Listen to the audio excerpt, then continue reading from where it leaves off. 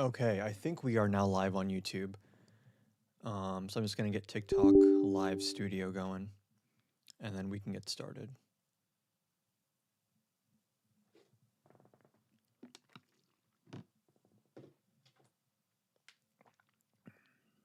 Okay, seems like we are live on YouTube.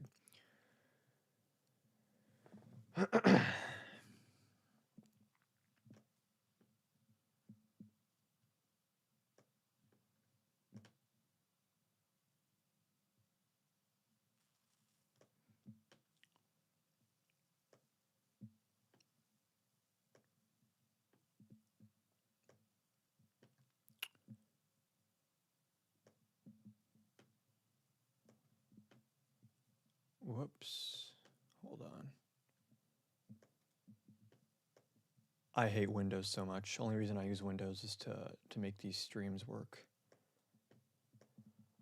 Hello Chicken Dumpling and Azure. Thank you guys for watching on YouTube. Just bear with me for 1 second as I get the TikTok live going as well.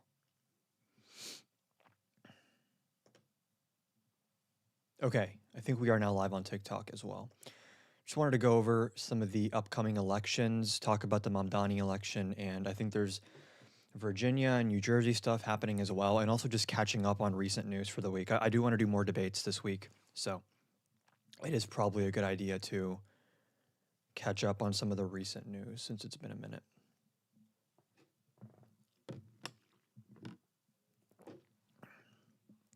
And if we do get people to hop on and do debates, that'll be great too, but not necessarily needed today.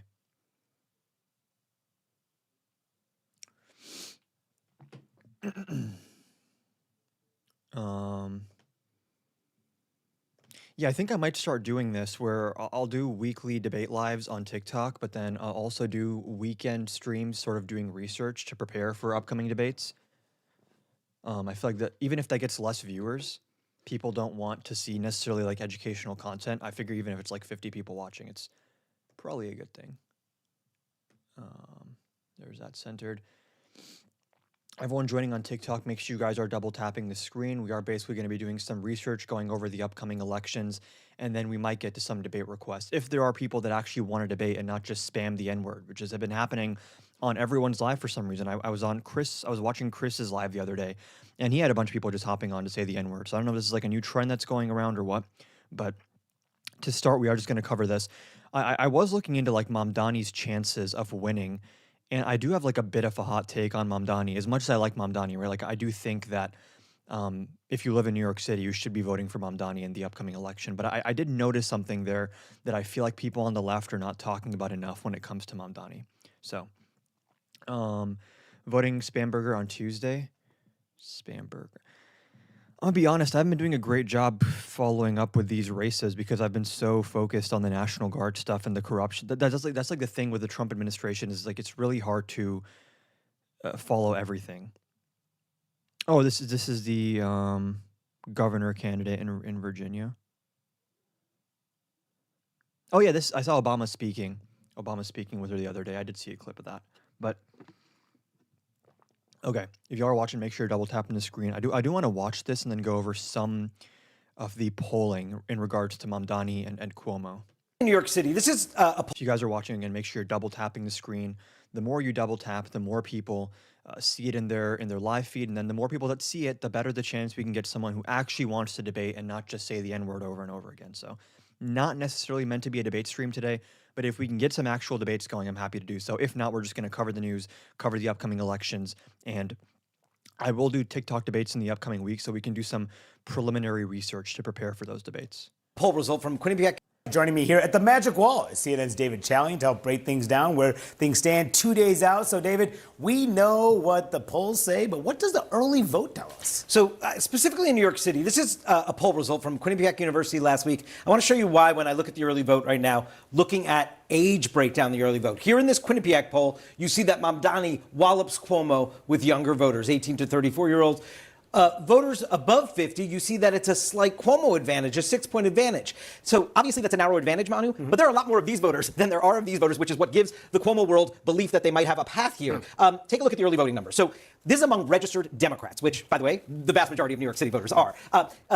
Voters 18 to 29 in the early vote to date, which by the way ends today, 16% of the electorate, early voting electorate is 18 to 29. 51% of the early voting electorate is 50 and above. Again, that disparity is what is giving the Cuomo campaign some belief that they're turning out their voters. I will note, over the time of the last week, Thanks for the research and education. I love your debates, but I'm super interested in this. I appreciate you for watching that. Yeah, I was saying earlier that doing like a research stream and covering news is probably not going to get the same number of concurrent viewers as like if I was just screaming at Trump supporters. But I think it might be fun to start doing these every weekend, covering the news of the week, going over research, articles, all that stuff, bookmarking stuff, and then y'all can be on the same page as me in the upcoming week when I'm doing these TikTok live debates.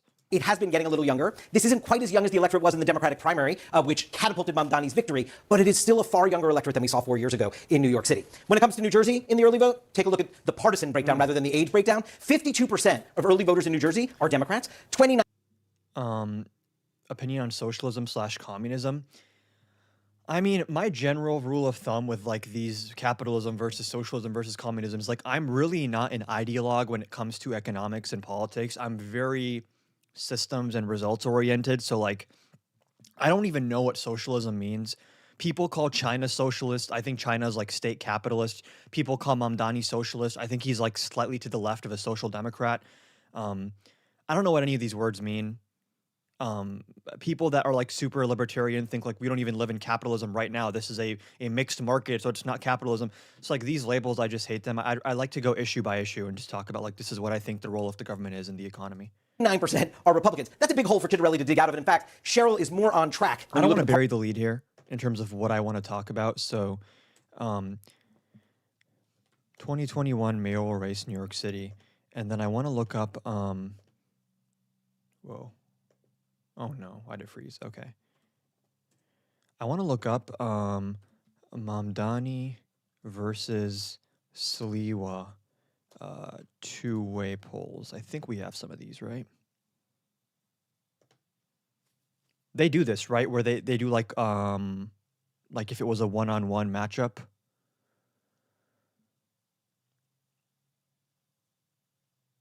If anyone can expedite my process in finding this, it'd be helpful. Let's see.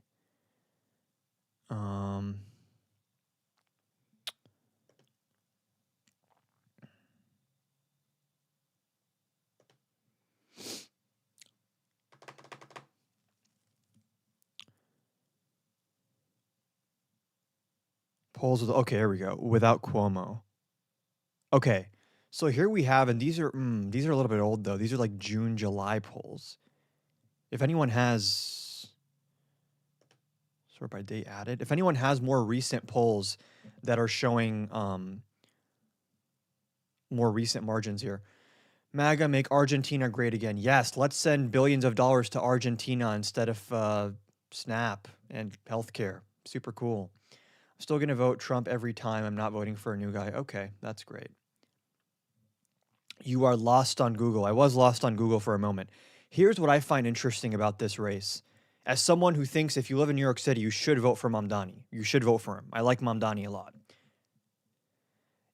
Eric Adams in 2021 got 67% of the vote, like 2/3 of the vote in the general election, right? And you have Sliwa with like a little over a quarter of the vote.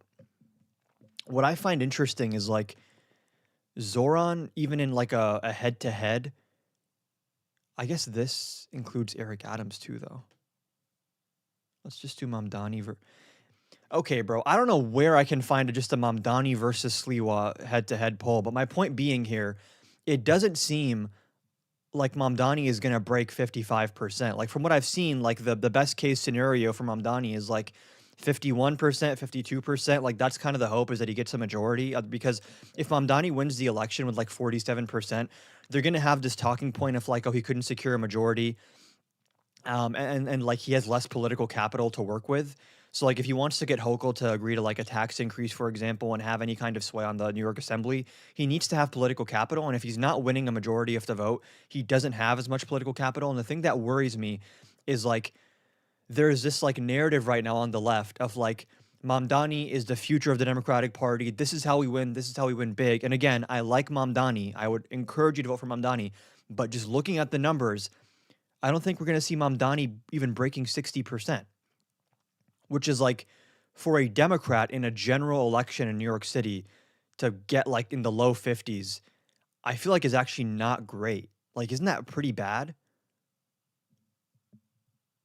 Like, I hate to like take the wind out of his sails. I'm on the Mamdani hype train and stuff, but I'm noticing like a little bit of like revisionist history where we're saying like, oh, Mamdani is the future and this is how we win a general election.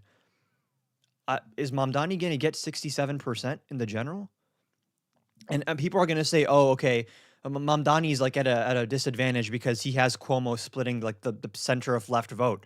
But even in head-to-head matchups that I've seen between just Mamdani and Sliwa, I don't think Mamdani's breaking 60%. So something to keep in mind. Again, with that being said, vote for Mamdani if you live in New York City. But this to me is like a little bit troubling. Partisanship of the overtly vote than Harris was a year ago in the presidential. Isn't he super unpopular outside of New York as well? I've only seen one poll regarding that, but I wouldn't be surprised. One thing that I'm worried about is that, like, there's this idea that, and I'm not discrediting this idea, but after 2016 and 2020, there's this idea on the left that, like, if only we had the Bernie Sanders wing running the Democratic Party, we would win every election ever. I don't know that that's necessarily true. Like, I like Bernie, I like AOC. I think AOC could do really well, but people just don't like to take into account, like, electoral realities, right? So, like, in 2020, do we think Bernie Sanders, if he's the nominee, wins Georgia? I think he probably wins Nevada, and is it Nevada? Nevada?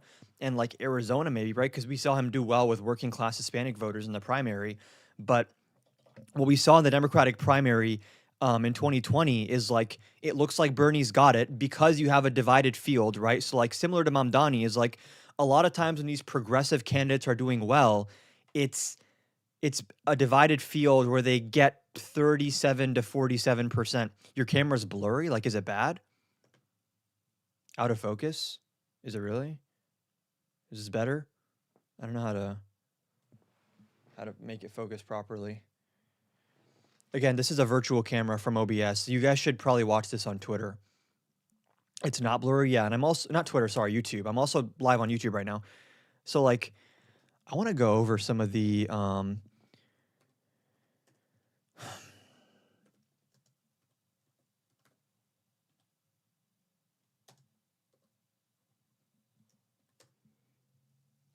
okay. I want to go over, I hope this shows it in chronological order.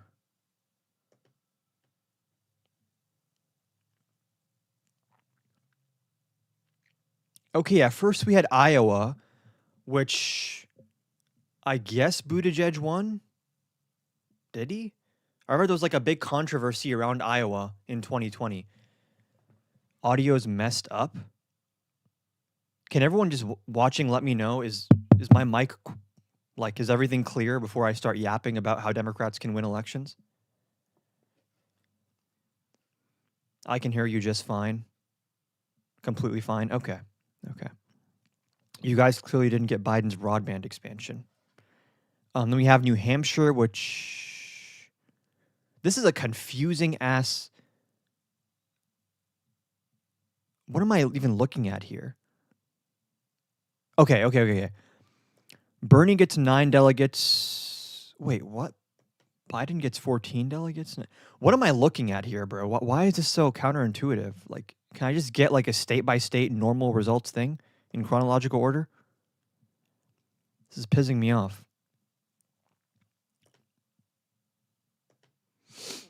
You still ain't saying nothing. Well, I have some groundbreaking news for you. Go like this, and you're out of here. You don't have to keep watching. Okay, we start out in Iowa. Okay, we got Buttigieg 26.2, Sanders 26.1. Then we had New Hampshire, which is, my geography is so ass. Where is New Hampshire? Where is New Hampshire, bro? Am I blind?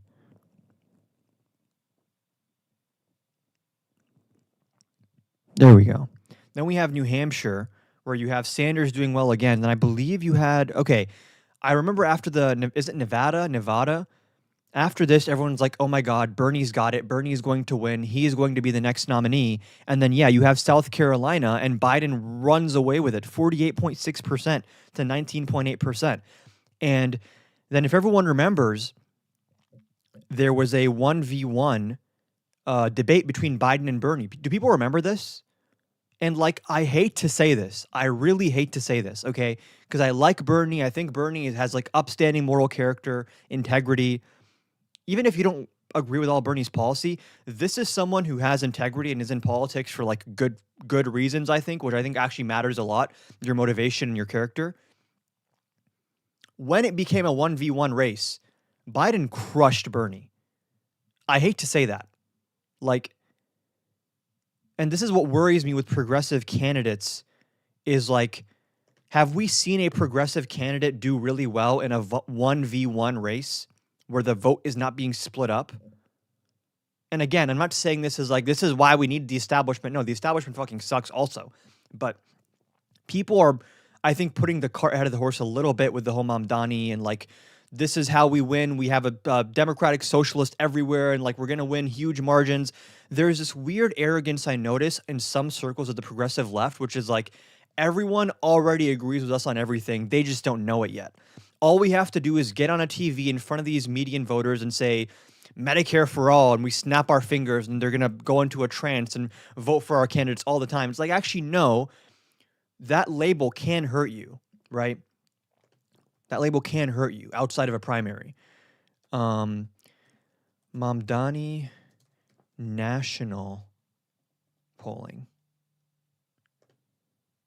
Do we have national polling on Mamdani?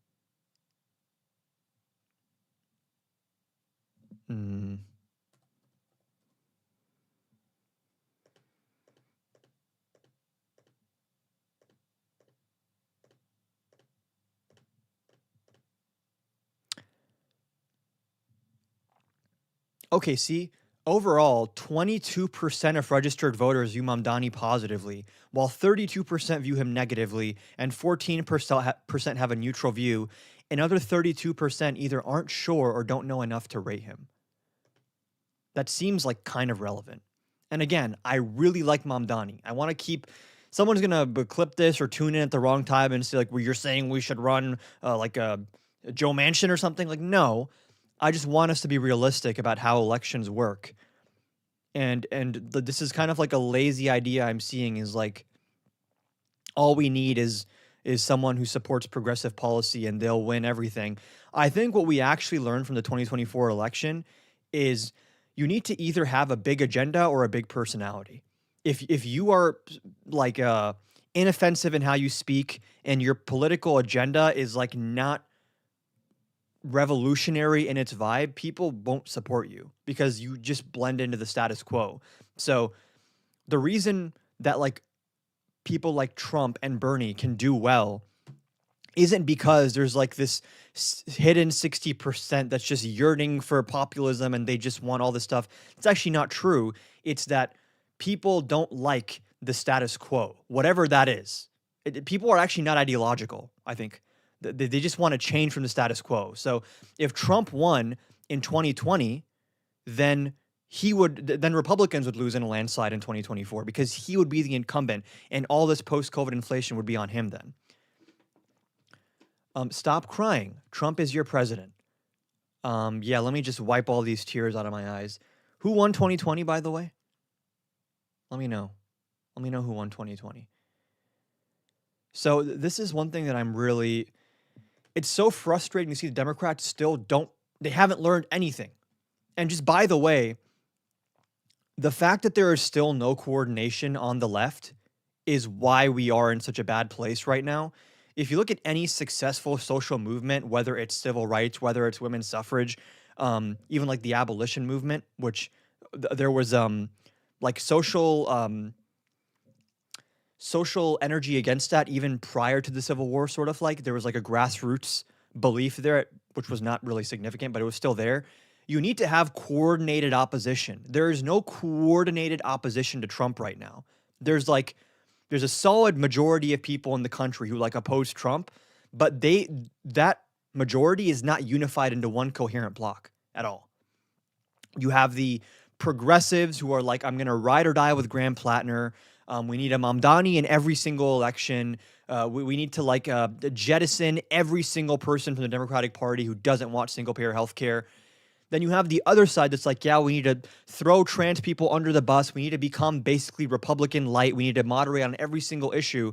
And it's like, number one, even if one of you is right, if y'all can't unify into one block, we're going to lose. Because notice, when did Republicans start doing really well?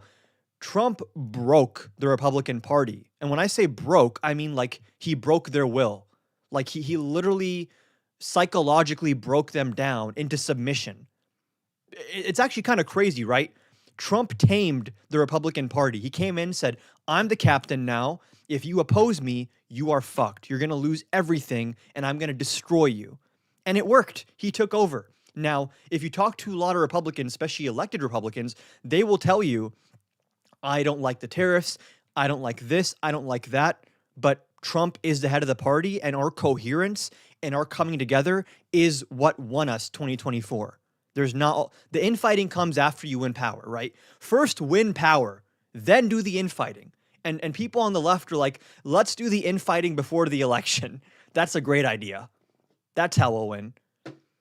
And I'm still not seeing a cohering happening. And just so we're clear, there are two keys to winning the nomination in 2028 and just becoming the leader of the Democratic Party.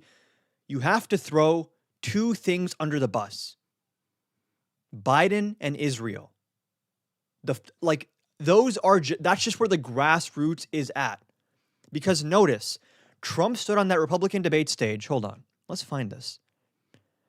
2016 Republican primary, Trump, Bush, Iraq. Does everyone remember this moment? On Monday, George W. Bush will campaign in South Carolina for his brother. As you said tonight, and you've often said, the Iraq War and your opposition to it was a sign of your good judgment. In 2008, in an interview with Wolf Blitzer talking about President George W. Bush's conduct of the war, you said you were surprised that Democratic leader Nancy Pelosi didn't try to impeach him. You said, quote, which personally I think would have been a wonderful thing. Close quote. When you were asked what you meant by that, you said, for the war. For the war. He lied. He got us into the war with lies. Do you still believe President Bush should have been impeached? First of all, I have to say, as a businessman, I get along with everybody. I have business all over the world. I know so many of the people in the audience. And by the way, I'm a self-funder. I have my wife and I have my son. That's all I have. I don't have this. So I will say real quick, as much as I hate Trump, the way he handled himself in the 2016 Republican primary was like chef's kiss flawless. Like purely in a strategic sense of like, how do you win political power and political capital and social capital in certain circles? This was a masterclass. I think everyone can agree on that, whether or not you like him. Like, I think this man is a fascistic threat to democracy. He is a sophisticated actor in a way people don't want to give him credit for. At least he was back then. He does not have this sauce anymore. He was on something in 2016. He does not have the sauce anymore, just so we're clear.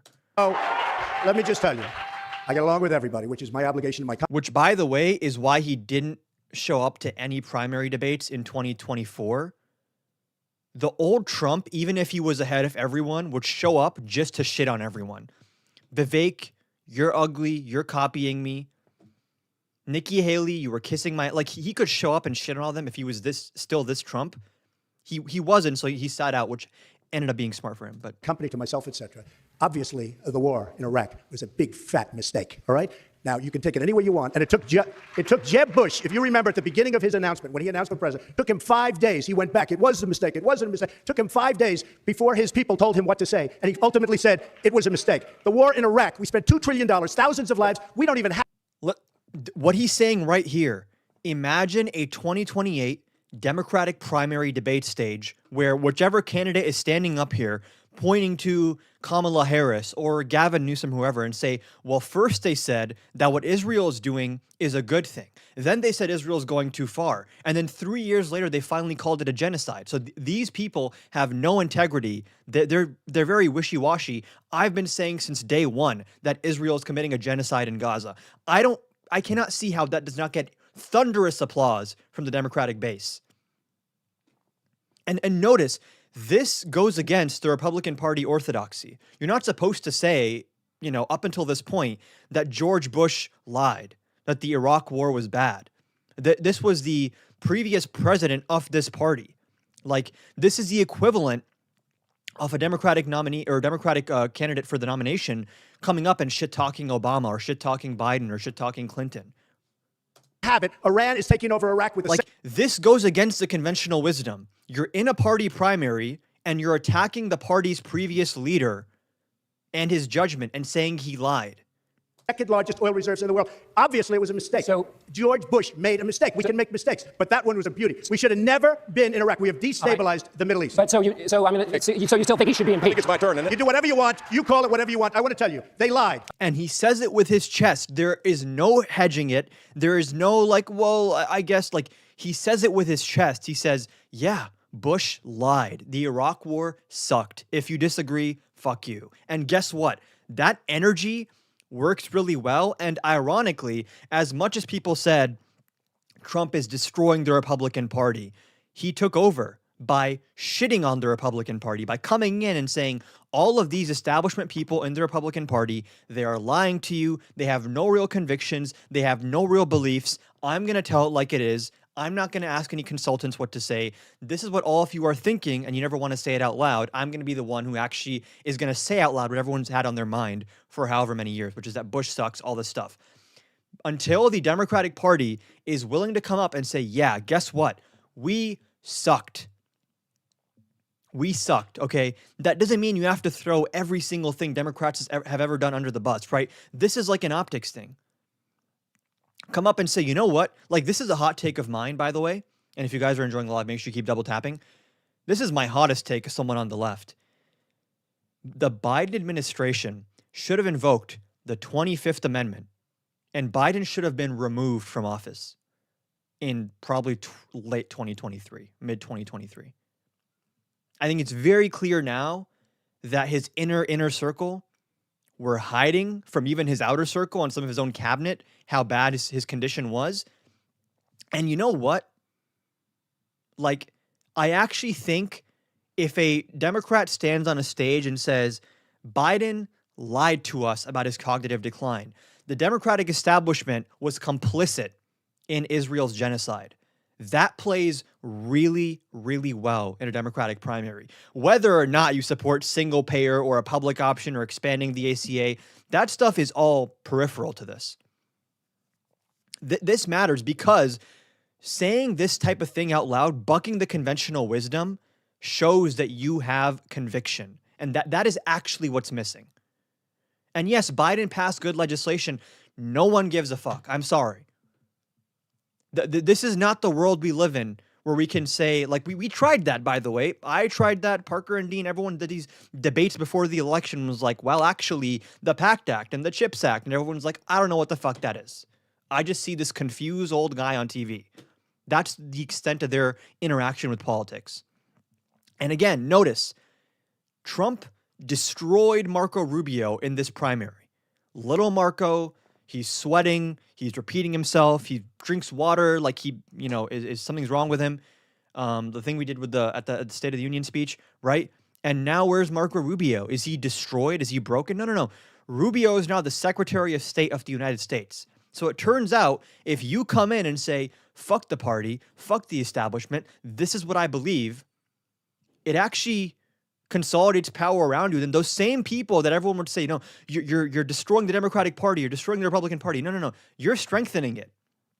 All of this stuff that Trump did at that time, the conventional wisdom was, if you say this, you're hurting the Republican Party. Not true. He strengthened it.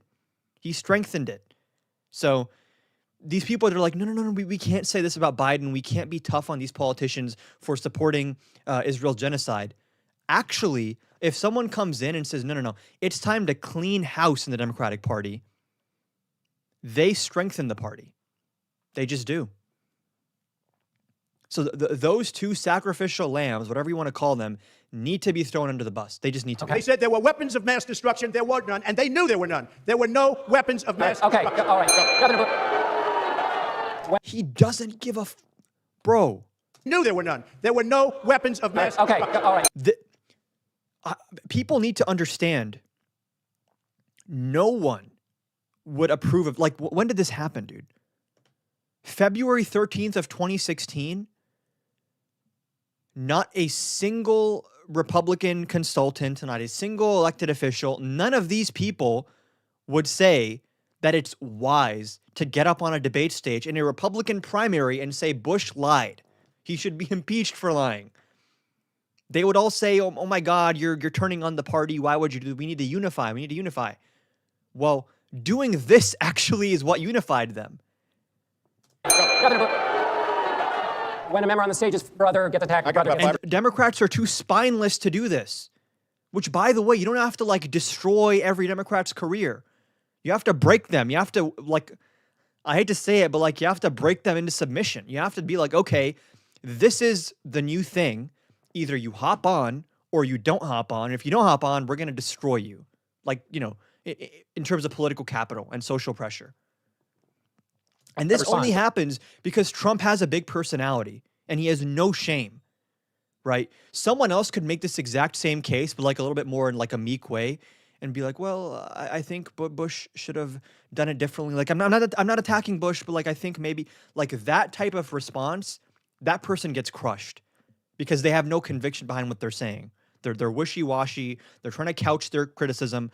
Trump doesn't even flinch when he says this kind of stuff. All right, Governor.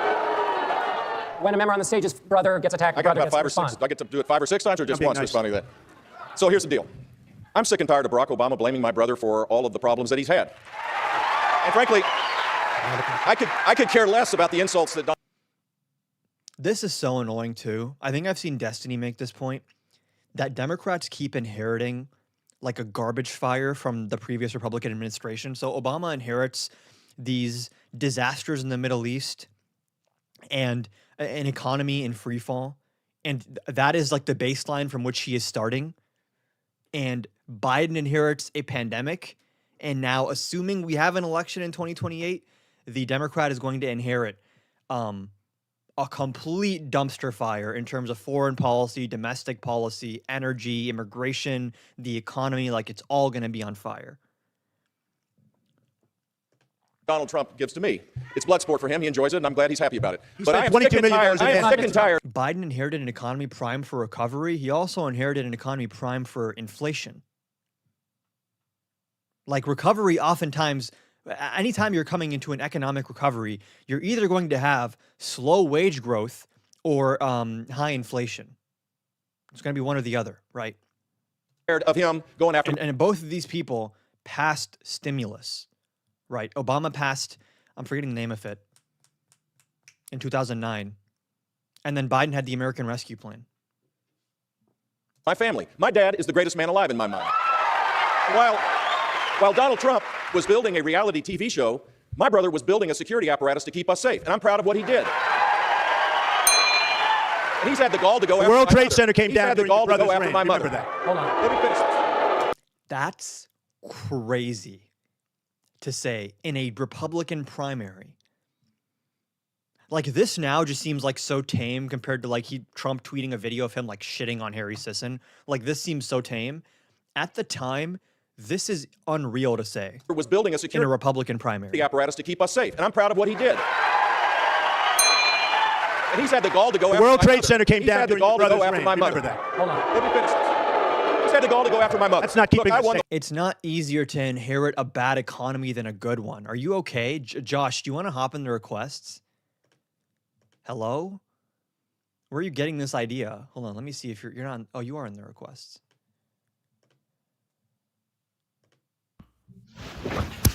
Yeah, so what's the point you're making? You're saying it's easier to inherit a bad economy than a good one? Yeah, it's easier to create like economic growth if the economy is doing really bad than to continue growth. If like the economy goes in cycles, it goes up and it's down.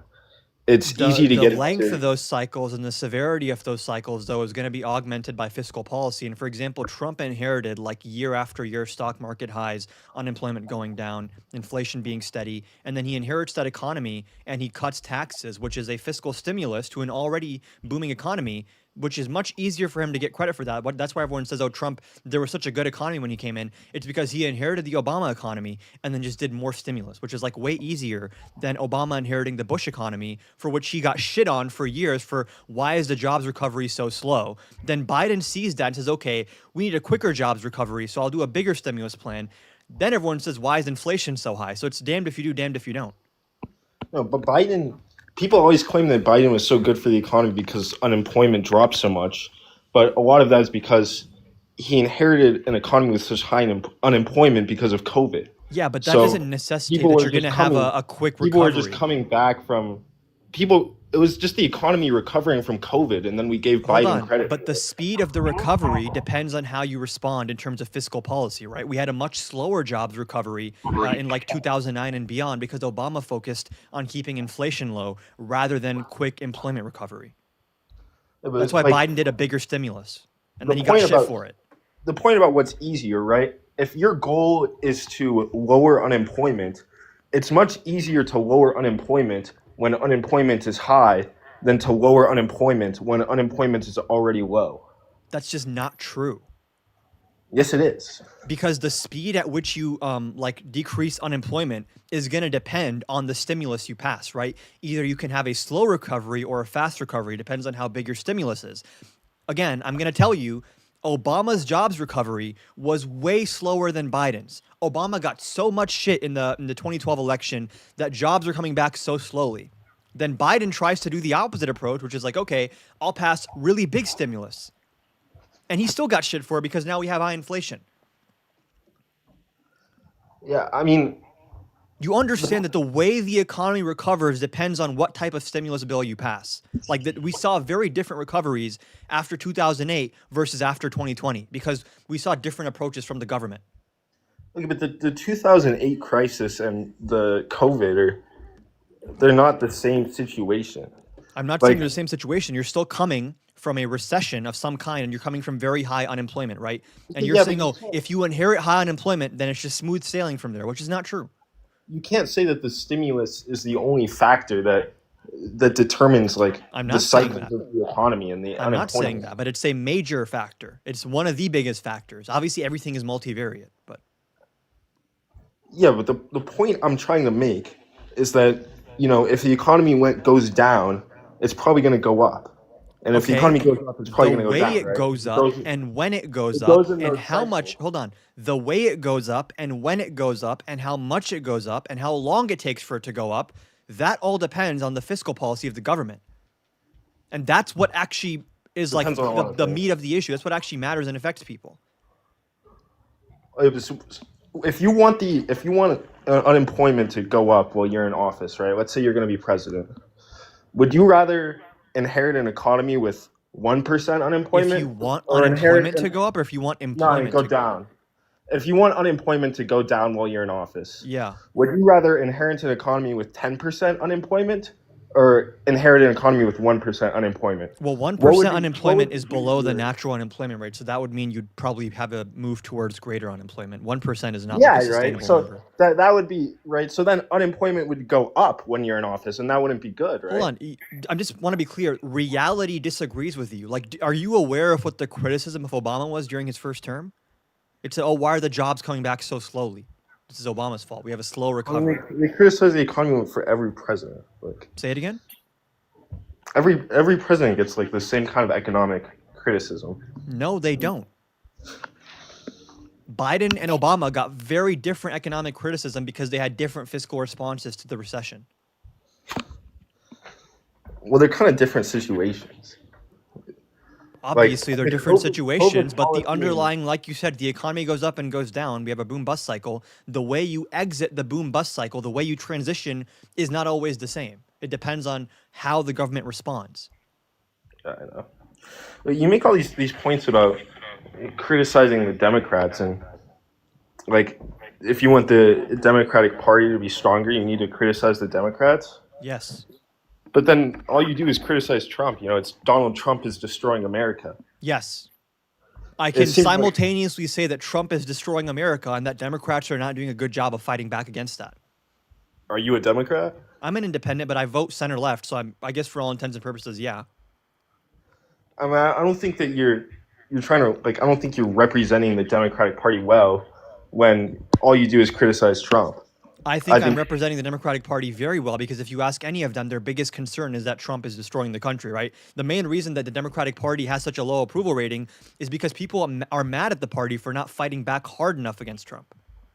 No, I don't think so at all. No, Why did that's just objectively true, right? Like the first time you see actual support for Hakeem Jeffries and Chuck Schumer is when they finally take a stand on the government shutdown and say, you know what, we're not going to let you cut the ACA subsidies and Medicaid. And finally, their disapproval is going down. that bill, the big beautiful bill, passed? Okay. Trump got elected. Okay. People but the wanted CR Trump. didn't pass, right? We have a government shutdown right now, and they need to break the filibuster for that. Yeah, I know. I just don't think that's a very good strategy. Like, I think if they wanted polling to disagrees prevent, with you, right? Even they the wanted to majority, prevent- even a majority of Trump voters want to extend the ACA subsidies. but government shutdown has been used as a negotiating tactic before, and it generally doesn't work. It would have been much No, it better does. if No, they you're just wrong. prevented it from You're just passing. wrong. I remember when Trump shut down the government. I in remember his under first term. Biden's first term, when Democrats had a trifecta, they had the House, the Senate, and the presidency, and they still had to negotiate with Republicans to increase defense spending and decrease social spending to get that CR passed. Because Republicans also threatened to shut the government down. So notice how the actual majority party negotiated with the minority party, which now is not happening. Trump doesn't even negotiate with Democrats because he likes the government shutdown, because it allows him to cut Democrats programs. lost. They lost they lost the vote. They should have prevented it from getting passed when they could have. It's over now. You wanted the Democrats to prevent a reconciliation bill from passing? The big beautiful bill, the one that they're Right. The one How did you want the Democrats who have less than 50 seats to prevent a reconciliation bill from passing? They should have campaigned harder against the bill, and And then convince Republicans would have Republicans just wasn't stopped okay. supporting Trump if they campaigned hard enough? if they convince the overall public, yeah, that's kind of how a democracy works. It's That's the will not how of the democracy people. works because, again, a majority of Trump supporters actually support keeping the ACA subsidies, but they're still not going to not vote for Republicans. I don't think that that's true. I think that people vote. It based doesn't on matter their if you vote. think it's true. Like, it is true. Let me tell you what. Like, I just think so we're that- clear, did most Republicans vote for Trump in the 2024 election? Yes. Do most Republicans, according to polling, support Obamacare? I don't know. The answer Probably is not. yes. I mean, there's multiple issues that people vote on. Exactly. But people generally vote in line with Exactly. it. So when you say, "Oh, just tell them the big beautiful bill is bad," that's not going to change how Republican senators are voting. And Okay, but Democrats, it's Democrats had possible- no leverage on the reconciliation bill. They have leverage now, which they're using. It's possible to change how people vote. It's not like Republicans It is always vote possible. Republican. It is possible, and Democrats need to do a better job at it. But when it comes to a reconciliation bill, I don't know what you want Democrats to do. I think that if Democrats want to change how people vote, they need to actually provide a platform for what they're going to do for our country. That's what instead I've of been just saying. That's why I'm opposing sitting here Trump. criticizing Democrats. But I'm not going to criticize them for not preventing the big beautiful bill because that was a reconciliation bill. Okay, but I'm They only needed criticizing 50 you. votes to pass that. I'm criticizing you because I don't think that what you're doing is helping Democrats. And I what is think it that I'm doing?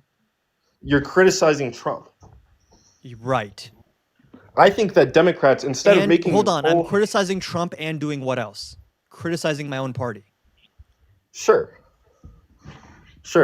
which But the seems like the two topic- things that Democrats would probably want The is to topic criticize is the that Donald opposition. Trump is destroying America, right? That's Yes, the topic. he is. He is. I'm not going to lie. Okay, but I think that if you want people to vote for your party, I think you should have, instead of focusing on what Trump is doing, it should focus on what will the Democrats do for Why do the I have to country. pick one of those two things? Because I think one thing is more effective than the other. No, Trump ran a whole campaign on the Democrats want to turn your kid trans. They want to let in the illegals No, to he eat all didn't. your pets. Trump ran a campaign on securing the border, on tariffs. And on what else? On CBI. saying that everyone who doesn't like him is scum and vermin and the enemy from within. What was Kamala's campaign based on? I mean, she had the anti-price gouging. You mean her policy or her rhetoric? Her platform. Yeah, like both. Her policy platform? Both. I'm talking about her Expanding rhetoric. the and child her tax policy. credit, building 3 million new homes, increasing the capital gains top rate. I mean, there's only one rate for capital gains, or not capital gains, sorry, corporate taxes. And then her rhetoric was like, I think, really weak. But what is your point there? My point is that I think her rhetoric was way too focused on opposing Trump and not nearly focused on change. Why do you that not she's levy trying to that bring same to the- criticism at Trump, though? Because I don't think Trump's platform was based on opposing Biden or opposing Yeah. Kamala. Are we talking about a different Trump? What was Kamala's campaign? Dude, hold on. slogan? Are you going to make the claim that Trump didn't run on shitting on Democrats in office? He didn't constantly Yeah. talk about Sleepy Joe is destroying the country, the enemy from within, they're all vermin and scum. We have to launch the National Guard against them. Yeah, Joe he didn't Biden's run a on that. traitor. He committed treason. He ran on "Make America Great Again." That was his thing. Why are you We're ignoring the gonna other make half of his America great platform? again. I don't think that was his platform. You never once saw Trump running on Sleepy Joe and Kamala as vermin and scum, and these people want to destroy the country. He didn't stand on a debate stage and say they're going to eat your cats and dogs. I mean, he didn't say Trump's Kamala was entire political project is fear-mongering against the other side. So why is this criticism only levied against Democrats? I don't think that's true at all. You're I acting think like Trump puts forward some kind of affirmative vision. He doesn't. Yeah. Trump absolutely puts Dude, forward a vision. Trump's whole thing is saying, this group of people hurt you. Now, how can we hurt them? The reason your wages are lower is because of X, Y, and Z group. Now, how do we hurt them? How do we keep them out? How do we take their money away? How do we kick them out? That's his entire policy, is identifying the enemy and attacking the enemy. So, like, I agree. I want his Democrats to policy run is- more on affirmative policy, but to act like Trump is, like, not running on division and attacking other people is, like, not true. Let me tell you what I remember from the campaign. I remember Kamala's campaign slogan being "We're not going back," as in we're not going back to Trump. I think that her main selling point was that she's not Trump. That was her main platform. And I think Okay. Trump, I don't even like Trump's platform, but Trump had a very well-defined platform with major components: tariffs and immigration were his two main policies that he He ran had a on. well-defined America platform. first. Yeah. Every single time he was asked which countries are you going to tariff and what percentage, the answer was different. How is that well-defined? Because the overall message, like tariffs, we're going to put tariffs to bring So just manufacturing. saying a noun is a precise platform. If It's more Kamala than Harris compliment. just said taxes, spending, would that be a defined platform? I mean, if she said like we're which going to raise taxes? What are you going to we're gonna spend lower on? taxes. Taxes, spending, immigration. Just saying these vague nouns, according to you, is like a precise platform. I think Trump's platform was way more precise, way more communicated than Okay, Kamala's. then please tell me what that was. I'm clearly missed this. Trump had the vaguest platform. I'm going to cut prices. I'm going to negotiate peace and tariffs. Oh, how are you going to negotiate peace? I'm not going to tell you. How are you going to cut prices? I'm not going to tell you. Which said he countries was are going to gonna be tariffed and at negotiate what with percentage? I'm not going Putin to tell and- you. He was going to negotiate peace with Putin and Zelensky. How is that? Negotiate peace. How is that a precise? What does that even mean? Well, but Biden's choice was to not negotiate Did at all. Kamala say Biden I'm never not going to talked. negotiate? Kamala didn't say anything. All she said was that I come from a middle class family. That's all she said. The double standard is crazy. For what Trump has to meet such a low standard, you're like, oh my God, Trump, he's got it, he did it. And Kamala Harris can run. you can Kamala Harris certainly- can run on a $6,000 child tax credit, on incentives for developers to build 3 million new homes, on eliminating medical debt and not having it affect your credit score, on expanding ACA subsidies, like all very specific, precise policy. And you're like, Kamala did not have precise policy. I preferred when Trump said tariffs. Kamala, you listen to Kamala's rhetoric. She never talks about things like that. Like I remember watching the debates. Let me correct you. She did talk about things like that. You just didn't see it. I watched the debates. I watched both debates. Really. Yeah, she talked about how she's from a middle class family. Is it your understanding? about? Is it your understanding that Kamala Harris brought up less policy platform than Trump in their debate? Yeah, Really? my understanding. Yeah, Okay. she did not do a good job, and even the policies that she picked, like a Just so tax we're credit- clear, we're talking about the same debate where Trump said they're eating the cats and dogs, and Kamala Harris said, this is how I would change the tax code. This is how I would build more homes. This is how I would approach foreign policy. That, like, what world are you Tonight, the living high- in? What world are you living in? The tax credit, la di da. Oh, so you don't care about policy then? I do care about policy. It's No, you just have not, a double standard. I want people to run on policies. Oh, here's a policy, a tax credit, la di da. So you don't care about policy then? I care about change. She didn't want to change anything. So now you're A vote shifting the for Kamala- goalpost to something else. I care about policies that cause change. I don't care about policies that don't do anything. Why Kamala lost, and even My work even Joe that is O'Neill. related to having a friend when I was in high school who was sexually assaulted by her stepfather. And my focus then, home builders, to increase 3 million value that I bring to my work, to say we are going to work with the private sector and home builders to increase 3 million homes, increase by 3 million homes by the end of my first term. That's a policy, right? Yeah, sure. Is this a policy? Sending a tax cut for those families of $6,000, which is the largest child tax credit that we have given in a long time, so that those young That's a policy, right? That's her platform, is cutting taxes. Cutting taxes for the working class. A think tax Trump credit, cut a tax taxes. credit for families with kids. Now, what is Trump's policy? This man with a specific platform. What's his policy? Population, less money, and be better healthcare than Obama. whoa, If whoa. we can come up, we're going to be great. What is Trump's genius healthcare plan? Can be. For instance, there are good people in to just never going to be great. They wouldn't vote for it. Kamala didn't have a If- Hold on. healthcare I'm plan. going to give the floor to Trump. What is Trump's healthcare plan? This he didn't have man a with all healthcare these plan. specific policies, as you're telling us. Plan, and can you tell us we what know it he is? didn't have a But healthcare we're working plan. on it. So tonight, 9 years after you first started running, I'm not do you- even just got going to the- show I the got the point. concepts of a plan. I'm going to see, what does he say before that? What is his plan? What's his idea for healthcare? you have a have a plan, plan. and can you tell us what it is? Obamacare was lousy healthcare. Always was. It's not very good today. Hold on, Trump. You're not supposed to run against someone. You have to have your own plan, right? He's just running against Obamacare here. You're saying, I don't just want a candidate who says, I oppose this. I want to know what the candidate supports affirmatively. This is just him shitting on Obama. What else is he Harris. saying? And what I That's said, what that it's if we like. come up with something, and we are working on things, we're going to do it, and we're going to replace it. But remember this. I inherited Obamacare because Democrats wouldn't change it. They wouldn't vote for it. They were unanimous. They wouldn't vote to change it. If they would have done that, we would have had a much better plan than Obamacare. But the Democrats came up. They wouldn't vote for it. I had a choice to make when I was president. Do I save it and make it as good as it can be, never going to be great, or do I let it rot? And I felt I had an obligation, even though politically it would have been good to just let it rot and let it go away. I decided, and I told my people, the top people, and they're very good people. I have a lot of good people in that administration. We read about the bad ones. We had some real bad ones too, and so do they. They have really bad ones. The difference is they don't get rid of them. But let me just explain. I had a choice to make. Do I save it and make it as good as it can be, or do I let it rot? And I saved it. I did the right thing. But it's still He didn't save it, by the way. He cut off the funding mechanism. So he's just being a deranged, crazy person who has no idea what he's talking about. never going to be great, and it's too expensive for people. And what we will do is we're looking at different plans. If we can come up with a plan that's going to cost our people, our population, less money and be better health care than Obamacare, then I would absolutely do it. So Trump's plan is cost less money and be better healthcare. Genius. How did no one ever think of that? Less money, better healthcare. What a specific plan. I hate Trump when didn't Kamala run on Harris healthcare. brings up numbers and percentages. Trump didn't run on healthcare. He ran on deportation and tariffs. That's what And he ran even on. his deportation policy, he never clarified what that would include. He always changed it up.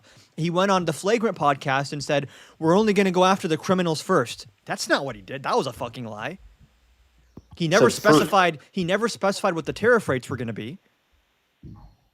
So It's you just come like on here and irrelevant. say, I'm sick and tired of Democrats just running on opposing someone. Why can't they run on a policy platform like Trump? Well, guess what? Trump ran on opposing the Democrats, and Kamala Harris had a policy platform. You just didn't pay attention to it. No. There's plenty of Democrats, I'll admit, like Bernie Sanders ran on a policy platform. So did Kamala Universal Harris. health care. That was his platform. So that did was his Kamala thing. Harris. On her, what? Her tax credit? What was her big... Pick one issue or pick two issues. What were her big two issues? A $6,000 child tax credit. Is that it? Is that Hold on, like, is that a small thing to you? $6,000 a year more for like groceries and childcare, not a big deal to you? For poor families? Yeah, it's not a big deal. It's a tax credit. It's a fully refundable tax credit, meaning if you don't even if you don't pay any taxes, you get $6,000 from the government. Yeah, I don't think the tax policy is big enough change to Really? To be an You're entire aware political this is the platform for same a tax president. credit that cut childhood poverty in half in 2022? You're aware of that?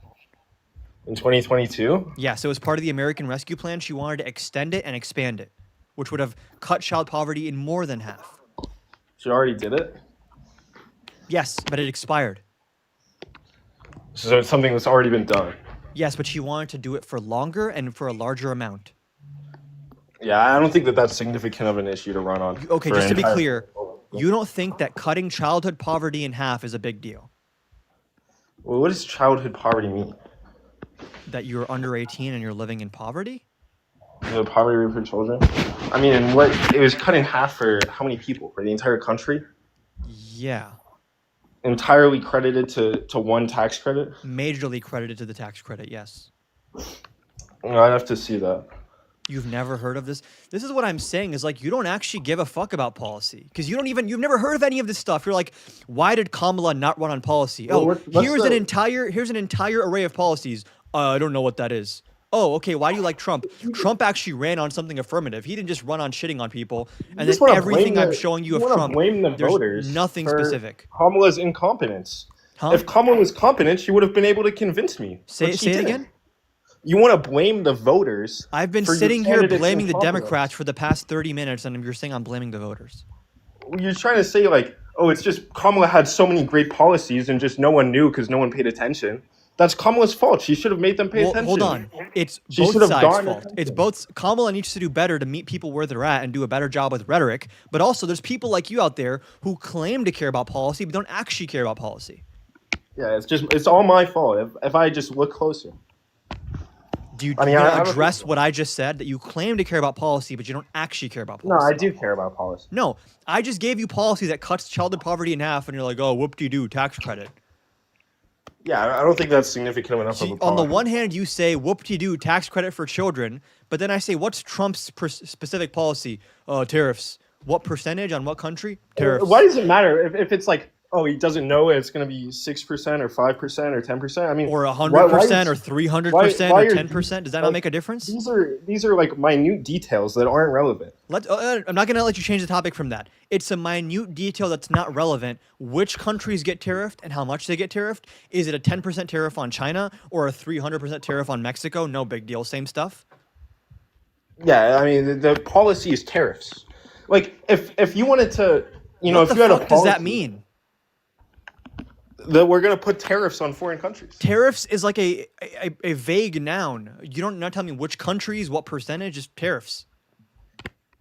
Like And I don't to know you, the exact decimal just to be point of clear, the percentage. to you, I don't think that matters. I just want to be clear to you, saying the word tariff is a more specific policy than giving specific dollar amounts and percentages for tax policy.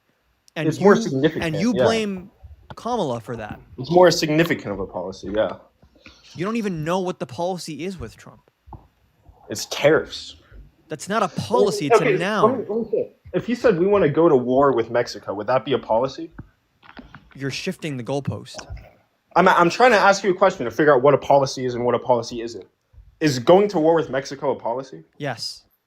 But how many bullets are we going to fire? How many That's bullets? a are we gonna dumbass fire? comparison. You understand Yes, that, right? Yeah, but that's not a policy because you're not Hold on, saying hold on, exactly hold how on. many bullets. we're gonna According fire. to you, saying the word tariffs is just as vague as saying I'm going to declare war on the state of Mexico. Those are equally vague. Yeah, if you're not telling me the exact amount of bullets you're going to use, then it's not actually a policy. That's what I think. I think that's Really? your logic. So now you're just Yeah, going to no. debate in bad faith. That's the extrapolation of your logic. Nope. You're saying that putting You know tariffs what would on be more equivalent? I'm going to put tariffs on China or Mexico at this rate. He said he's going to put tariffs on China. Did he tell us what percentage? And he actually flip-flopped on whether he was going to put tariffs on China. He said first I'm just going to use the threat of the tariff to make them negotiate. But then he does put the tariff. Then he doesn't put the tariff. I just want Yeah, to I be mean, clear. he's I not- don't want to get off your example. Oh, wow, According to follow. you, it is equally vague to say I'm going to declare war on Mexico, which is a specific action which requires Congress and a specific country and a specific rules of engagement. That's equally as vague as the word tariff. Really? Yeah, Okay. I think so. Okay. And you expect to be taken seriously making comparisons like this? Yeah, I mean, I think that's pretty much your logic. No, it seems like you just have no clue what you're talking about. I think that, Yeah. I think that Kamala just didn't do a very good job. Just admit that you vote on vibes and not on policy. Just admit it. You don't give a fuck about policy. You don't even know what Kamala's policies were. Because she sucked at explaining them. No, you not sucked my at paying fault. attention. Yeah, but blame me when she loses the election. I don't blame most voters, but you specifically, I would blame. I mean, you like, you know, I don't think so. It's I just think I'm more vibes. informed It's than most all voters. just vibes There's plenty of things I can point to that are specific policies. of Trump's Yes. that are better than Kamala's. Yes. Like what? Let's get a few examples here. Yeah. One, getting rid of DEI. What is DEI? I think DEI is any policy that focuses on diversity over merit. That's not true. Yeah, I think that's true. That's how I would DEI define it. DEI does not eliminate merit. I said focuses on diversity. That's just not what DEI is, right?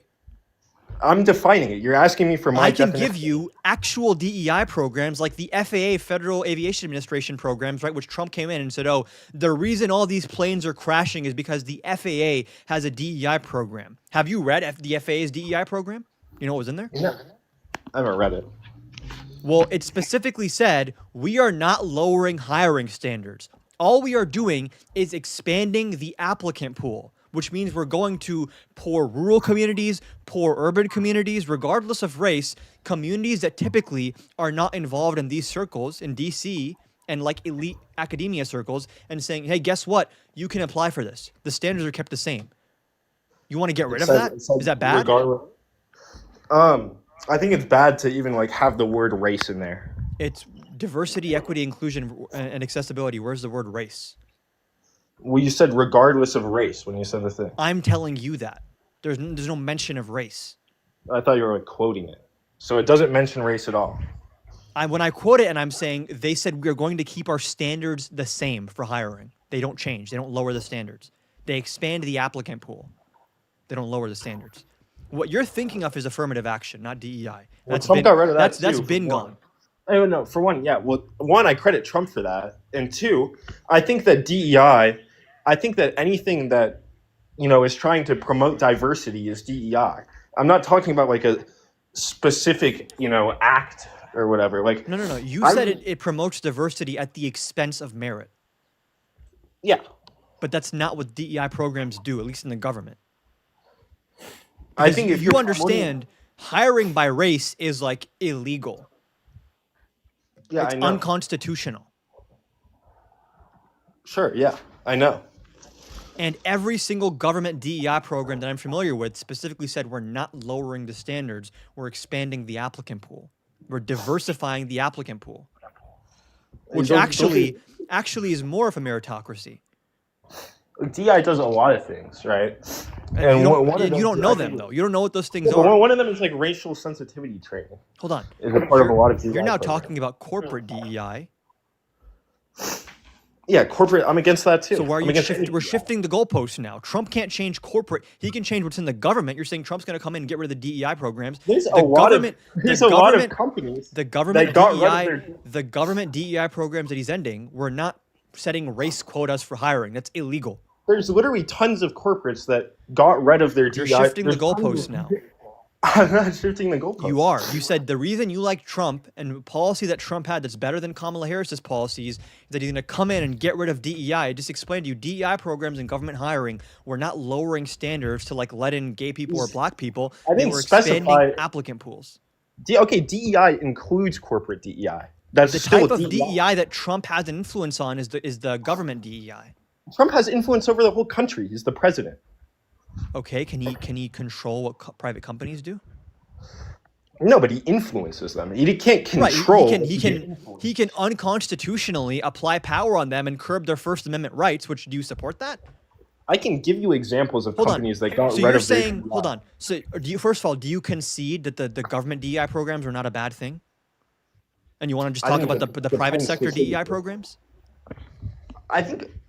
I think like yeah. I mean, some of them weren't bad and some of them were. Okay, so then when it comes to DEI in government hiring, It seems like we're agreeing Kamala Harris would have been better than Trump, but you're saying, okay, Trump's better than Kamala Harris on the private sector DEI programs. So you think the president of the United States should get to dictate to private companies how they hire people? And that's Like, not authoritarian. He doesn't dictate. He doesn't dictate. He influences. You Well, understand well, he's tried to dictate. Yeah, and he can't because that's unconstitutional. No, but 'Cause he he's still not a- tried, right? He said, I'm not going to approve your merger. I'm not going to give you funding unless you do what I tell you to do. He can try to do whatever he wants, but the Constitution says that he can't dictate. So he can try to be an authoritarian. He can try, but he can't do it. Like But he does can it- try hold to on. turn. Does people it into not snakes, matter but that can't he would do it. even try? Like if someone is convicted for like attempted murder, but the plot failed, would you say, Your Honor, he tried to kill the guy, but he didn't succeed? If it's something impossible to do, right? He theoretically could have succeeded, but say he tried to turn the person into a snake, like I wouldn't care because that's not possible. Trying to to leverage government funding power to get private companies to capitulate is impossible? yeah, that's how our government is structured to make it impossible. That's not true. Yeah, it's a How democracy. is our government structured to make it impossible?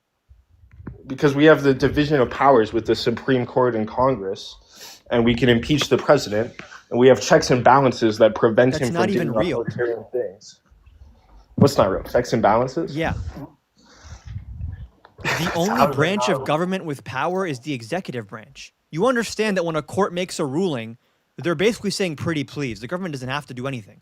Same with Congress, right? They can pass legislation and say, here's your appropriations, and guess what Trump is doing? He defies Congress. They Okay, say, so where does hold where on, does the executive Congress branch get hold on, money? we're not leaving this topic. You're saying, oh, there's checks and balances. One of those checks and balances is that Congress appropriates where we spend money. They pass those appropriations bills, and then Trump says, I don't give a fuck. I'm not going to spend that money. Okay, well, Congress can impeach Trump. Is that a check and balance or not? No, because Trump controls the Republican Party, so they're not going to impeach Trump. What do you mean Trump controls? Did we elect Congress or did Trump put them in? Both? Both? Do If you know? Hold on. Do you know who Adam Kinzinger and Liz Cheney are? No. Exactly. Those are those are Republicans that say, "Hey, we oppose Trump." They get kicked out of the party. Mitt Romney out of the party. Yeah, I don't know that many like Republican Congress people, but Especially not the ones that oppose Trump because he kicks them out of the Republican Party. He sends a don't know the primary ones who- challenger after them. Congress people are elected. Trump can't choose who's in Congress and He who's can, not in Congress. hold on. What happens before the general election? Republican The primary. primary election. Okay. Yeah, Who controls the primary election? the Republicans. Are you going to act like Trump has no influence in a primary election? Are you going to pretend like that's a thing now? Are you He going to has admit influence. He doesn't have control. he basically has control? No, we live in a democracy. The people have control. You can be If we don't naive like- about this. I don't know if why we you're don't being so like- naive. Every Republican admits off the record or behind closed doors, everyone is terrified of Trump. Rand Paul comes out and does interviews and says, I talk to Republican Congress people all the time who are terrified of opposing Trump because he will bury them. And you can have this naive thing of like, everyone has integrity and they're all trying to do the right thing. I don't know what world you live in. Oh, the checks and balances will come in. They haven't. He defies all the checks and balances. He doesn't comply with court orders. He doesn't comply with congressional allocations for funding. He is facing no real impeachment threat from his own party. That's because he hasn't done anything that would warrant it. No, he's done dozens of impeachment-worthy things already. Yeah, but the general population, if the general population thinks that he should be impeached, then he would get impeached because we live in a democracy. I don't know what world you live in where this is real. The general population thought he should be impeached after January 6th, and he wasn't. No, they didn't. Yes, they did. The general population. Are you aware that even Republicans in the Senate, there were enough votes to remove and convict Trump after January 6th? The only reason they didn't do it is because they said, he's leaving office anyways. No one's going to vote for him at this point. You understand that, right? Mitch McConnell, Mitt Romney, they had potentially enough votes to bar Trump from ever running for office again after January 6th. The only reason McConnell and them didn't do it is you know what? We can try to impeach Trump, but at this point, he's so fucked after January 6th, no one's ever going to vote for this guy. His political career is over. They had this naive view that you have, and they were wrong, and then he won. Okay, but when you say like Republican Congress people are afraid of Trump, I think what they're really afraid of is their constituents. I think what they care about They're scared more of the than- MAGA base. they're scared of they're scared of not getting reelected. That's what they're scared of. They're scared that they're not going to get Who would reelected. affect that? Trump. The voters that elect them. Trump. Okay, but if they did something that was just so horrible in the name of Trump that it caused their voters not to vote for them, then they wouldn't get reelected. I don't know what fucking My Little Pony, beautiful, perfect world you live in, where if they do something illegal, the Republican voters are going to say, oh, shame on you, we're going to vote you out. Are you aware that multiple Republican senators and Congress people and state officials worked with Trump to like attempt a coup in 2020, and they're all still totally fine? Nothing happened to them. I'm not talking about breaking the law. I'm talking about doing things that lose you the support of the public. If you I'm lose letting the you support know, of the voters, as long as you're fighting the libs, you don't lose Republican support. It doesn't matter what the fuck you do. they're all brainwashed. Like the whole voter base is brainwashed. That's your Yes. theory. Yes. You just blame voters for everything. I blame Trump for brainwashing them. Look, I believe It's a two-way street, right? I'm going to blame voters and the people running for office. You can't just pick one. I think that. I just Look, want to be clear, right? You started this by saying the reason Trump's better than Kamala is because of DEI. I completely debunked that entire talking point. And you say, okay, didn't let me you finish. said, oh, if Trump's so bad, Republicans won't support him. That's not true. He's done multiple impeachable offenses. People still support him. Well, I didn't like. We moved topics from DEI. I can finish explaining why I think Trump's good for DEI.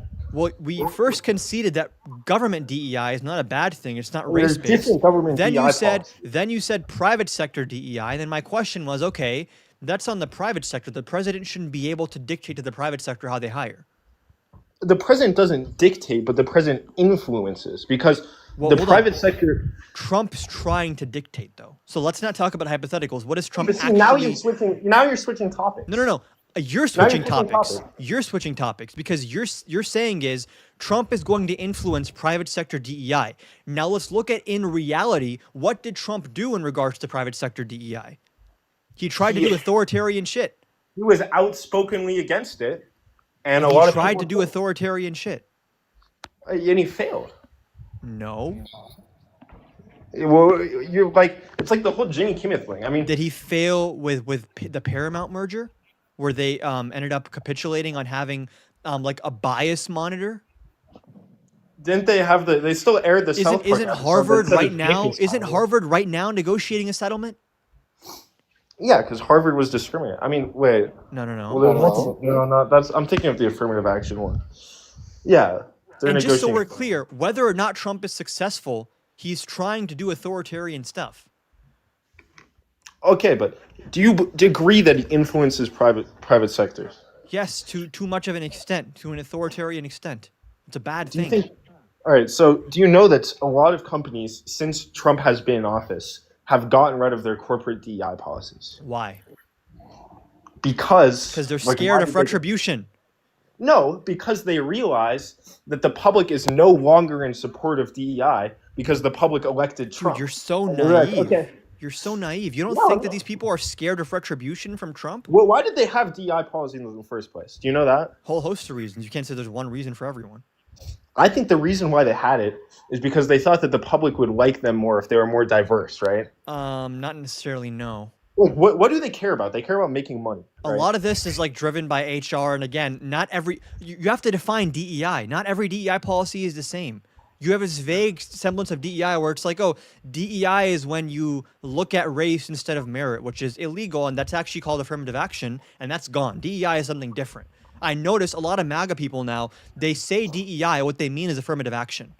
What they mean is choosing diversity as like some Is pinnacle. that we- diversity a bad thing in and of itself? No, it's a neutral thing. It's not a good No, thing well, either. why is it not a good thing? Because it's irrelevant. No. People coming from diverse backgrounds are going to have different experiences which teach them different lessons. Diversity is always a good thing. Did I just say it's always a good thing? No, you said it's a good thing. Yes. Generally, diversity in the context of like hiring is a good thing. So what counts as diverse? Diverse What is diversity? backgrounds, diverse like nationalities, right? Like someone who's coming from overseas might have a different cultural view than someone who's born in America. Diversity, so, like- diversity of age. Okay, yeah, but the policies generally focus on diversity of race, right? Where? Like which policies?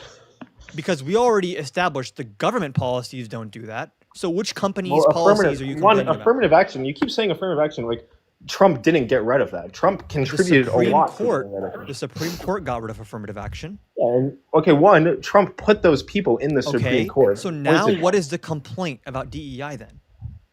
the complaint is that it's still around in the private sector and in What is? DI. But you haven't even defined what DEI is yet. DEI is choosing to put diversity, like it's using diversity as a. Sorry, I'm bad at explaining this. I think DEI It's is basically because any, you're describing the right-wing description of DEI, the Anything that talking involves point. You're just pursuing giving me a diversity. talking point. I can give you examples. Okay, go and Google I your give you examples. examples of Google DEI. your examples. I don't even have to Google it. I can name it. Mm-hmm. I think one example of DEI. Wait, Right. before you do that, you've conceded on the public sector, though, right? The DEI was not effective. I think that yeah, sure, whatever. Okay. So in that regard, we've established Kamala Harris would be better than Trump on DEI, but you're going to say, I guess, the private sector Trump policies on DEI would outweigh Kamala Harris's private sector policies. So what private sector policy from Trump that's not authoritarian but is also anti-DEI would you like to point to? It's not just about policy. It's about the cultural like shift that when a president Which gets is just elected. vibes. The point is, a president gets elected that is super outspoken against DEI, then that's a sign that the general public is also against DEI. And then as a result of that, companies want to please the general public The because that's their general customer public base. is against the version of DEI that you just described, but the general public doesn't even know what DEI actually means. DEI isn't referring to like one thing. DEI is a broader term. And that It's broader just- term is typically not talking about lowering standards. It's talking about expanding applicant pools. Do you understand what lowered- that is? Yeah. Is that a good thing? Is that a good thing? Sure. That's you support don't- DEI. Then. I don't really think we need DEI. I think that companies can like. Do you support choose their meritocracy? applicants. Yes. Then you should support DEI. At least in I the think form it that existed in like the FAA. The free market is naturally meritocratic. I don't think that you need like to Isn't make it companies more meritocratic to make your job available for more people to apply to it without lowering the standards? Okay, yeah, but you don't. Yeah, I mean for the government. So for sure. whether you grow up in a poor rural area, in a trailer park, or a poor urban area, shouldn't you have the same opportunity to apply to these jobs as someone who grew up in like high society, academia? They know all the people that work in DC. They already have one foot in the door because they've been networking since they were born. Yeah, sure. Myra Jamil, thank you for the $5 for putting up with insufferable Josh. Oh no, seems you don't have a fan, Josh. It just seems like a lot of your opposition of Democrats and the left is just vibes based. I think that that's like culture, like the culture war. Sure, like, I it's think sure a real it's thing. culture war stuff. Okay, but a that's lot not of, like a lot of the culture war irrelevant. stuff is manufactured by the right. It's not even real. It's not. There's DEI is like diversity hiring. You and stuff. understand, That's a real most thing. people's understanding of DEI that are on the right is that in the government and in the private sector, qualified white people are having their applications set on fire, and all these unqualified gay, disabled, black, trans people are being given jobs they're not qualified for. This is the idea, right? When we talk about air traffic control, which was like a big DEI talking point in the beginning of Trump's second term, their thought was like, oh my God, they're hiring people without arms to push buttons and they're not able to push the button. Like it was this completely made up fear mongering thing where it's like people are being hired to do the jobs that they're unable to do and their only qualification is their skin color or their sexual orientation. That's not real. That's not happening. It's the overall like. You it's the understand a overall company would like emphasis. lose money if they did that. I know. Well, not necessarily. I mean, companies virtue signal a lot, right? Where they do something Companies that's always care about their bottom line, right? They want to maximize profit more than anything. exactly, right? So one strategy, right? So if you want to maximize profit, you want more customers, and customers are often Not cognizant. necessarily. But for most companies, right? Well, maximizing profit can mean you keep the same customer base, but you increase your profit margins, or you actually have less customers, but you raise prices, or you expand automation or outshoring of jobs. Yeah, sure, right? But generally, getting more customers is a good thing, right? I guess. Yeah. All So I else, think all else equal, yeah. a lot of companies felt that the best way to get more customers was to have DEI programs that focus on diversity to virtue signal to the public. Here's where we that find they're out if you're debating in morally good good faith. people. What do you think was a greater motivation to companies leaving DEI? Was it one, that apparently they're going to gain a lot more customers, or two, that Trump is saying, if you do DEI, we are going to go after you? I don't think Trump can't go after them. He's tried to multiple times. I think it's more about the customers, personally. Really? Yeah, I Then, mean, look then at like the Trump team saying, we're not going to approve your mergers. We're not going to give you exemptions on tariffs unless you comply. Look at like the American Eagle. Like, look at how many people. Can you like, just respond to that point, though? Yeah, Trump can't do that. He did. And I think that the people, yeah, he can't do that because that's unconstitutional, right? And I think that the people who run these companies, on, like, dude, I just don't understand what world you're living in where if something's unconstitutional, Trump can't do it. that's like the structure. That's the whole point of the Constitution. That's like the structure of our government. I really wish we lived in this world that you're describing, but There's literally tons of stuff that Trump's tried to do that got shut down by the Supreme Court because it was unconstitutional. hold on, I gotta turn my Like, fan on. Can y'all hold for 1 second? Keep giving us your talking points. I'm gonna turn my fan on. 1 second. The Supreme Court shuts down things that Trump tried to do all the time. Like, he doesn't have absolute power, and to suggest so is just ridiculous. I think people like kind of glaze Trump too much, the Democrats, like he's some genius that, the founding fathers built this system with the explicit goal of preventing one person from gaining absolute power and protecting individual rights and freedoms. And that Trump is just the genius who's smarter than, every other president that's been elected and smarter than all of the founding fathers, that he's going to be the one to end the American democracy. Okay, what did I miss? What did I miss? I think that you guys are just glazing the whole Trump's a dictator talking point. I think it's just glazing Trump too much. Really? Like, he's a genius, that he's going to be the one president smarter than every other president that's You been in don't have office. to be a genius to be an authoritarian. I don't know where you're getting Okay, this how come idea. no one else has done it then before Trump? Because previous presidents didn't think they had the power that Trump thinks he has.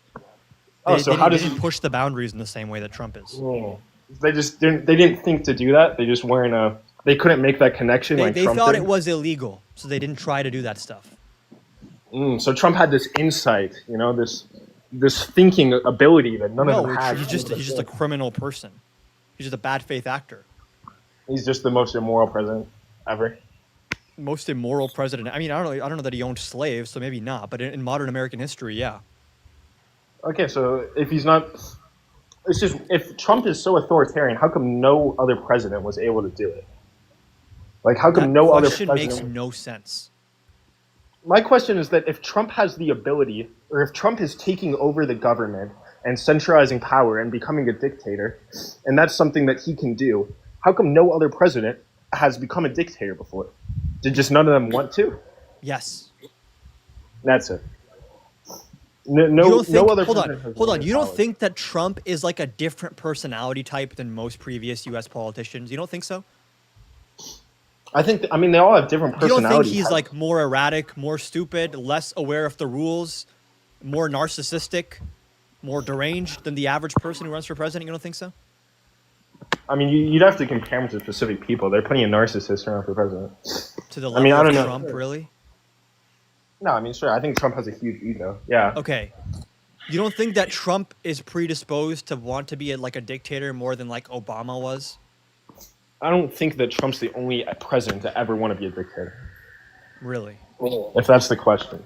Okay, which other president did any of the stuff that Trump is doing right now in regards to like establishing authoritarian power? Spoiler alert, the answer is none. Power? And why didn't they then? Why does that even matter? Because the whole premise is that Trump's It just so seems like you don't want to unprecedented. address the things Trump has done. So you keep saying, what about Democrats? What about this? What about that? It's like you're running away from the actual point. my point is that the whole idea that, we've had this system of democracy that's withstood 200 years or whatever, Yes. however long. Why did it America- withstand 200 years? 50 Because of norms, not because of actual real checks and balances. I think it's because of the structure of the government. I don't think it's just because every president has been, You're just not really educated nice on and this moral system. and a Dude, good person. every constitutional lawyer will tell you the reason checks and balances work is because people in elected office follow certain norms, right? When a court makes a ruling and says, okay, the president is not allowed to do this, the president can technically just say, I don't give a fuck, I'm going to do it anyways. And then who's going to stop the president from doing that? Who? Tell me. The Congress can impeach him. Okay, and then how would he actually leave office if they say you're impeached? He says, I want to leave. Congress would create an order to remove him from office. Who would follow that order? Because you understand the president controls the executive branch, right? All the men with guns, all the men who run the prisons, they're under the thumb of the president. Okay, So but there's when, still, when like, Congress individual- passes a law, when Congress issues an order, they're pretty much saying, pretty please, can you listen to us? And thus far, presidents have said, okay, I will listen because we have a system of norms and checks and balances, so I'm going to obey your orders. Trump is the first president in modern history, maybe ever, to say, I don't give a fuck what Congress said. I don't give a fuck Okay, what the court I said. don't think Trump has, executive power. Like, I don't think Trump has absolute power of the executive branch. I think if Trump He ordered, Established it, though. You're right. There used to be checks and balances in the executive branch. Trump's entire second term has been built on destroying those. if Trump ordered, do you think if Trump ordered like the military, the entire military to start bombing cities, like if he said, let's bomb Chicago and kill everyone there, like, do I'm you think sorry. they would do Are it? you not following the news? I'm saying like straight up Like if Trump leave told the Chicago. Texas National Guard to invade Illinois and then tweeted the governor of Illinois should be put in jail, How many people is he unalived in Illinois? why are you shifting the goalpost?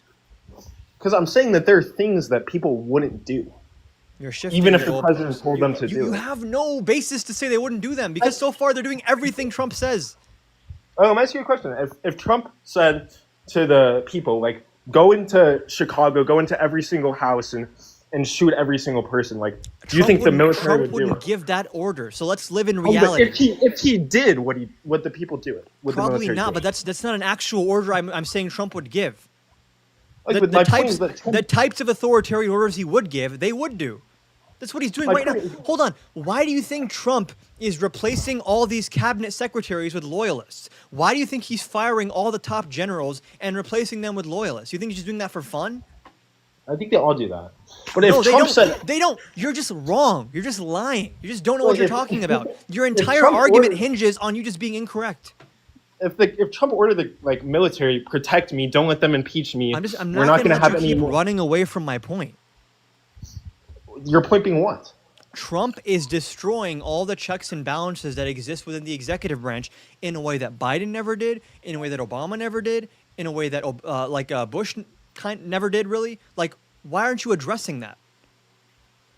So what's like? I mean, I don't think it's that bad. You don't think it's that bad that like a Fox News host was made the Secretary of Defense? Yeah. And you know I think- why he was made Secretary of Defense, right? Because he kisses Trump's ass. He's not qualified for that position. It's like cabinet picks are always political. Like literally every cabinet pick is political. Biden's cabinet was But they're political. qualified. They're qualified. Like, what's the fear? And by the What am I way, supposed to be afraid of? even in Trump's first term, he didn't do this because you know what? After Trump lost in 2020, he wanted to give an order to the military to go into swing states and seize their voting machines. There's actually an executive order that he drafted that I can show you that leaked. The only reason Trump didn't sign that executive order telling the Secretary of Defense to send in the National Guard and seize voting machines is because all of those cabinet people who were normal Republicans, all those people like Mike Pence and Bill Barr said, hey, if you give us an illegal order, we're not going to listen to you, buddy. You better leave office. This time, it's not Mike Pence. It's not Bill Barr. It's Pam Bondi, who has no spine. It's Kash Patel, no spine. Tulsi Gabbard, no spine. Pete Hegseth, no spine. Anything Trump tells them to do, they do it. How are you blind to that? How are you not seeing that? So you think that this Don't next tell me what you election is think gonna I be think. rigged? Answer what I'm saying. Yeah, I Do don't you think so. no. understand that? You're suggesting that the next election is going to be rigged. Do That's you what you're understand suggesting. what I'm saying? Yeah, I understand it. What do you understand? What am I saying? You're saying that the cabinet members are loyalists, and that the only reason Why does it matter that they're loyalists? What's the significance of that? because the cabinet members are the ones preventing him from rigging all the elections. So because they're loyal, from doing anything Yeah. illegal, right? yeah, right. You know what the So chain of now that- command. You know now what the that chain they're- of command is, right? Uh-huh. What is the chain of command? What is that? It's who orders who to do what. Right. The president tells a cabinet secretary to do something, and they tell like some other secretary, and they tell the actual employees of the executive branch agencies. When you start replacing people in the chain of command with unqualified loyalists, what do you think that means? What do you think that does? It's going to cause all the future elections to be rigged so that Trump wins. Give an actual answer to what I'm saying. It ruins the chain of command, right? I know you're not like this slow. Hold on. You understand that the reason you want to have qualified heads of executive branch agencies is number one, so they know what the fuck they're doing, and number two, you would want these people to refuse illegal orders from the president, right? Yeah.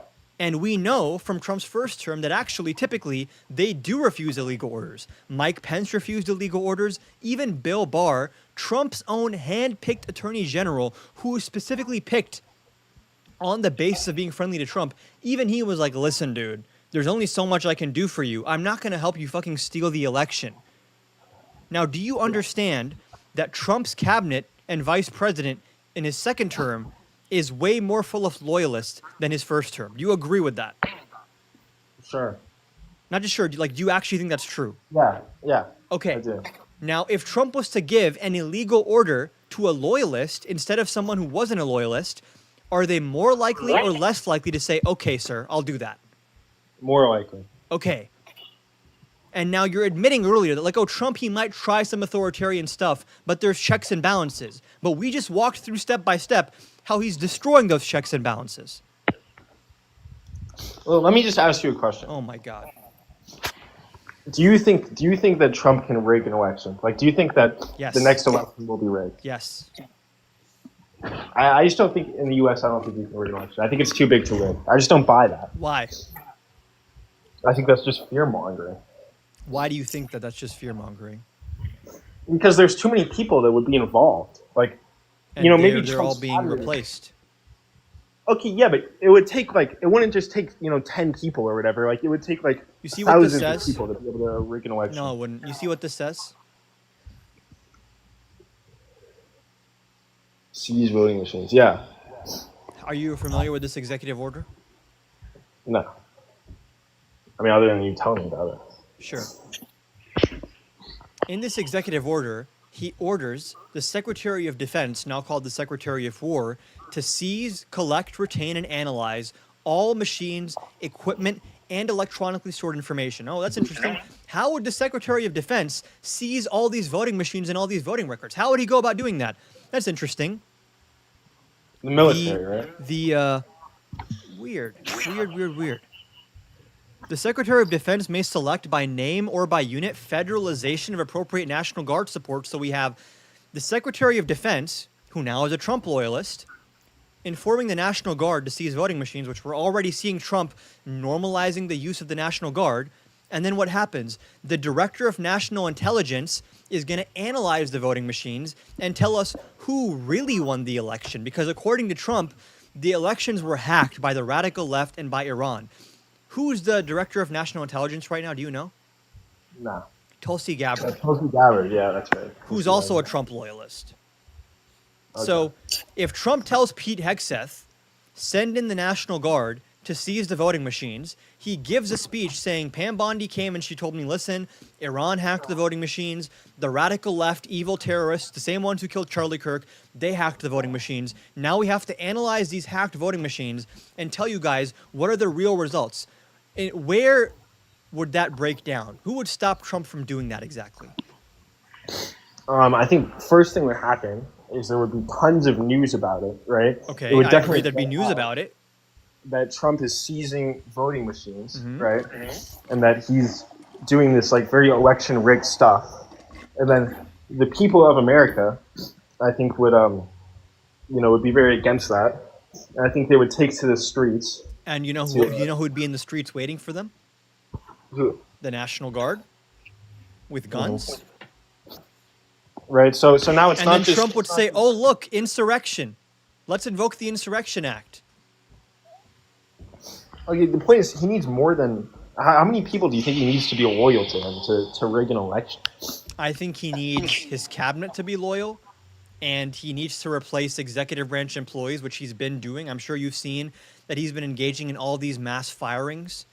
And now you have ICE hiring people without background checks, some who have criminal history. You have previous directors of ICE who resigned saying, hey, it seems like ICE is like now hiring members of the Proud Boys and people with like white supremacist extremists in their criminal records, and they're just not being vetted for some reason. All these weirdos applying to work for ICE now.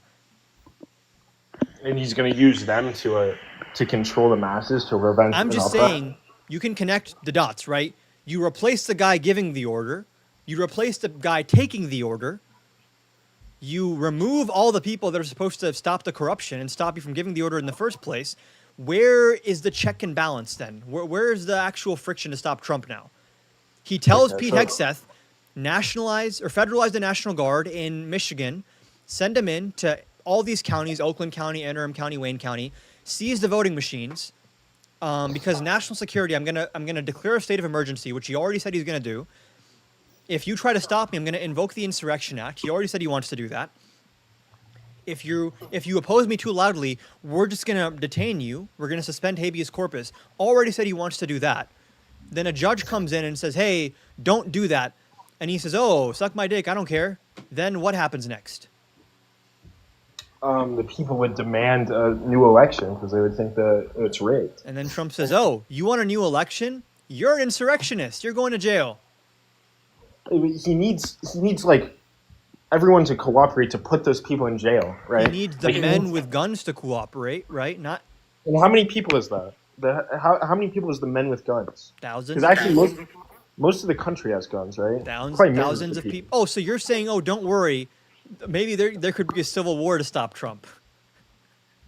Yeah, I think we came down to it. So, okay, so maybe we can kind of agree here. You're admitting that Trump is such an authoritarian that, like, okay, traditional checks and balances won't work, but maybe civil war could stop him. No, I think traditional checks and balances would work. But the point is, I think that there's Wait, how? Which ones then? Tell me. Impeachment. I think impeachment would work. Who would impeach him? Congress. Why the fuck would they impeach him? Because the people want him impeached. And Congress is accountable to the voters. You really think that Republicans in Congress will impeach him? If Republicans in Congress had the choice between impeaching Trump and not getting reelected, they would impeach Trump because they want to get reelected. The actual choice is going to be? What? Either you support Trump or he sends the DOJ after you. And puts you in jail? At least investigates you, makes you spend millions of dollars on legal defense, ruins your life. Even if you win the case in the end, right? I don't think. Really? He's not doing that right now to James Comey and Letitia James? Where he tells the DOJ, he tells Pam Bondi, hey, go after my enemies, so they shut the fuck up? Look, they do that like all the time. I mean, the DOJ is still like, they still need judges and stuff to put you in jail. Right. I'm saying maybe you win the case. Maybe Trump says, oh, let's say Republican Senator Rand Paul says, you know what? He's kind of doing this now. I don't agree with what Trump is doing. This is authoritarian. You can't seize the voting machines. Number one, it's already kind of too late because the voting machines have already started to get seized. And once they're in the possession of the federal government, they could be editing the numbers. They could be coming up with fake rules. But okay, let's say that he's going to say, Trump, I demand you release the voting machines and tell us the real results. And then Trump says, Rand, you're an insurrectionist. You're gay. You're ugly. You're going to jail. And then he tells Pam Bondi, let's investigate him for insurrection and for RICO charges. And then she finds some bullshit way to either indict him, or even if they don't indict him, they investigate him, they ruin his life, they dox him. Then what? So do you think that, like, You know, like Trump doxed Obama and like someone showed up and tried to like kill Obama. Like you don't necessarily have to get a conviction on someone to use like this kind of horrible force against them. Yeah, sure. Right. It was politically motivated. So like, do you stuff see like that. now how insanely dictatorial and authoritarian this guy is, and you're still saying like, oh, DEI is like so bad? Like that Trump's gonna rig the elections? He says he wants to rig them. So like, I don't know what we're doing here. Do you think like next election's gonna be rigged? That's what you think? Yes, he thinks that. He's telling us that. So I don't know who you're listening to. If you're saying I'm wrong, Trump's wrong, everyone's wrong. Next election is gonna be rigged, and Trump's gonna be in office again, third term. No, That's what you I think? don't think he wants to stay for a third term. I think he'll help whoever the Republican is. But the election's gonna be rigged. It's not gonna be a fair election. Yes, unless Trump is like lying and he's like a secret liberal. Do you think he's a secret liberal and he's gonna say, "Oh, just kidding"? Yeah, I just don't buy it. Hold on. What reason do we have to believe that it's not going to be rigged the next time? Why would we think that? Well, do you think it's been rigged in the past? He tried to rig it last time and he failed. You Yeah, agree on right. that? Yeah. Okay. So now we're agreeing the intent to rig is there, but I guess you're thinking he's going to fail if he tries again? Yeah. Okay. Correct. He learned. What's the reason he failed the first time? Well, he tried to ask Mike Pence. And then Mike Pence said no, right? Yeah. This is beautiful, right? You're agreeing Trump wants to rig the election, but he's unable to do it because he was unable last time. And I just explained to you, actually, he just eliminated every single obstacle that prevented him from doing it last time. So why would he magically fail this time all of a sudden? I don't think, like, even if Mike Pence didn't certify the election, I still don't think he would have been able to rig it and stay in power. He would have tried to stay in power longer. It would have been litigated in court. I mean, sure, but I think he would have lost. Would that have been okay? If that happened? Yeah. Would that not disqualify Trump from the presidency? Like, as per running again? As in your support for him? As in my support for him, that he tried to rig an election? Yeah. No, personally, that doesn't cause me to not support him. But you agree he tried to rig an election. Yeah. If he succeeded, would that lose your support? Yeah. So, attempting a crime is not a big deal as long as you're too stupid to win. So as long as he's too stupid to succeed in his criminal plot, then you're like, oh, I like this guy. I mean, I just don't think it's possible. We've just demonstrated like step by step how exactly it would be possible. We can go over like a conspiracy of how it would be possible to fake the moon landing, but like that doesn't mean There's I believe no it. conspiracy needed. This is an executive order written by the Trump administration, and we have Trump's own words saying, hey, we can never let what happened in 2020 happen again. I have my intelligence agencies looking into the next election. He literally said, I have Tulsi Gabbard looking into it. That's interesting. This executive order mentions the DNI, and now he's saying I'm talking to the DNI. Like, how are you not seeing that all the stuff in this executive order is like stuff he's planning right now, and he's giving us fucking status updates on like, we got the National Guard going, now we're talking to intelligence. What do you think he's doing here? I don't think that people would cooperate with him to rig an election. Why? Why you think Pam Bondi wouldn't cooperate with him? I think people want it. No. I don't know who people is. Would Pam Bondi cooperate with him? Pam Bondi? I don't know. You don't know. No.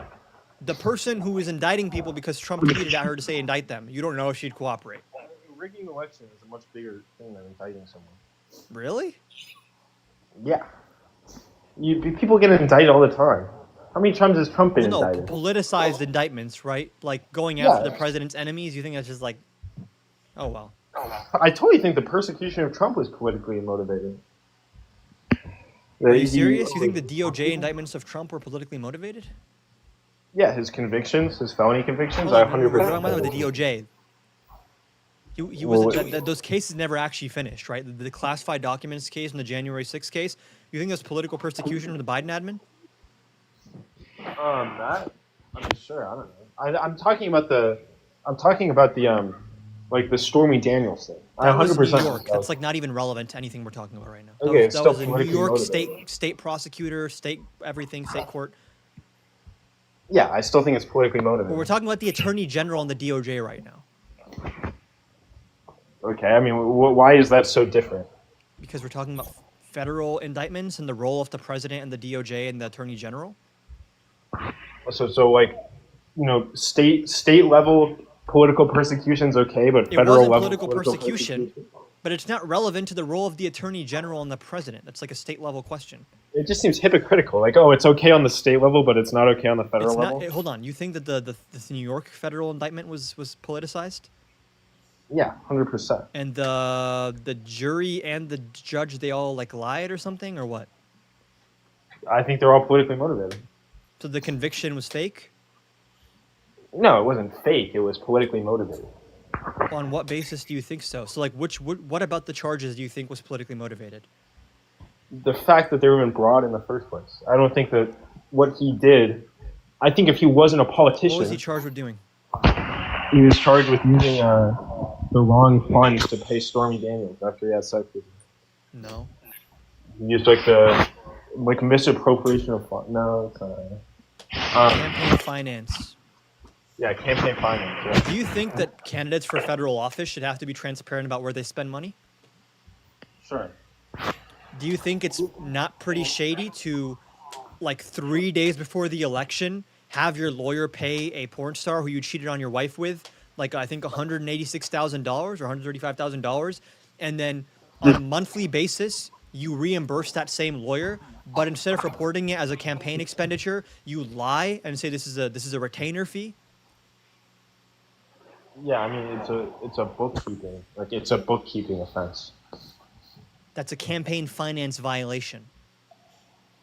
Oh, either way, it's if he wasn't Trump, like nobody would have cared. Hold on. If It's I was just like a spending, normal person. if I was just spending like $30-something thousand a month as a direct campaign expenditure, and then I marked it down as like, oh, this is just my like Netflix subscription. You don't think that's like criminal? I'm not trying to say what Oh, Trump it's a did. bookkeeping error, Your Honor. I didn't mean to hide my campaign expenditures. Bookkeeping offense, right? Huh? Yeah, it's a bookkeeping offense. That's what he did. Okay, financial crimes, you can call them a bookkeeping offense. Yeah, I'm saying that like. They're still crimes. Yeah, I know. Like, And, jaywalking. you know, while we're jaywalking at is it, pretty fine. we can just pull up, because I made a video about this once upon a time.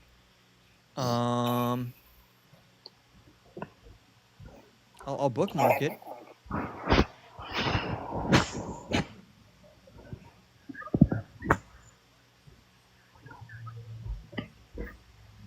I think that I'm not saying that the charges were illegitimate in the sense that they were false. or they were Hush, made hush, up. hush. Trump little is boy. lying about Let's his watch this, okay? Can everyone see this on the screen?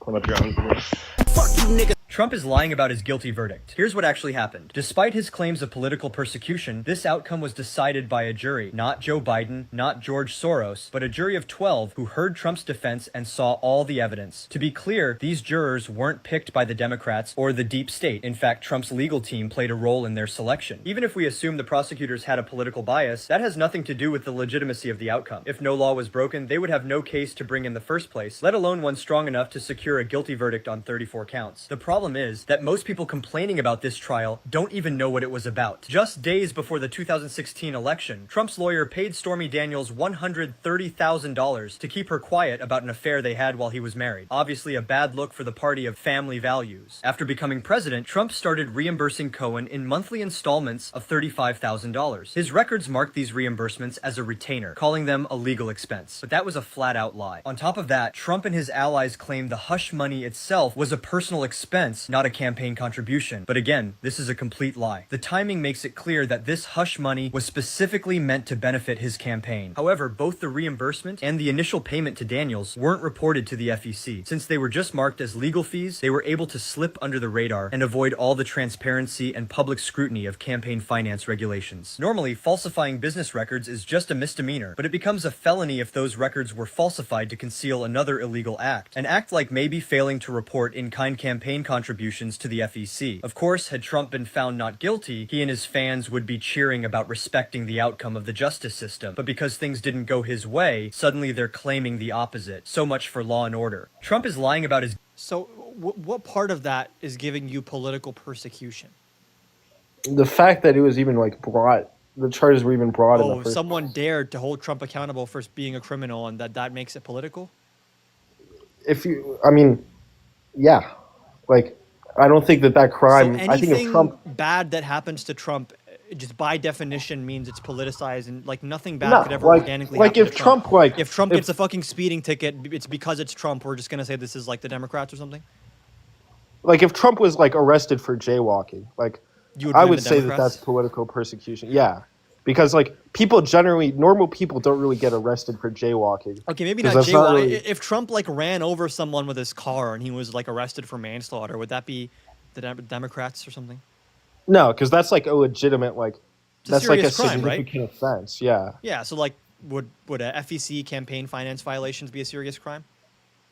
Nah, I like. No? I think you paid someone when he didn't classify it as the right thing. Like, No, not a who big deal. cares? Yeah, for 34 felonies. I mean, that's 34 felonies. Yeah, no. I think that's So Trump way should be allowed to break that law. be allowed to. I'm not saying you should be allowed to. Like, do you think people should be allowed to jaywalk? I mean, no. Like, you're not I don't know supposed that I to. would compare campaign finance laws that are felonies to jaywalking.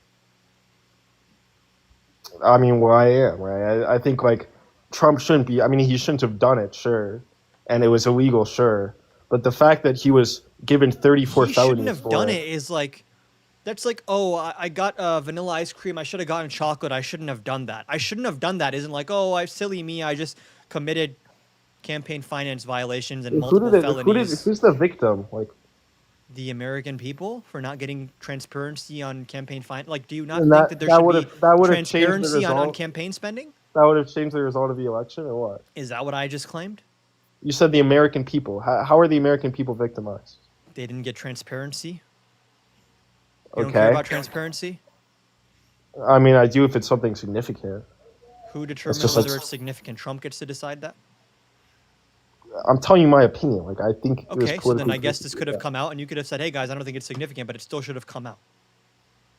Sure. So that this was illegal, It right? should have come out. Yeah, it was illegal. So I'm not saying it wasn't he illegal. committed the crime.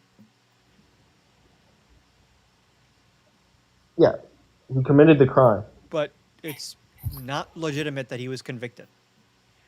No, it's legitimate. I'm saying it was politically motivated. That doesn't mean it's not legitimate. You're saying Something that could be something could be committed the politically crime, but motivated. it was still and politically legitimate. motivated. Yeah, like persecuting Trump for that. How It's is legitimate, that? but That's it's like so a very political. legitimate thing to indict someone over. Do you think like If no, I don't- Biden did that, I would want Biden indicted. That's crazy. That's like such an insane violation of campaign finance laws. it's like an insane level of scrutiny to put on him. It's the same way like Yes, if you run for the highest office of the land, you will face scrutiny for how you spend like 6 figures of money in regards to an election. Yeah, good. yeah, that's what makes it politically motivated. I'm saying like if he wasn't a politician, there wouldn't be that level of scrutiny on his financing, and he wouldn't have been charged for anything, right? Okay. That's what makes it politically motivated. Maybe him running for president means maybe there's a higher standard on him because he's like the president of the United States. Is that how it's supposed to? Do you think that like when a rich, powerful person does something wrong, we should take it easy on them? No, but I think like if you treat politicians with a higher level of scrutiny than you treat regular people, I think that means it's politically motivated. No, I think that means you're holding people in power accountable and saying, oh, you actually get more scrutiny because you have more power. Yeah, but if you're the DOJ or whatever, if you're the prosecutor, and you choose to prosecute someone because they're a politician, whereas, if they weren't a politician, you might not have chosen to prosecute them. Like, I think that's politically What's motivated. a bigger deal to you? Like an upper middle class person committing a financial crime or the nominee for president of the United States, an ex-president committing a crime? If I was like a prosecutor and someone's like, hey, we have this guy who was president who committed a crime, and then like some guy making $300K a year who committed a crime, I probably would also say, as a prosecutor, I should go after the greater abuse of power. right? Yeah, that's still being politically motivated. No, politically motivated would be like, I want to go after this guy because I love Democrats and I don't want him to win an election. Not that because this guy's a politician, I should hold him to a higher standard because he's a fucking politician. Why do you want politicians to get more leeway? I don't think that's what I'm saying. I'm trying to say is that like the fact that they're choosing this thing to pursue Trump over, yeah. Like it's the same thing with like Hunter Biden's. Like, do you think Hunter Biden's, what Hunter Biden's Ukraine thing or whatever, like all this stuff against Hunter Biden? Do you think that's politically motivated? The indictments against Hunter Biden? Yeah. No. All the accusations? No. No.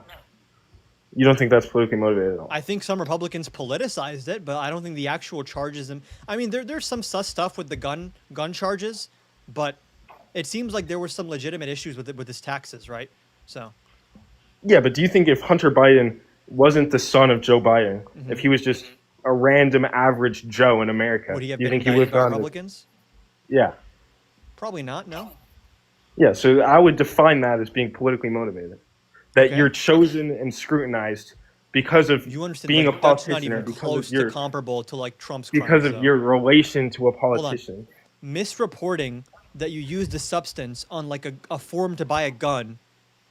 That you understand? There's like a way smaller deal than like almost kind of like laundering money to finance an election. Like that's not really. That you're using my argument that it's not a big enough deal. It is a big deal. Like, no, this is the opposite of your argument. You tried comparing campaign finance violations to jaywalking, right, earlier? Right. So this is like more akin to jaywalking than campaign finance violations. Or no, you think that like misreporting that you use substances on a gun form is like equally as serious as like a ex-president lying about campaign expenditures?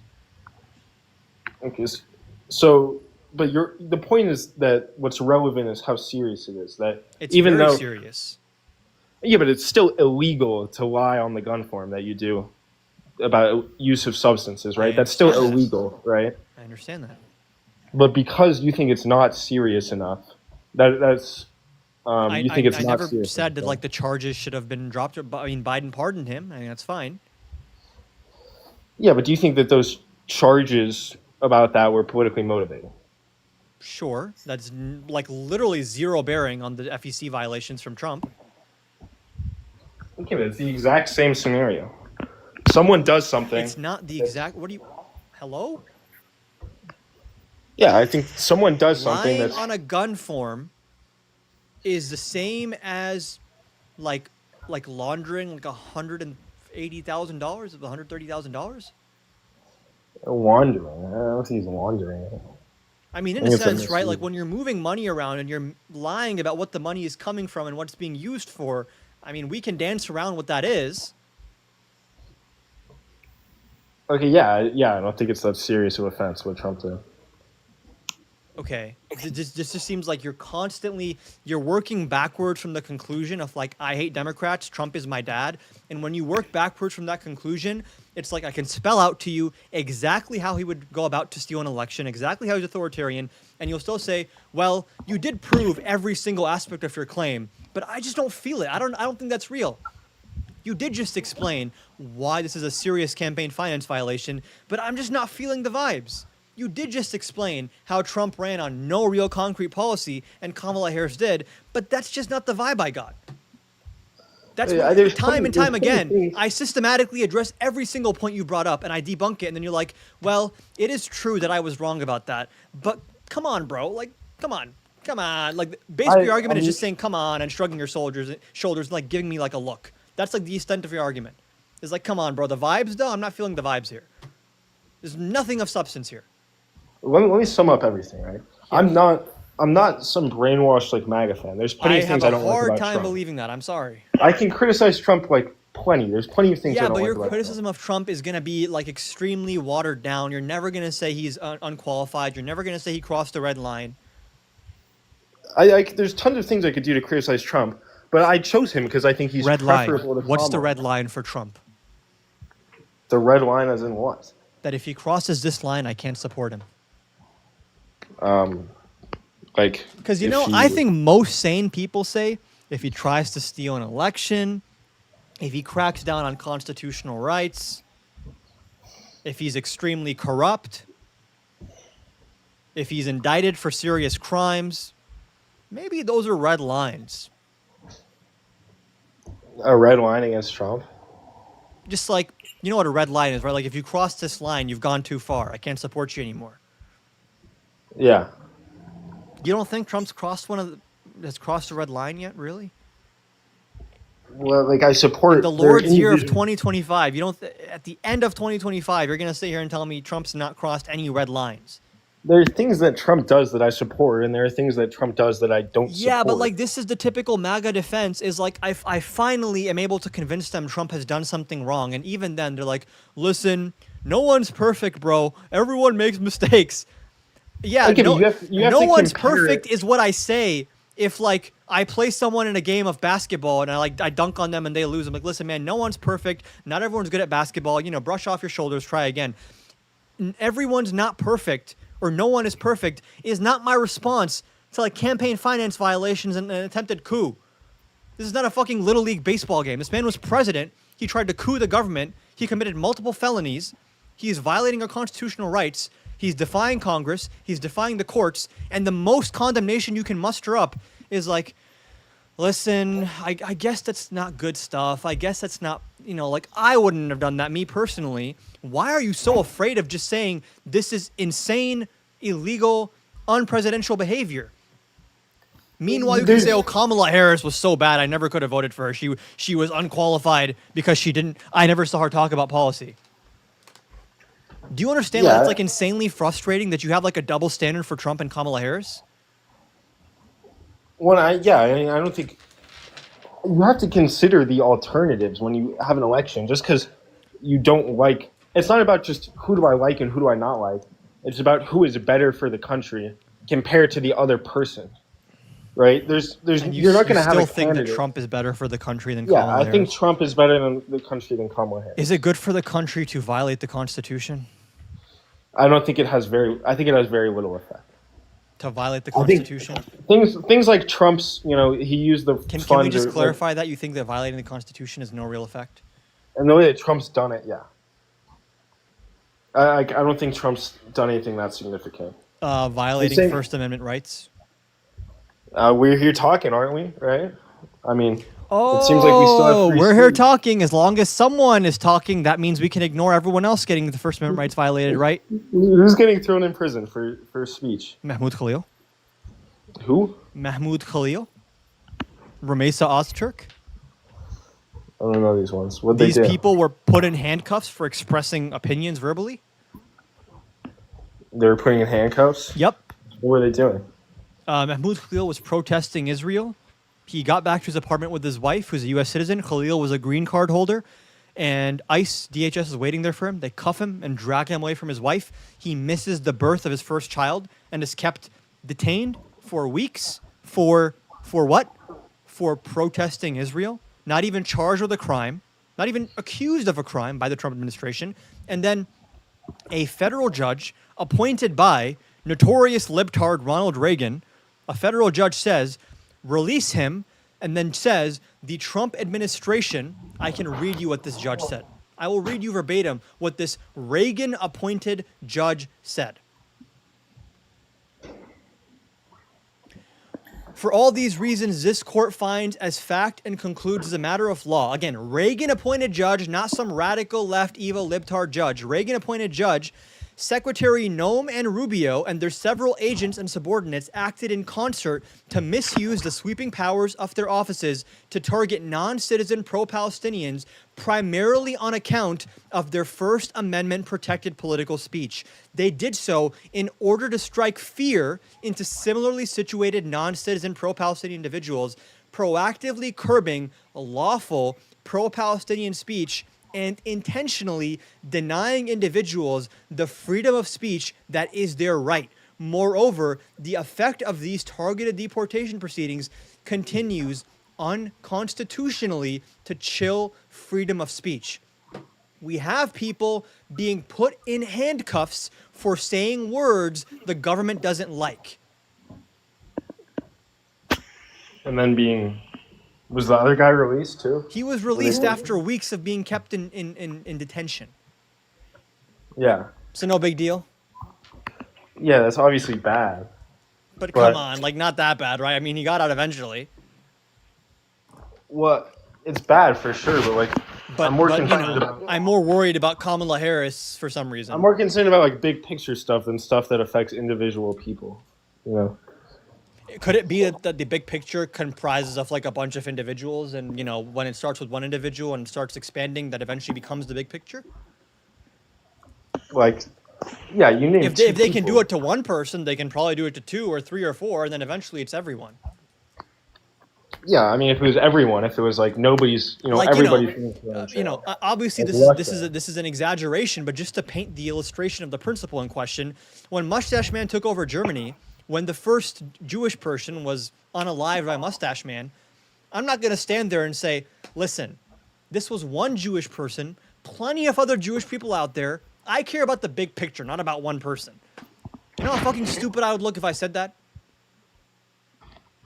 Yeah, I mean, like, I think that the big picture is where it starts to matter, right? Like, one person The versus big like, picture, yeah, which is the fact that Ramesa Ozturk also had this happen to her. Other people on student visas and green cards have also been targeted by DHS for expressing opinions that DHS doesn't like. Right? Ramesa Ozturk was detained for writing an op-ed in her local college newspaper. She was detained for that. Well, that's part of the bigger picture. DHS agents harassing and brutalizing and detaining U.S. citizens for no reason, that's part of the bigger picture. Legal asylum seekers being brutalized and arrested and deported, that's part of the bigger picture. Trump saying that Gavin Newsom and J.B. Pritzker should be arrested, that's part of the bigger picture. Red state troops being sent into the blue states, that's part of a bigger picture. Trump saying I want to invoke the Insurrection Act, that's part of a bigger picture. Trump saying I want to rig the next election, that's part of the bigger picture. Trump saying I've instructed my intelligence agencies to look into how can I rig the next election, that's part of the bigger picture. How many times do we have to connect these dots and explain this is how he's a criminal, this is what he's done wrong, this is what he's planning to do, this is what he's done so far, and you still find some way to twist yourself into a pretzel, and the most you can muster is saying, okay, I guess that's bad, but is it really a big deal? Well, I guess like we're gonna see, right? Like this next election. We're seeing now. What do you mean we're gonna see? We're seeing now. Do you understand that an apartment complex in Chicago was like raided by men in military gear who pulled up in a Black Hawk helicopter with flashbangs? They kicked down the door at like 2 a.m. at night and they zip tie American citizens and drag them out of their apartment? That's not like insane shit to you? Why? Why'd they do that? Because according to the DHS, there were some Tren de Aragua members that lived in that apartment complex. Which still has yet to be confirmed, by the way. Well, I guess we'll see if that's true. I guess we'll see. I mean, Valerie Cayley, thank you for the $5 on PayPal. Keep up the good work. Thank you so much for watching. Yeah, go ahead. Yeah, I think that like, you know, Can you just understand how you, with all due respect, look like an insane person when you sit here and complain, Kamala Harris was so bad, and then I explain to you how Trump's a criminal, how he's an authoritarian, how he's horrible at governing, how he's defying the Constitution, and the most you can give me is like, the guy's not perfect. I guess I wouldn't have done it that way. well, You don't see how mind rotted you are when you say that? like in 4 years when you know Trump has taken full control and all the elections are rigged and he's putting everyone into camps, that's when I'll admit you're right. Okay. Until he violates everyone's rights, you're not convinced. He can violate this person's right, that person's right. Doesn't matter until either it's you or it's everyone, I guess. Like, you know, when the next election is rigged, like then I'll admit you're right.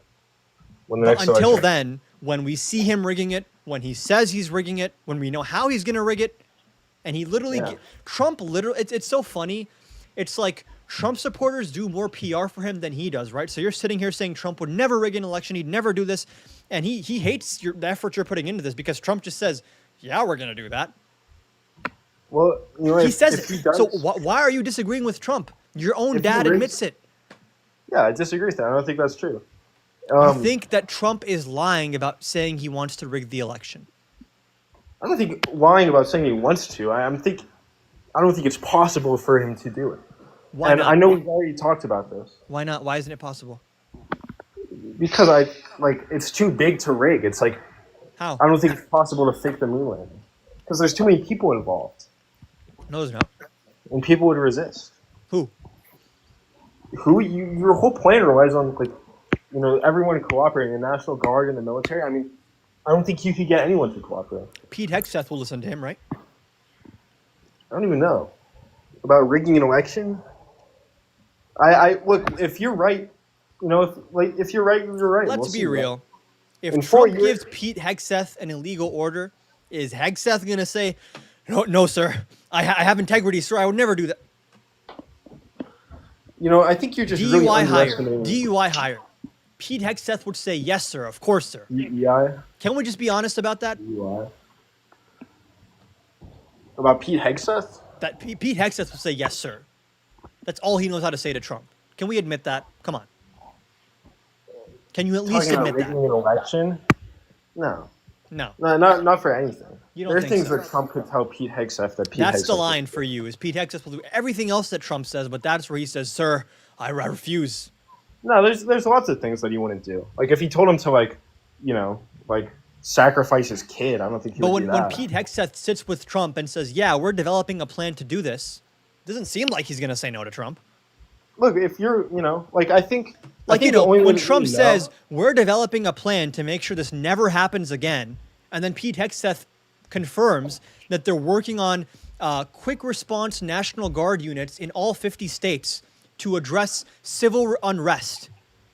Look, You man, don't see any connections, any dots to draw here. You're thinking this is just a big coincidence, and when the time comes, Hegseth will stand up like a fucking Captain America after Thanos broke his shield and say, I'll go out dying for the right cause, because I just have integrity like that.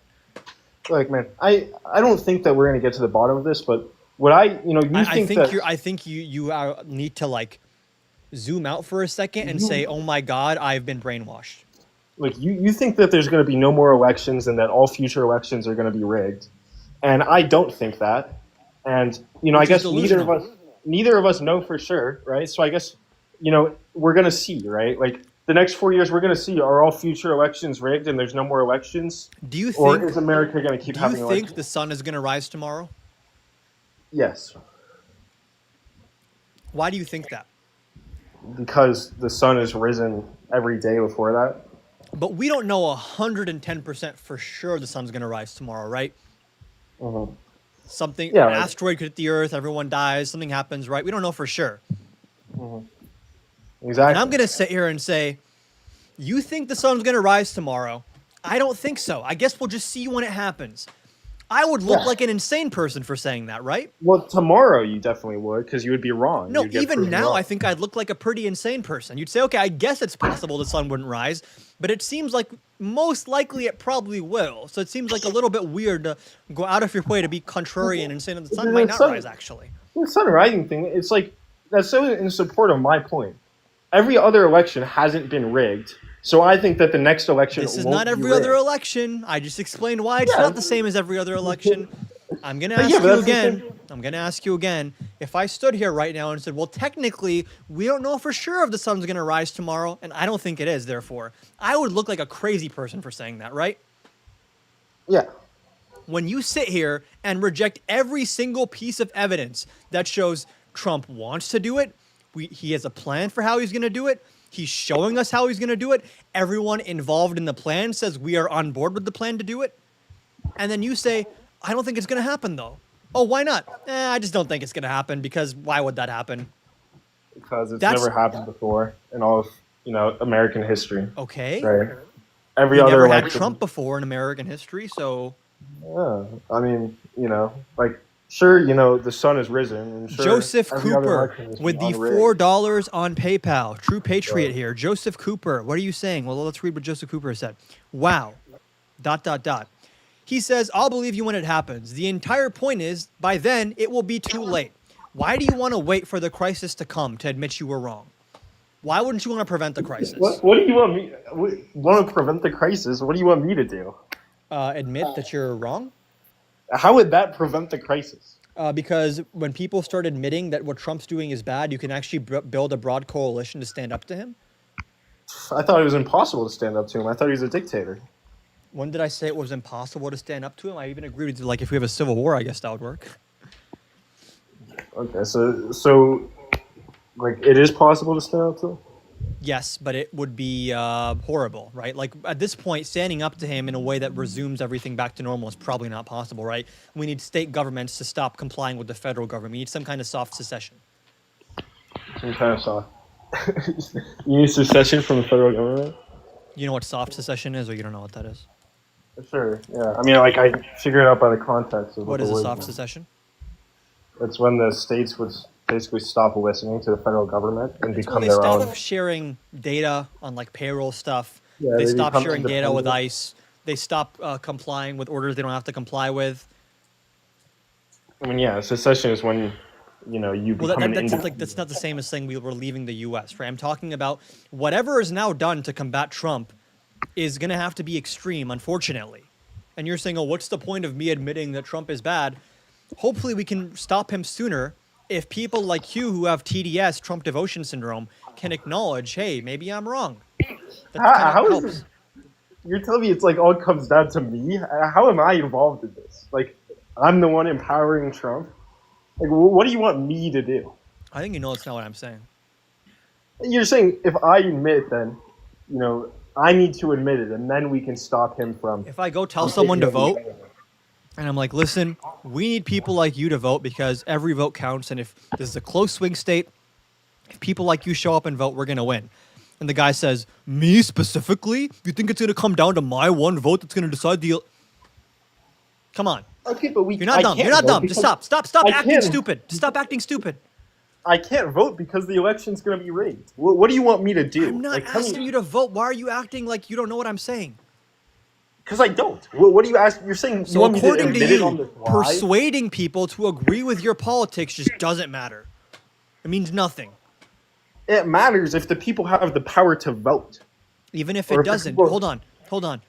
The civil rights movement, women's suffrage movement, so all social movements, you need an election to move society. You don't need to build broad support through rhetoric. You don't know what that is? Yeah, ultimately it comes down to It's it. like, why are you acting so like you're not stupid. I know you're not stupid, but then when it comes to like Trump doing something wrong or me saying it's important for people like you to acknowledge that, hey, maybe I've been brainwashed, maybe I should change my ways. You start acting like you this is your first day on earth and you don't know how anything works. Well, we have checks and balances, and actually someone would stop Trump. And well, me? Well, why do I have to change my mind?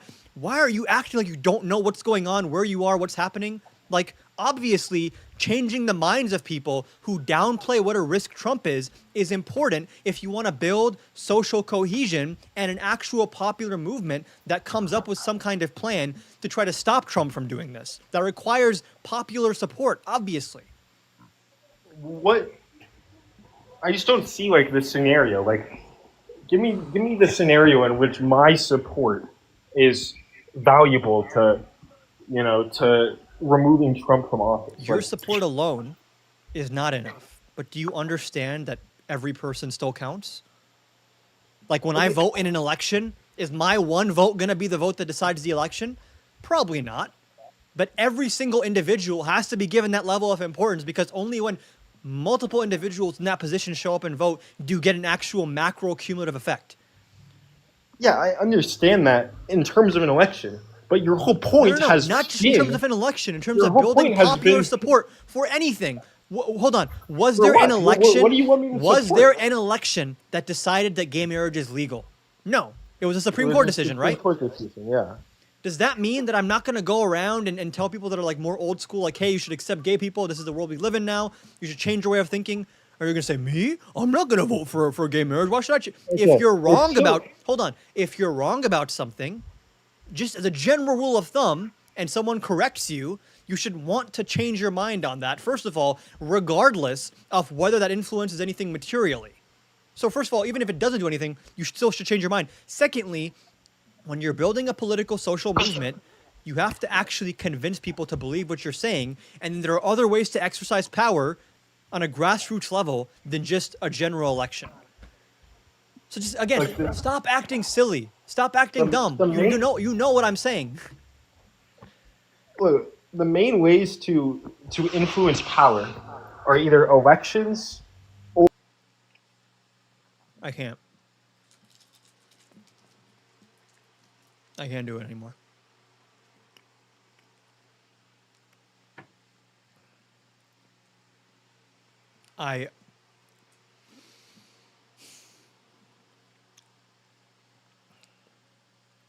I'm impressed by this generation. I'm in my 50s. My son's a couple years older than Adam. I'm so impressed. Thank you so much, Gwen. I appreciate you. Hi, Adam. Hello, Darren. Yes, has everyone liked and subscribed on YouTube? Has Santana stopped by? Not that I know of, unless I missed it. I was kind of locked in on the previous guy. Gwen, totally to me, Adam is leaps and bounds above the other similar young influencers. He sticks to facts, avoids drama for the sake of clicks and likes. Thank you so much, Gwen. I really appreciate that. I appreciate you for watching. And yes, I do avoid drama like the plague. Anyone who watches me know I have forsaken many opportunities to hop in on drama and get views because no thank you. I successfully avoided, I'm not gonna lie, I've done a good job of avoiding drama. I've successfully avoided the Harry, Sisson, and Chris versus Parker and Dean drama. Avoided that fully. I avoided the Unfuck America tour drama. Successfully avoided it. I avoided the everything related to Destiny allegations and like who's associated with it. I avoided that drama. So yes, I have at many points across this sacrificed views, sacrificed likes, sacrificed quick growth in pursuit of building some brand of integrity and honesty with people that watch me and trying to show that I'm in this for the right reasons. Does that mean I don't want to make money and make a career out of this? Obviously I do. But I try to find a balance of like not losing myself to just following these metrics. There has to be some balance in terms of growth and sticking to something that's actually real. Oh, man. That was so frustrating. That was so... If the thing is, like, that's the median center-right independent, I feel like. That's the median... Oh, my God, bro. You know what we, hypothetically, in a video game, as a joke, you know they say psilocybin, it resets your default mode network, right? Which helps you form new beliefs and eliminate, like, your preconceived notions and, like, your automatic thoughts. This is, like, something known to, like, if you have, like, a very set personality, set way of thinking, people that use psilocybin, their brain is kind of, like, rewired on a fundamental level. Hypothetically, in a video game, bro, these people talk about, oh, chemtrails, the government is putting rain in the sky and they're turning the sun into orange juice or whatever. Bro, if someone is doing chemtrails and putting all these gases and drugs into the sky, allegedly, bro, we might be at a point where you just got to put fucking psilocybin into the sky and reset everyone's brain, because how is that a real person that I just spoke to? It's like you dig deeper and deeper and you address every single point and you get down to this fucking bedrock. And there's no changing when you get to that point for some reason. It's like you can spell it out for them 10 different ways, address every single point they make, demonstrate to them the issue with their own logic, and still it's like there's some fundamental psychological switch they're unable to flip. It's so tribal. It's so tribal.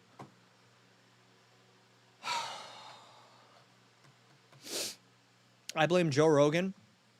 I blame COVID. I really blame COVID. COVID broke brains. COVID irreparably damaged our society. And we still have never contended with it. We still have never addressed. It's so crazy, dude. It's been now 5 years since COVID. I guess since it ended, like 3-ish years, right? Did we ever do like a post-COVID analysis and response? After like a big world-changing crisis, aren't you supposed to like pause, take stock of what happened, what went wrong, what went right, how it's going to play out in the future, and then like address it? Why did we just let COVID come, completely upset our political system, our social system, our media system, our ability to socialize with others, our psychology, everything? All of that is destroyed, disrupted by COVID. And then I guess lockdowns end, we get our vaccines and everyone just moves along merrily on their way. Like, hello? And then we're surprised people are brain broken like that. Valerie, thank you so much for the gold medal. It's insane to me. So like, I actually don't blame Joe Rogan. I think Joe Rogan, I saw Adam Mockler saying this, Joe Rogan is winnable for us. Andrew Schultz is winnable for us. Theo Vaughn is winnable for us. These are people who are mostly apolitical, and they vote based on vibes, and they believe whoever is the last person they saw speak with conviction. Because in reality, the way you persuade someone is having conviction. And I'm sure there's some grifting involved, but like, I think these are people we can win over, actually. Again, anyone who does social media, there's some level of grifting, or I don't know if grifting is the right word, but like, people are always going to balance expressing their thoughts and everything and like making money. Sometimes those are mutually exclusive, right? So like, when I do a live stream every single day, I could just do a research live stream every single day and peak out at like 80 concurrent viewers. I could do that, but I have to make a decision. Okay, maybe 20% of the time I'm going to do a research stream. Other 80% of the time, I'm going to do these kind of like blood sport debates, which like, is it kind of performative? Is it kind of like I'm yelling at people and it's more monetarily beneficial for me? Yeah. But it's like, there's like a healthy balance to find there while still being good faith. So like, are Rogan and Theo Vaughn and Schultz grifters? I mean, maybe, I guess kind of, yeah. But like, these are people we can win. These are people we can win. And unless we understand what broke them and why we lost some of these people, like Rogan, who was like a big Democrat, supported Bernie, until we figure out what happened to them to cause that, we're not going to be able to fundamentally change anything. And I still don't see anyone grappling with the reality of what we're dealing with here, which is like, this is not about policy. This is not even about culture wars. The psychology of people has been altered in a fundamental way. The reality we live in has been altered. Do you guys remember when Trump was running the first time, what a big thing fact-checking was? Hold on, we got another PayPal. Joseph Cooper. This TikTok explains the guy you just debated perfectly. Thank you for the $4, Joseph Cooper. I appreciate you. Do you guys remember in 2016, the big thing was like fact-checking, fact-checkers. Do we have fact-checkers? Should Hillary be fact-checking Trump? Should the moderators do it? And back then, the idea of fact-checking was not considered political. It just wasn't. Does anyone remember this? It used to be that like, you could have a fact check at a debate, and even most Republicans would be like, okay, yeah, fact checker, I don't like you, but like, I guess, like, it was considered an impartial thing, right? Republicans at some point convinced people that fact checks and like, and oh my God, it's also a mainstream media thing that caused all of this, right? Is like, if you look back at 2016, the biggest foils to Trump were like experts, fact checking, and like reporting on the issues, right? And then what do? They say, okay, if reality and truth is what holds us back and we want to win, we have to create our own reality and our own truth. That is a fundamental shift. That is why MAGA, that's why you see such a big change from 2016 through after COVID, right? And it's why you see people going from watching a lot of this like legacy media and having a more consolidated source of information, right? Where, yes, you had Fox News, but even when it was Fox News, right, you had, broadly speaking, reporting and news and information is coming from the same general cluster of sources. Now, are there downsides to that? Yes. Is there bias there? Yes. Are there things you miss in that system? Yes, right? So it's not a perfect system, but are journalists also maybe like way more qualified than like Tim Pool or Patrick Bet-David or like me? People that like study journalism, that are on the ground in the Middle East with a fucking microphone and like a little hut somewhere interviewing people. You know what? I think those people have a little bit more credibility than like me, right? So like, you can acknowledge that there is bias in mainstream media. There needs to be reform in mainstream media. There are structurally certain things mainstream media ignores, while still understanding it's probably good to have some kind of consolidated source of information and have some attachment to empirical reality. But what Trump was able to do is exploit the fact that, look, the media is sometimes biased in its framing, not in its factual reporting. You read Fox News, you read MSNBC, both of them, they're actually reporting the same facts. What they change is what is the title of the article, what makes the main page, what is emphasized versus ignored or downplayed. So that's where the bias of mainstream media comes in. Not are they telling actual true facts, right? And when you see them deviating from that, like Fox News did after 2020, they get a giant fucking lawsuit for just straight up lying about the election being stolen, right? But once that breaks and over COVID, everyone is sitting at home. They have no social life. They have no actual professional life to keep them motivated, give them purpose. Every single thing they are doing is, let me watch this YouTube video. Let me listen to music and like go on these chat rooms and meet other people, and let me scroll on social media on Twitter. For 2 years, like we talk about what is the impact that it has to like be one of these incel type people that like lives in their basement and like eats Cheetos and watches Andrew Tate and is like always playing video games.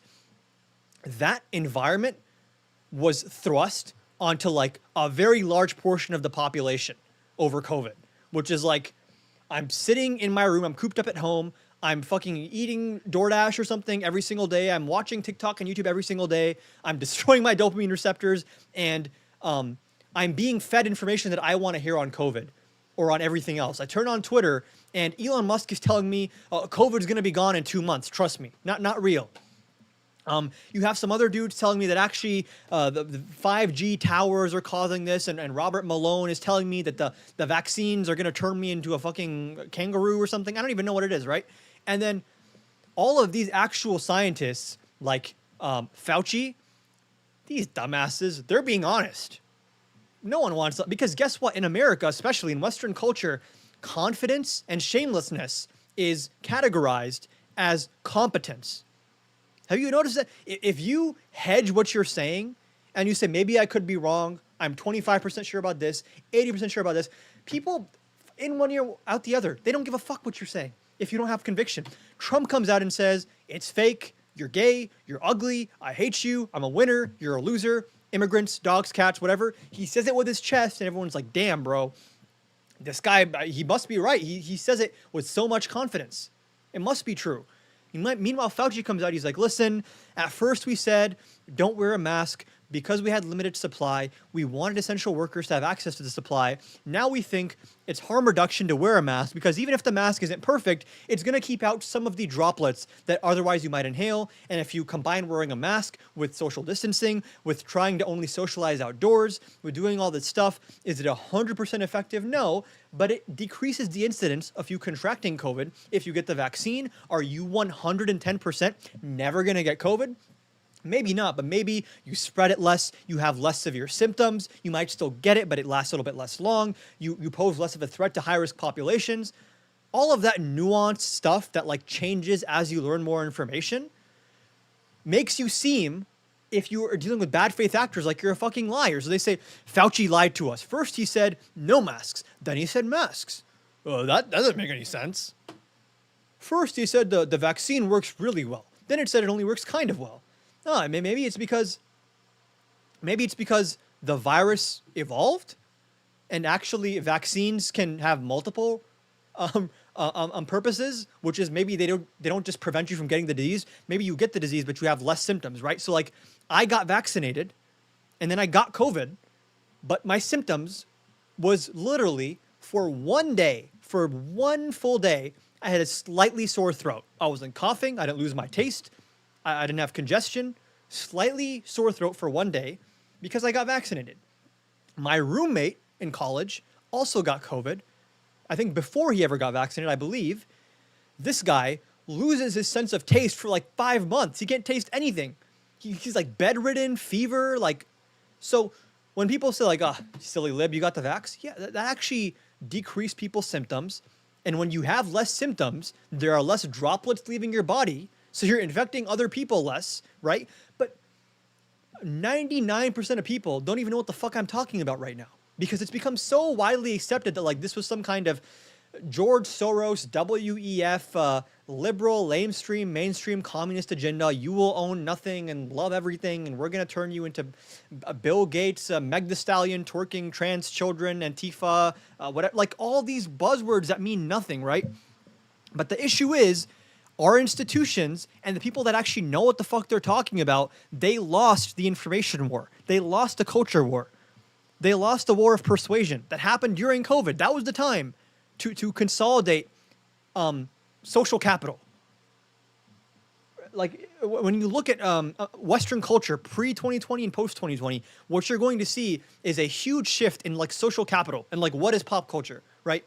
So like these liberal, expert-backed institutions that have like nuance and they have credibility and they have like all these norms, while still being extremely biased, yes, having many issues, those were overnight disregarded, credibility was destroyed, and then you now have a free-for-all where someone like Tim Pool or Patrick Bet-David or Ben Shapiro or Matt Walsh or even Nick Fuentes is going to come on their fucking live stream after reading the New York Times, reading AP and Reuters and BBC and Al Jazeera and all these news sources. They read all of that because, by the way, that is where all the first-person reporting comes from.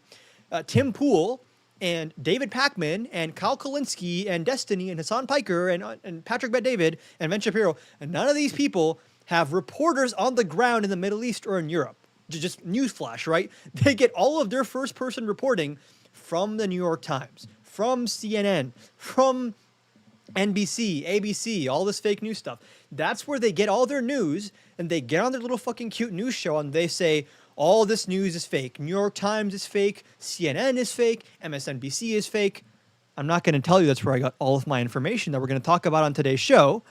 I want to be able to take the information from them, twist it, politicize it, make it part of a broader narrative structure, and then tell you, don't check my work, don't check where I got the information from. I am now the first-person source. Me, who is relaying the actual first-person source, I'm going to discredit that first-person source and act like I'm the first-person source. And it worked. It worked.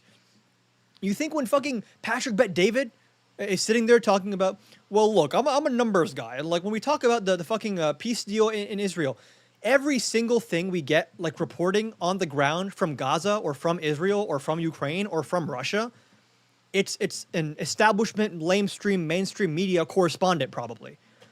It's not your favorite YouTuber's uncle. Or like, you understand what I'm saying? And it's genius what the right has done. Because they have swooped in and taken the place of these arbiters of information by discrediting them and saying, look, they're so biased, they lie. Look what they said about Trump, good people on both sides. They said a basket of deplorables and we still won. They edited Kamala Harris's interview. Like they pick out examples of, if I'm being as charitable as possible, right? A lot of the examples they pick out are complete bullshit where they're purposefully saying the media lied when the media didn't lie and the media was correct or the institutions were correct. But let's say in some cases, they legitimately pick out an instance of the media or institutions or whatever genuinely getting it wrong. Genuinely they're being biased or just being incorrect, right? They use that one example to say, now everything that source of information says is a fucking lie. And because I'm the one that told you that, listen to me. I'm the truth. I'm real. Never question my integrity. And you're never going to question my integrity because I am going to tell you things that you want to hear. I'm going to reinforce your worldview. And that psychological effect compounding over like years and years and years is how you end up with that guy that I just debated. There's like legitimately deprogramming and psychological work that needs to be done to address these types of people. Because a lot of these people, they've been living in a parallel universe since at least 2020, where every single piece of news they've consumed has been from right-wing pundits, not even journalists, right-wing pundits. Every single piece of news they've consumed is from Tim Pool, Patrick Bet-David, Ben Shapiro, Michael Knowles, Matt Walsh, maybe Nick Fuentes, Tucker Carlson, right? That's all the news they've consumed. So on that, they've built an entire model of how does the world work? Who are the players involved? The players involved, what are their intentions? How do they behave? How does the system work? Like they've developed an entire lore of how do things work.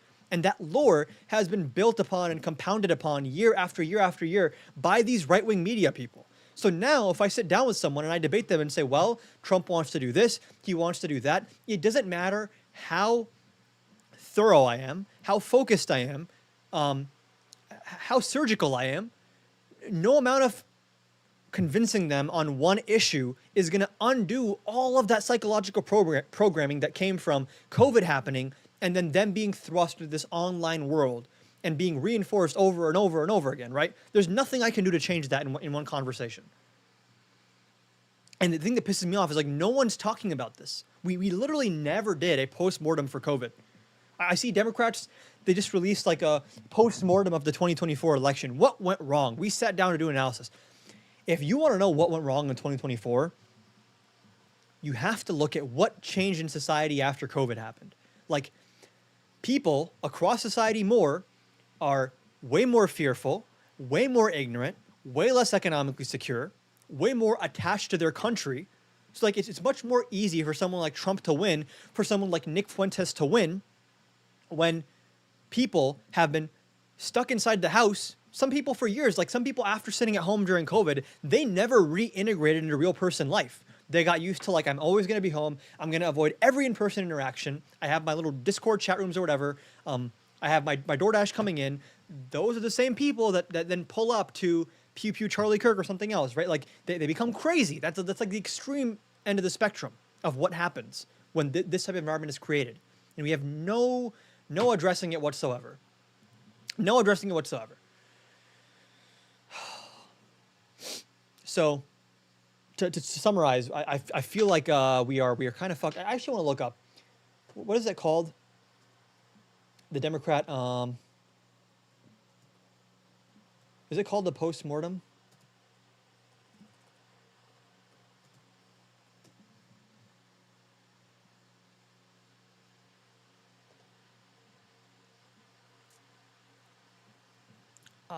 Okay, I think it's here.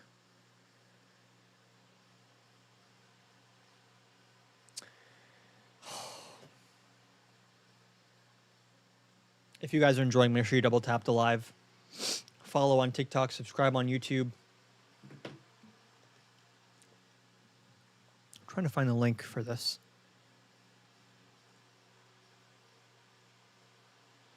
Does anyone have the link for this? I don't know why it's not showing up anywhere.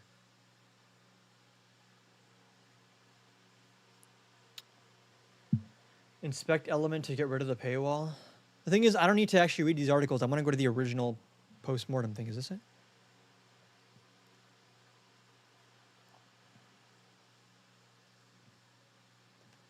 Here we go. Why Dems lost report. Am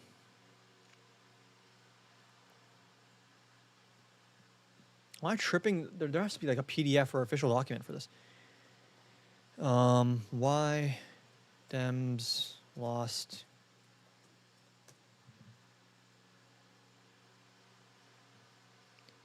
Can someone give me a link to this? Brat's summer should have went into the fall. I don't know if that would have done anything for us. Am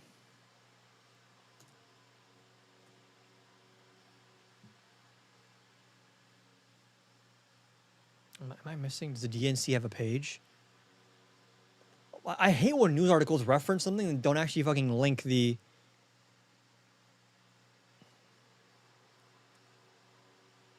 Does the I don't know if the DNC... It wouldn't be on the DNC page. I think this is like...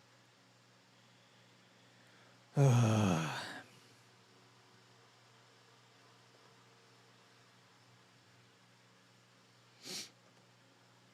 this it? Yes, I think this is it. Executive Summer. Is this it? Can people confirm this is it? Before I start reading this? I believe this is, what is this? Decidingtowin.org?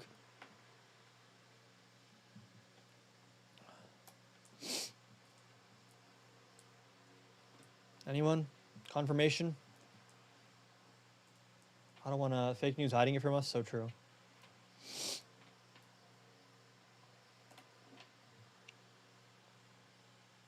Do we have a date? Okay, this is it. This is it.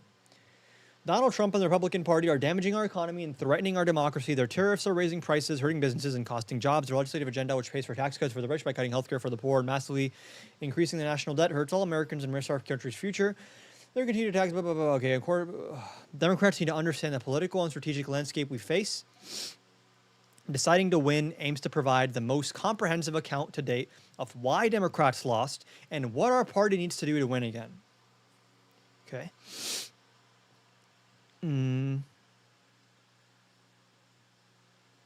following changes focus our policy agenda and our messaging on an economic program that's centered on lowering costs, growing the economy, creating jobs, and expanding the social safety net. Yeah, I guess that's fine. Yeah, that's good.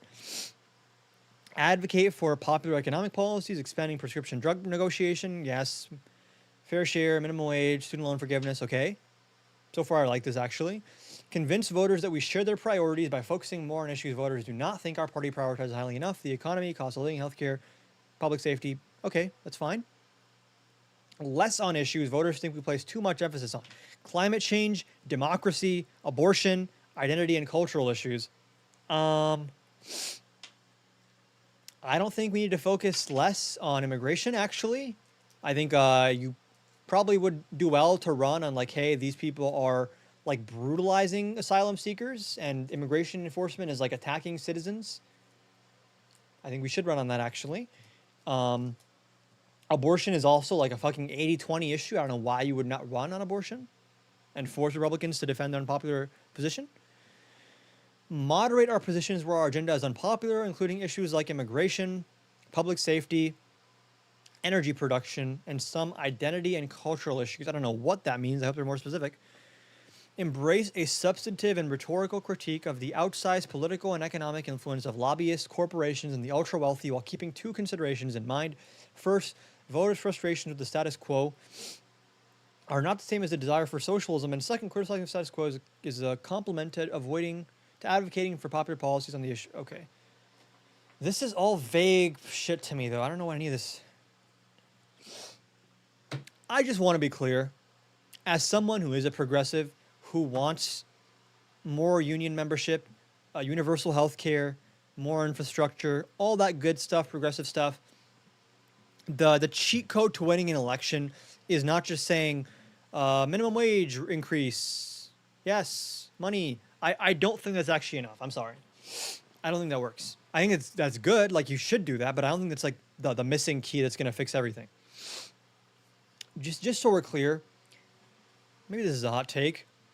Policy does not win elections. It just doesn't. It can play a role, I guess. It can push the needle one way or the other. Policy does not win elections. How can I prove that? Trump won. Bush won. Reagan won. The people with the worst policy have won before. So whether it's primaries or general. So like, I agree. I want to see better policy from Democrats, but like this idea that like all we need is someone to say tax the rich and then the fucking sky will fall to the ground and we'll win everything forever. Like I wish that was how it worked. But no, you need to be able, what wins you an election is conviction. It is purely conviction and just saying what you believe and not caring about the consequences. That is so much of Trump's appeal, is that when Trump says something, you kind of know that he's not sitting there like second guessing, like, oh, should I say this? He just says, this popped in my mind. Let me just tell you what I'm thinking right now and never apologize for it. And that signals something to people watching, which is that, oh, you don't have a filter. You're telling us what you actually think. And that says something about how you, yes, he said concept of a plan and he won. He said they're eating the cats and dogs and he won. The reason Trump won is because he symbolized something that is powerful, which is I'm not a part of the system and you always know what I feel, which he lies a lot to be clear, but he gives that impression off because of the way he speaks. And when I see Democratic candidates thinking like, oh, all we need to do is support healthcare, and then we'll win. There's some people on now who weren't on earlier. I want to be clear. Like, I love Mamdani. I want Mamdani to win, but I think we are over-exaggerating his appeal. Eric Adams won in 2021. 67% of the vote against Sliwa. Mamdani, even like head-to-head matchups against Sliwa, is not even breaking 60%. So like, in terms of the general election performance, as of now, Mamdani seems to be uniquely underperforming. And I love Mamdani. I'm just looking at the numbers here. and his approval rating nationally is like 22%. So I really don't think that like progressive economic policy is this like silver bullet. You need to redefine politics, create a new. This is why we need like an Obama type figure. When I say Obama type figure, I mean someone who comes in and says, this is now the Democratic Party is. According to me, if you disagree, shut up. There's a nicer way to say that. But like that energy of coming in saying, we've been fucking up. This is what I think we have to do. I'm going to be honest about that. And I'm not going to water down that message to appeal to this group or that group. I'm just going to tell you what I think. And you can't fake that. You can't fake that. Kamala Harris is trying to fake it right now. It doesn't work. Let me tell you, Jim, I'm fine. Like these, oh my God, dude, I will give credit to like, and yes, Mamdani will win, obviously. I hope so. Knock on wood, actually. I will give credit to Schumer and Jeffries for like standing strong on the shutdown. Great. At the same time, I am so tired of fucking lowering the bar for these Democrats who go on Colbert, they go on fucking YouTube and they say, let me tell you, I am sick and tired of Republicans and their tax cuts for the wealthy and we want to fight for your... It's like, dude, you're saying the right stuff, but you look corny, you sound corny. I'm sorry, there's no nice way of saying this. You seem like a loser. And that sounds shallow and like kind of vibes based, but as we just saw with the previous guy, you win elections with vibes. Actually, you win elections by like making people like your vibe, literally. I think that's actually it. Is like, which is why you see like incongruent results, right? You see people that voted for Obama that also voted for Trump, and that makes no sense substantively. But silly you to think they're voting on substance. You know why they voted for Obama and then Trump? Obama comes in and says, this is what I believe. I think we can change everything. I think we can have a message of hope and change everything. We can all come together. There's no red states. There's no blue states. There's only the United States. And he has this way of speaking. He commands the room and he says what he wants to say. Trump comes along and it's less hope. It's more fear, but it's the same stuff like, system's broken. I can come in. I have a giant personality, and that giant personality will overshadow everything else. Big personalities win elections. I think that's what it is. I think ultimately these debates about like, should Democrats embrace a single payer system or a public option system, or should we first start with expanding the ACA? Does not matter for winning an election. Does it matter for governing? Yes. For winning an election, does not matter. Like, I'm sorry, maybe in a primary it matters like a little bit, but if you think that the general electorate, that the 20,000 people in like Wisconsin that make a difference are going to be like, I was going to vote for the Democrat, but he only offers a public option plan for health insurance rather than a consolidated single payer plan. That's not a real person. That person does not exist. So, just newsflash to the progressive wing, which I love and I agree with on policy. This, you can't just like rest on your laurels here and just say, all we have to do is tell the American people we love the working class and we love populism and we love, fighting the billionaires and that's just going to do everything for us. No, that works in a primary, I think, really well. And it's not necessarily a bad thing, but if you have a boring ass candidate who says all that stuff, they're going to lose. You just can't have a boring candidate. It needs to be someone with a big personality. And I honestly think that's like 80% of it. I really do. I just really do. Someone who can capture the energy of a room, they win. They win. It's all vibes. It's all vibes.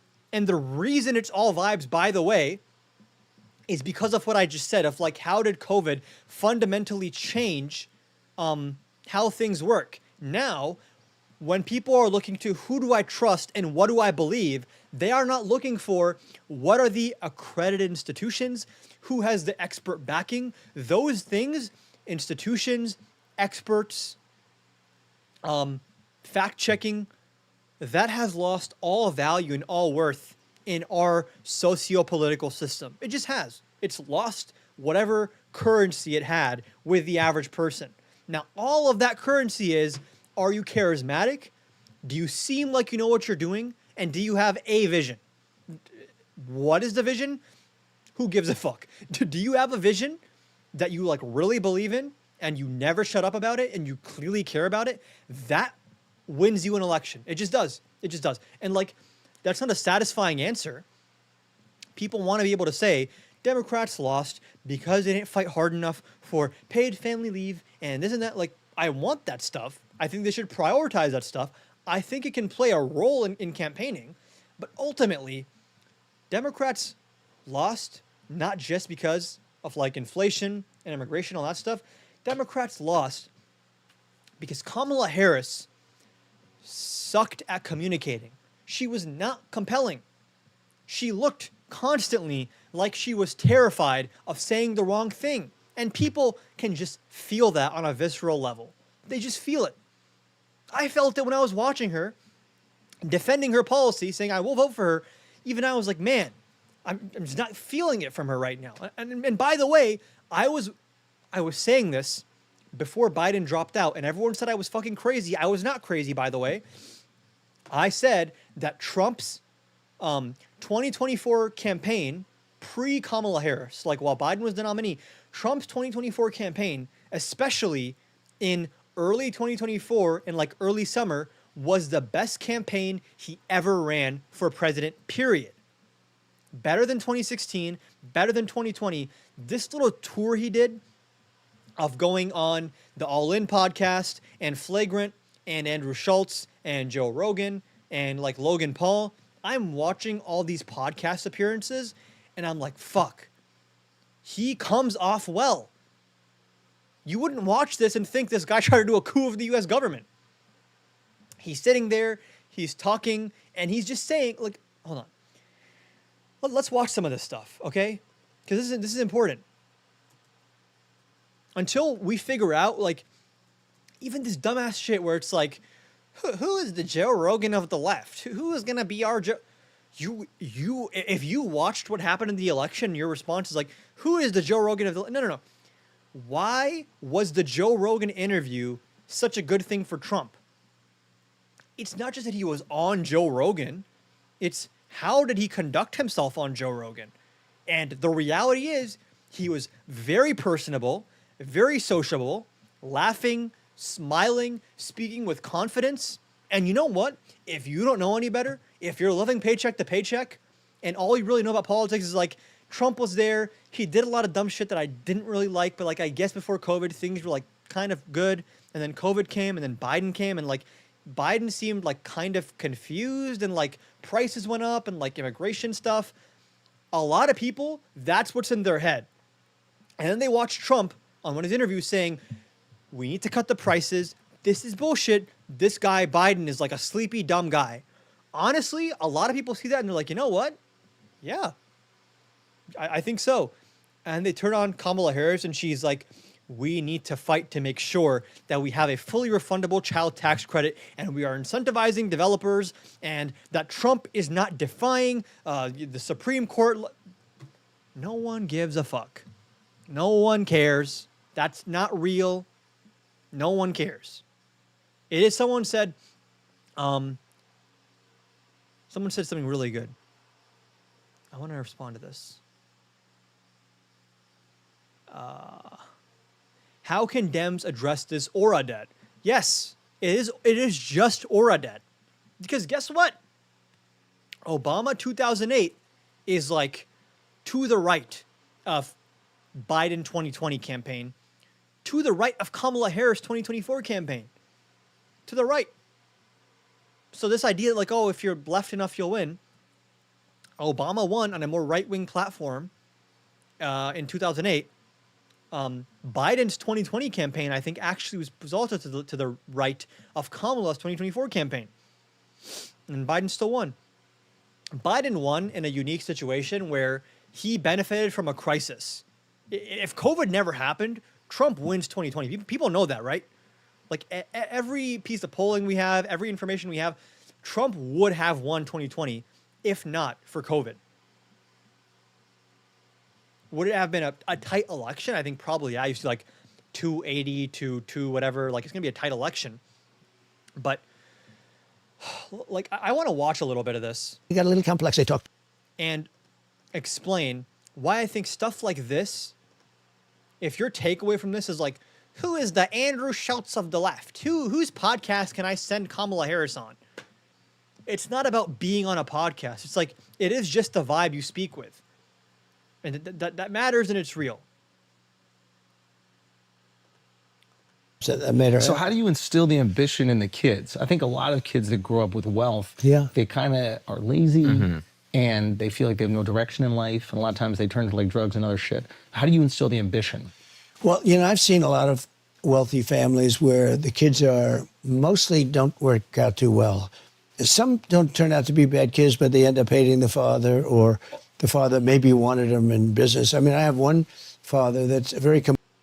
Just to record this entire interview, there's like not one mention of like, this is the percentage tariff I would apply to Brazil, and this is the percentage I would apply to China. And I'm thinking that we should change the way we expense capital investments and extend the TCJA corporate, like none of that. None of that. It's just vibes. And there was a really funny part here. Much better. You still haven't answered, though. That was the best dodge of the question. Or meet, deface, the fake news. It's an assassination. So the one guy has 6 phones, lots of messages to people. Who are those people he's calling when he's hiding behind a bush? So if you had to guess, I'm sure obviously you've thought about this a lot. It's an assassination attempt. If you had to guess, who do you think is responsible? These are great questions. What the hell? I don't get these questions from the fake news. Yeah. Rosie O'Donnell's not asking like this. Deface the Nation. They have the woman on Brennan. She's on Deface the Nation. She was terrible with you know, the way she handled J.D. Vance, who did a great job the other night. He did do a great job. But I don't get questions like that. Did you ever hear of the show? Deface, ladies and gentlemen. Notice how first they're asking these softball-ass questions. Sir, who do you think did it? Who pulled the trigger, sir? Was it Russia? Was it China? It's sensational, not super relevant, and not something he would even know. He's not fucking president. He doesn't have access to that stuff. Secondly, it's Donald Trump's vibe here is just chill.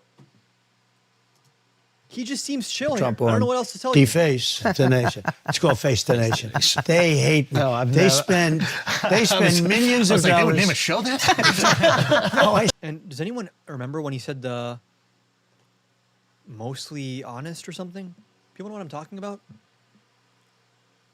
Oops.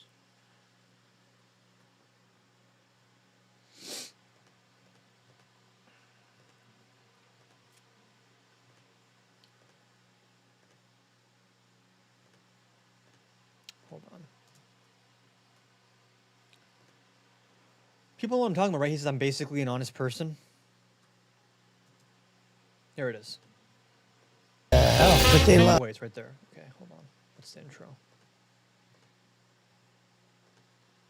You know it's a lie. You can't do a commercial on it. But this is a thing that's going to end in 29 days, so they can say what they want. I have a hard time doing it to them because I'm basically a truthful person. But and frankly, she's given me so much ammunition. I don't really have to. I mean, she's a radical left lunatic. Who will? It's all vibes. He's chill. He's making jokes about like, I'm basically a truthful. Basically says I fucking lie half the time, and they're like, oh, we love. He tells it like it is. Like, this is the thing. Trump can say, yes, I lie. And people are like, oh my God, he's telling it like it is, bro. Oh my God. And they start clapping and screaming like fucking seals. Will destroy our nation. Other than that, there's nothing of substance here. But it kind of seems like a chill vibe, like just hanging out with the boys. They're sitting there, legs crossed, leaning back, laughing, oh, these Democrats, they're so silly and ridiculous. Young men watch this stuff not knowing anything about politics. Like, what the fuck is a corporate tax rate versus capital gains? Like, they don't know that shit. They watch this and they're like, yeah, this guy, like, he's kind of funny. He seems pretty chill, actually. And they watch Kamala Harris, like, I think we should, what I would do is, we can't go back. We can't go back. She's fucking stiff and shit. It's like, dude, stop. We can tell someone told you to say this.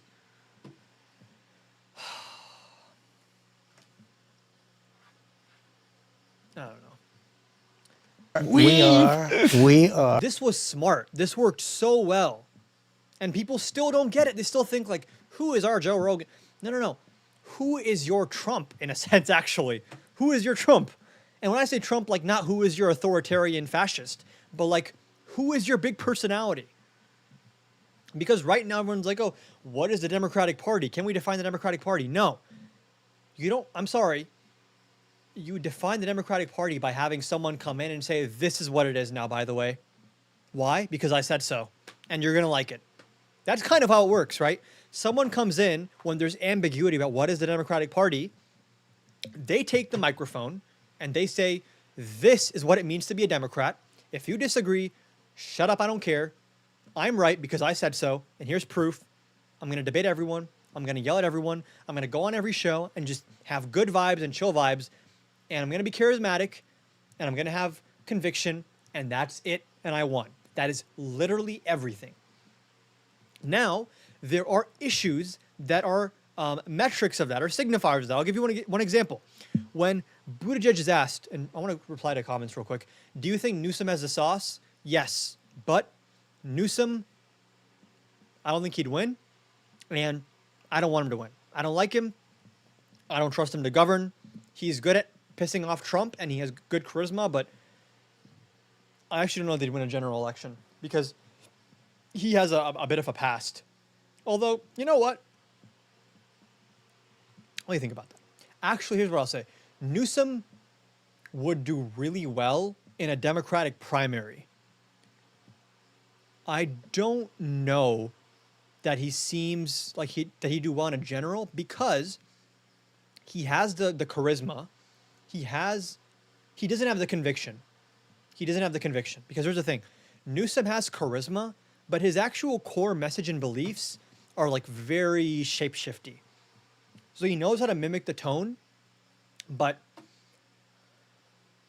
he would turn on a lot of working class. He has this like, but here's the thing. I hesitate to say that because like on the surface, you'd think that Trump also turns away the working class. He's a coastal elite with fucking slick back hair, gold palaces, never pays his workers, destroys unions, and for some reason he's winning fucking Rust Belt voters. So you know what? Maybe Newsom would do well. Maybe Newsom would do well. Who knows? Because Newsom is in many ways the anti-Trump. He is like the liberal inverse of Trump in a lot of ways. He has the look, he has the energy, but he doesn't have the integrity.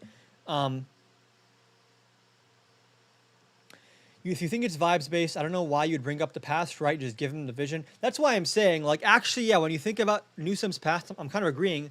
How much does that matter in this day and age? Because Trump's past never did anything to stop him. So, I don't know. Maybe Newsom would do well. Maybe the electorate is, like, changing in that way. But the thing is, Newsom is not inspiring. But then again, okay, here's my take on Newsom. There are, and I appreciate Chicken Dumpling for this is a very good comment. You're right. Hold on. Love your work, Adam. Please keep up the energy. Left-wing news creators like you. Thank you so much, Francisco. I appreciate you for watching. Here's the reality. In American politics and politics in general, there are like two main motivators you can kind of use to like really build grassroots support. There is fear and there is hope. This is like a tale as old as time. If you want to bring people together around something and rile them up and get them to follow one person, fear or hope. Trump is really good at the fear stuff, very good at capitalizing on fear, and it works for him, and people vote for him. Now, what I've been describing when I say you need someone with conviction, and they need to have like an aura, and I hate the word aura, but like they need to have charisma an aura in like a very palpable, like generational figure type of way. Now, when I say that, I'm envisioning someone who does that with like a more hope type of message, a constructive message. This is what we can build. This is where we can go. And I'm going to talk about it with conviction, even if it's some vague platitude shit. Like Obama did this. People were fucking crying when Obama won. Can you imagine someone crying of joy for a politician winning now? Maybe Mamdani, but like people really were like, this guy's our fucking messiah. Kind of. Like that was the kind of the vibe in 2008 when he won. Because he had this like he embodied like hope. Trump, when he won in 2016, people are cheering at the watch party because no one thought he was going to win. And they're like, oh my God, finally we're going to fight back against the left. They captured our institutions. They captured the White House. Finally, we have it back. We're going to fight back, right? Newsom can tap in to the 2016 Trump energy. And maybe he wins with that, right? You can have a Democratic nominee in 2028 that really capitalizes on the anti-Trump fear in a way that is, people say, you can't just win by telling us what you're against. You have to tell us what you're for. I'm sorry. Did we miss both of Trump's presidential campaigns? Where he's always telling you who he's going to kick out, who he's going to put in jail, who he's going to accuse of treason, who he hates. Like, hello? Actually, shitting on the other side works just fine if you do it well. And Trump was just better on shitting on the Democrats than Democrats were at shitting on Trump. When they did it, it came across uninspired, scripted, boring, no charisma, no conviction. Like, do we even believe? Like, one thing I always got is like, Democrats call him a threat to democracy, but do they even believe it? A lot of the Democrats that were calling him that, they don't really seem like they believe it because they're not here fucking screaming at the top of their lungs, having some conviction. If I see Chuck Schumer fucking huddled over a little letter, we sent Trump a very strongly worded letter saying, sir, you must follow the power of the purse. We have institutions and we have norm. No one believes that you give a fuck if that is the energy you're bringing. Trump comes in and says, these people, they're scum, they're destroying the country, they're deranged lunatics and thugs. They're coming in, they're taking your pets, they're taking your jobs. We have to get them, we have to get them big, we have to get them out. That's also what I'm running against, an anti-message, but he does it better. He just does it better. So Newsom is the operator who can win an election off of vibes, but not in the way that I want us to win. We can win in 2028 on fear or on hope. Both can win, right? Like the electorate is prime real estate for either. And you can have a Newsom who wins just off of trolling Republicans, saying Republicans suck, and doing it really well, having charisma, and doing the whole thing like, we're going to get rid of FICE doing this, and we're going to kick Trump's crooks out of office, and we're going to make the government less corrupt. Like, these people are the deep state. That works. It works. What I would like to see is having that same conviction on a more hopeful, positive message. And I think this wins bigger, right? You can run a Trump type of election where you run on scapegoating, you run on fear, you run on the other side is so bad, all these things are so bad, I'm going to protect you, I'm going to hurt them. This is your enemy, I'm going to hurt your enemy. That works really well right now because Democrats want to, when I say hurt MAGA, I mean politically, peacefully, patriotically, obviously not physically, right? But like, Democrats want to get back at, like, they're pissed off right now. It's like these people are coming in, they're facing no consequences. A Democrat who comes in and says, we're going to lock them up, we're going to get them, fuck them, they're corrupt, they're evil, that Democrat probably does very well. But a different type of Democrat also does really well, who says all that stuff, but then focuses on, here's how we move forward. I believe in a better America, or this, that, and the other, whatever. Which is why I still think, to answer the initial question that started this whole tangent, I take it back. Newsom probably does win.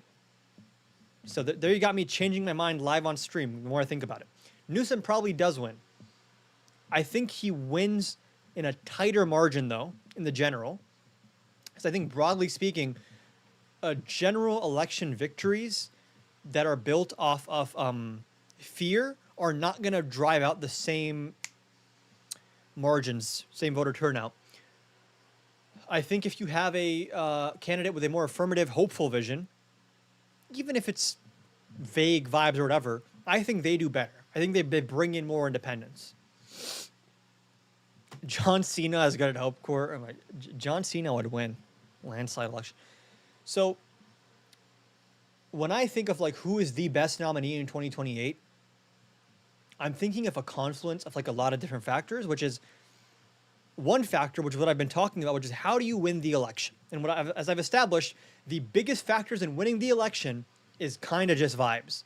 If you have the sauce, if you have the vibes, then I guess you can still lose, but it's a lot harder to bring you down, right? Like your threshold for the attacks you can withstand is a much higher threshold, right? So like you're not invincible, but if you have the charisma and the conviction, you develop a certain shield that it immediately raises your chances a lot versus a standard competitor. Now, with that being said, if you have a person like James Tallarico, that is someone who I think wins, and I specifically say James Tallarico. People say like, oh, let him first get more involved in state politics and work his way up.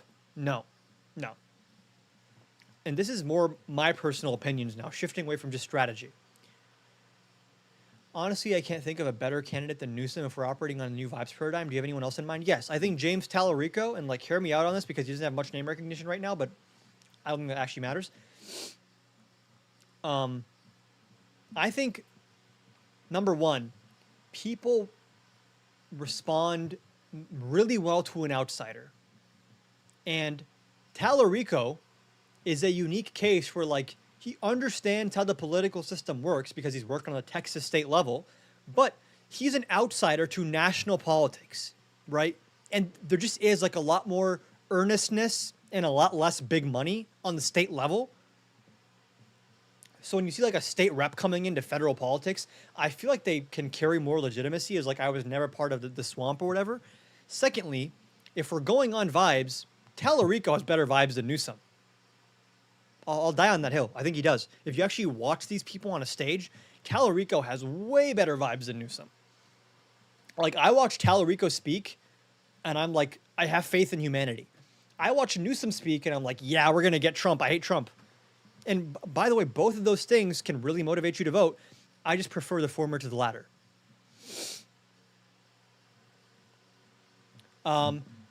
Isn't there some okay? So Chicken Dumpling on YouTube says, I don't know Tallarico has the sauce, but isn't there some experience needed to run a successful presidential campaign? Maybe not. I think not, because again, this is one thing we've learned from Trump: experience does not matter. It does not matter. Trump has, like, it's so crazy to me. Trump ran against someone in Kamala Harris who has experience in all three branches of government. That's pretty crazy, right? Judicial, legislative, executive.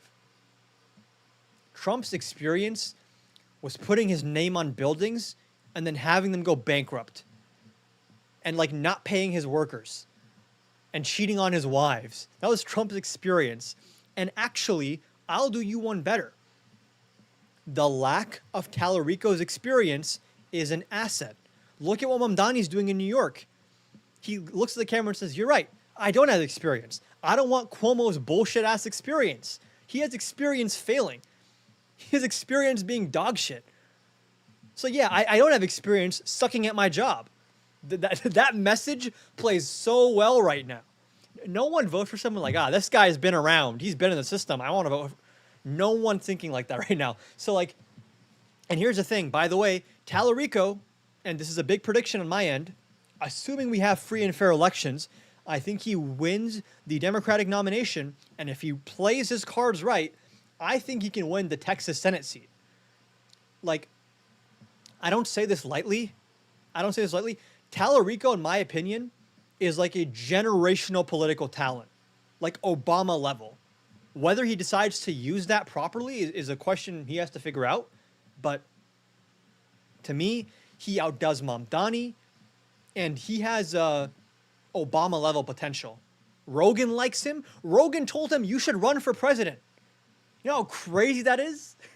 Not just like, I guess you're okay for a Democrat. Not just that, but like, you should vote for president. I would vote for you. Someone who is pro-trans rights, pro-expanding working class protections economically, progressive on social issues, progressive on economic issues, I believe wants to cut off funding to Israel. I actually think, maybe I'm wrong, from what I've seen, Talarico has actually said the right things about like,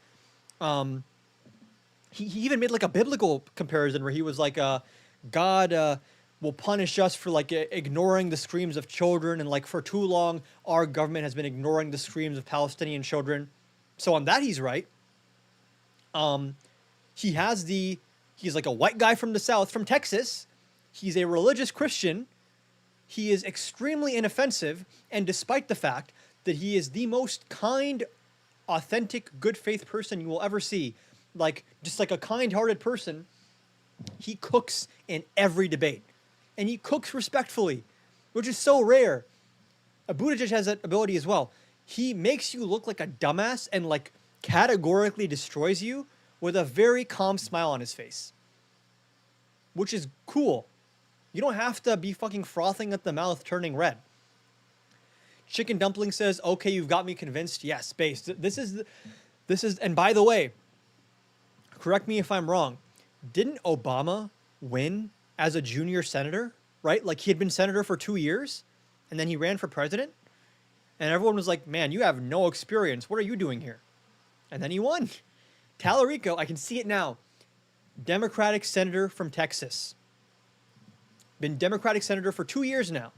And he's a Democrat that managed to win in deep red Texas, which Trump won by 16 points in 2024. And Talarico flipped it. Beto couldn't flip it. Allred couldn't flip it. Talarico flipped it. So this clearly is a Democrat. Like, if Talarico wins the Texas Senate race, he better be at the top of the fucking list everywhere. Because if you can win Texas as a Democrat, it's over. Kamala, go home. Newsom, go home. I'm sorry. We have our nominee. And just by the way, when people work their way up the ladder, like I was a congressperson, then I was a senator, then I worked as a cabinet secretary, then I was a vice president.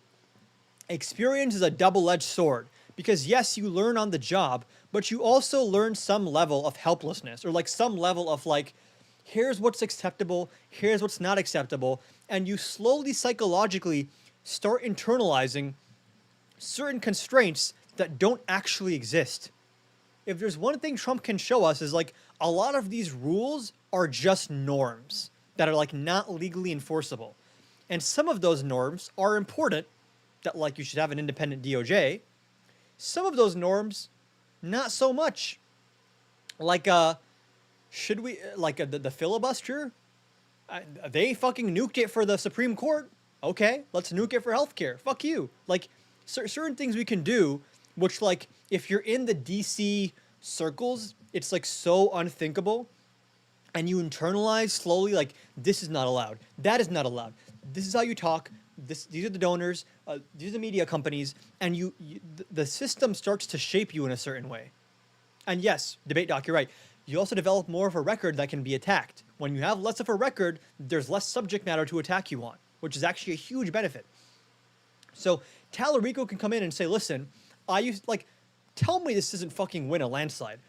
I went from being a public school, elementary school teacher, and does everyone know his story of like how he got involved? Hold on, I need to play this. I don't want to speak on his behalf.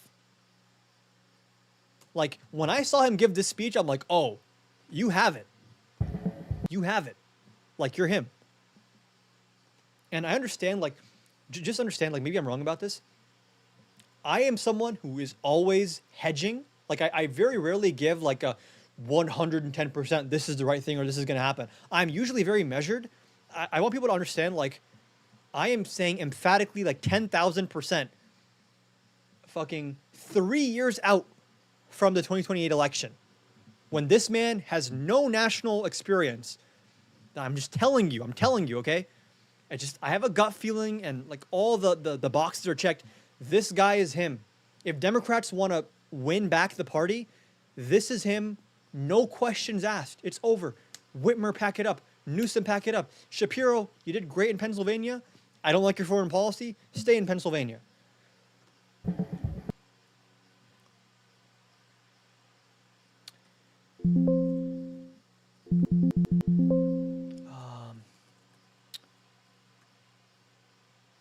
Okay.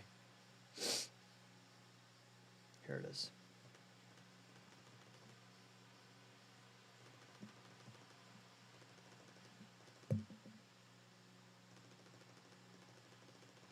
Almost there.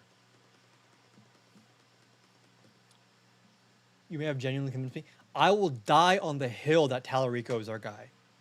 I will, and it's like supposed to be early. No, it's him. It's him. He's the only one. Because he's not the only one who can win, by the way. I think he wins by the biggest margin, and he brings the type of change we need. Number one, I think Tallarico is genuinely well-intentioned. Which, I know that feels crazy to say in 2025. That exists. There are people who get into politics for the right intentions. And we know this because as a state representative in Texas, bro does not make money. He's not, and he's like, I don't think he accepts any corporate PAC money or like anything big. And honestly, I'll say this again. People are asking, what's his economic policy? We actually don't know specifically what type of healthcare plan would he run on. I know he's economically progressive. What do you want? Single payer, public option? How much would he raise taxes? What would he prioritize? Infrastructure or child tax credit or like universal child care? I don't know, but he's progressive. He is charismatic. He is well-intentioned. He inspires a lot of hope. He has enough experience that he knows how government works, but he also has little enough experience as to not be shaped so totally by the system. And he's young enough and new enough that he has a certain level of optimism and energy that like someone who's like 70 is not going to have. And he is socially progressive in a way that can appeal to religious Christians. Which again, you get me a Texas Christian Democrat as the nominee of the Democratic Party, I think you're seeing big numbers. People act like, oh, we can never win by a big margin again. Like every election now is going to be down to 5 votes in this one Wisconsin county. No, I think you can win filibuster proof. Maybe we probably need to lower the filibuster to like 53 votes, in my opinion. Maybe don't nuke it, make it 53. We can. Here's what we do. I'm telling you guys, it's not too late. Here's the hopium, okay? Not copium. This is hopium. Tallarico wins the nomination, runs for president against J.D. Vance, cooks him, ends his life, makes Vance look like a liar, like a scumbag who has no real plans for America and who wants to divide the country. And Tallarico, he loves everyone. He wants the best for you. Jesus is king, all that stuff, right? And Democrats win 53 Senate seats and a House majority, okay? I think that's doable with the Tallarico nomination, okay, 2028. Here's the dream scenario, okay? Then they come in with 53 Senate seats, say, okay, we are reducing the filibuster from 60 votes to 53 votes. Republicans, suck my dick, I don't care. You did it to prevent us from getting Merrick Garland. You started this, the nuclear option. Republicans did this to, not for Merrick Garland, to confirm Trump's Supreme Court nominations. They got rid of the filibuster. Okay, fine. We get in there, 53 senators. We lower the filibuster to 53. DC statehood, Puerto Rico statehood. Bam, we got 4 more senators. So now we have a margin to work with. Now we have 57 senators in the Senate.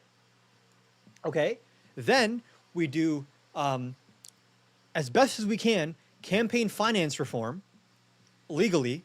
do your best to get money out of politics, then that's one thing that's also going to prevent, like, first what you want to do is prevent, Trump is smart about this, right? First you come in and you consolidate power.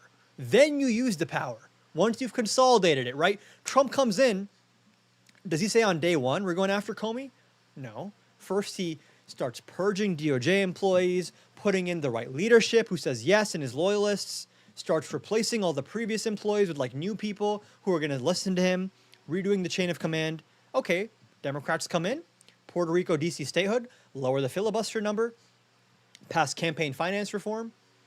Oh, wow, now we have less big money working against us. We don't have the filibuster working against us. You have more civic participation. I think you actually build political capital from doing this stuff, which typically when you win an election, you lose political capital the more you use it. No. If you use political capital in the right way, you build it. It compounds. You do all of that, and then you move to the big economic policy. You say, look, we gave DC and Puerto Rico statehood. We got money out of politics. We got rid of DC gridlock. Now we're going to do something big like healthcare or infrastructure or whatever else. And now we can do it big because we have big majorities and we have a extremely popular president in Tallarico. Like, that's how you do it. That's the, you know, when Dr. Strange, he said the one outcome where they won after seeing 14 million where they lost. This is our one, okay? The other 14 million is Trump rigging the election and we all die, okay? That's a little extreme. But like, you get what I mean, right? This is our one. I just saw all the future outcomes. And to close it off before I hop off here, hold on.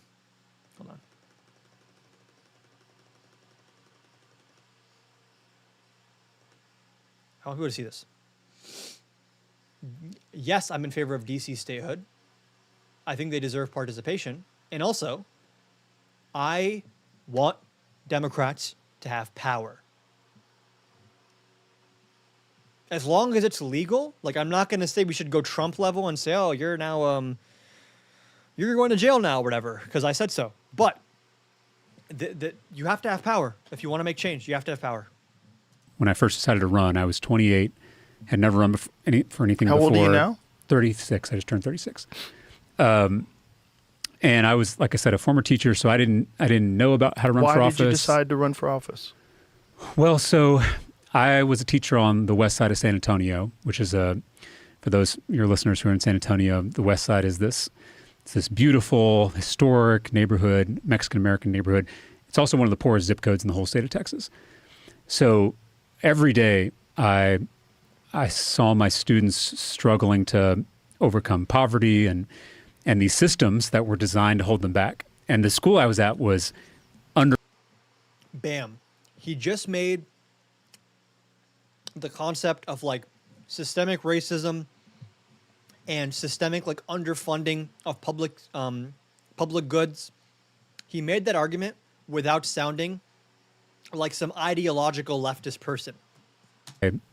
I saw my students. And he ties it to a relatable example of personal experience, which I was in this community, I was a teacher, and I noticed that like there were systemic barriers affecting my students. Struggling to overcome poverty and these systems that were designed to hold them back. And the school I was at was underfunded. It was Title I school.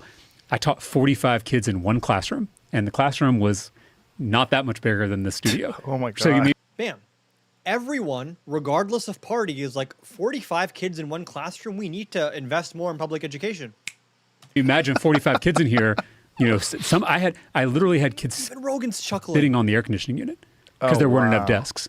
I mean, this is crazy. This is the 21st century. In America. Imagine He's cooking. This is so good. Newsom can't do this. 45 kids in here, you know, I literally had kids sitting on the air conditioning unit because there weren't enough desks. I mean, this is crazy. This is the 21st century in America, in the United States of America. He's getting fucking Joe Rogan to just, and I can't believe we're the richest, best, biggest country on earth, and we can't even have proper utilities for our students in these schools. Ridiculous. America. Wow. And it pissed me off. I mean, I had one student. I was a first-year teacher. What happens in schools, especially schools in high poverty neighborhoods where things are really hard, you know, the administration of the school will oftentimes give the kids who need the most help, the kids who have the most troubles, to the first-year teachers, right? Almost like a hazing thing. So I remember my first year of teaching, my principal told me that I was going to get this kid named Justin, who had gotten kicked out of his elementary school the year before because he had brought a knife to school and threatened to stab his 5th grade teacher. So I was, again, first year teacher, kind of freaked out, right? The kid shows up. One, he's not a monster. He's an 11-year-old boy, right? Like this high, right?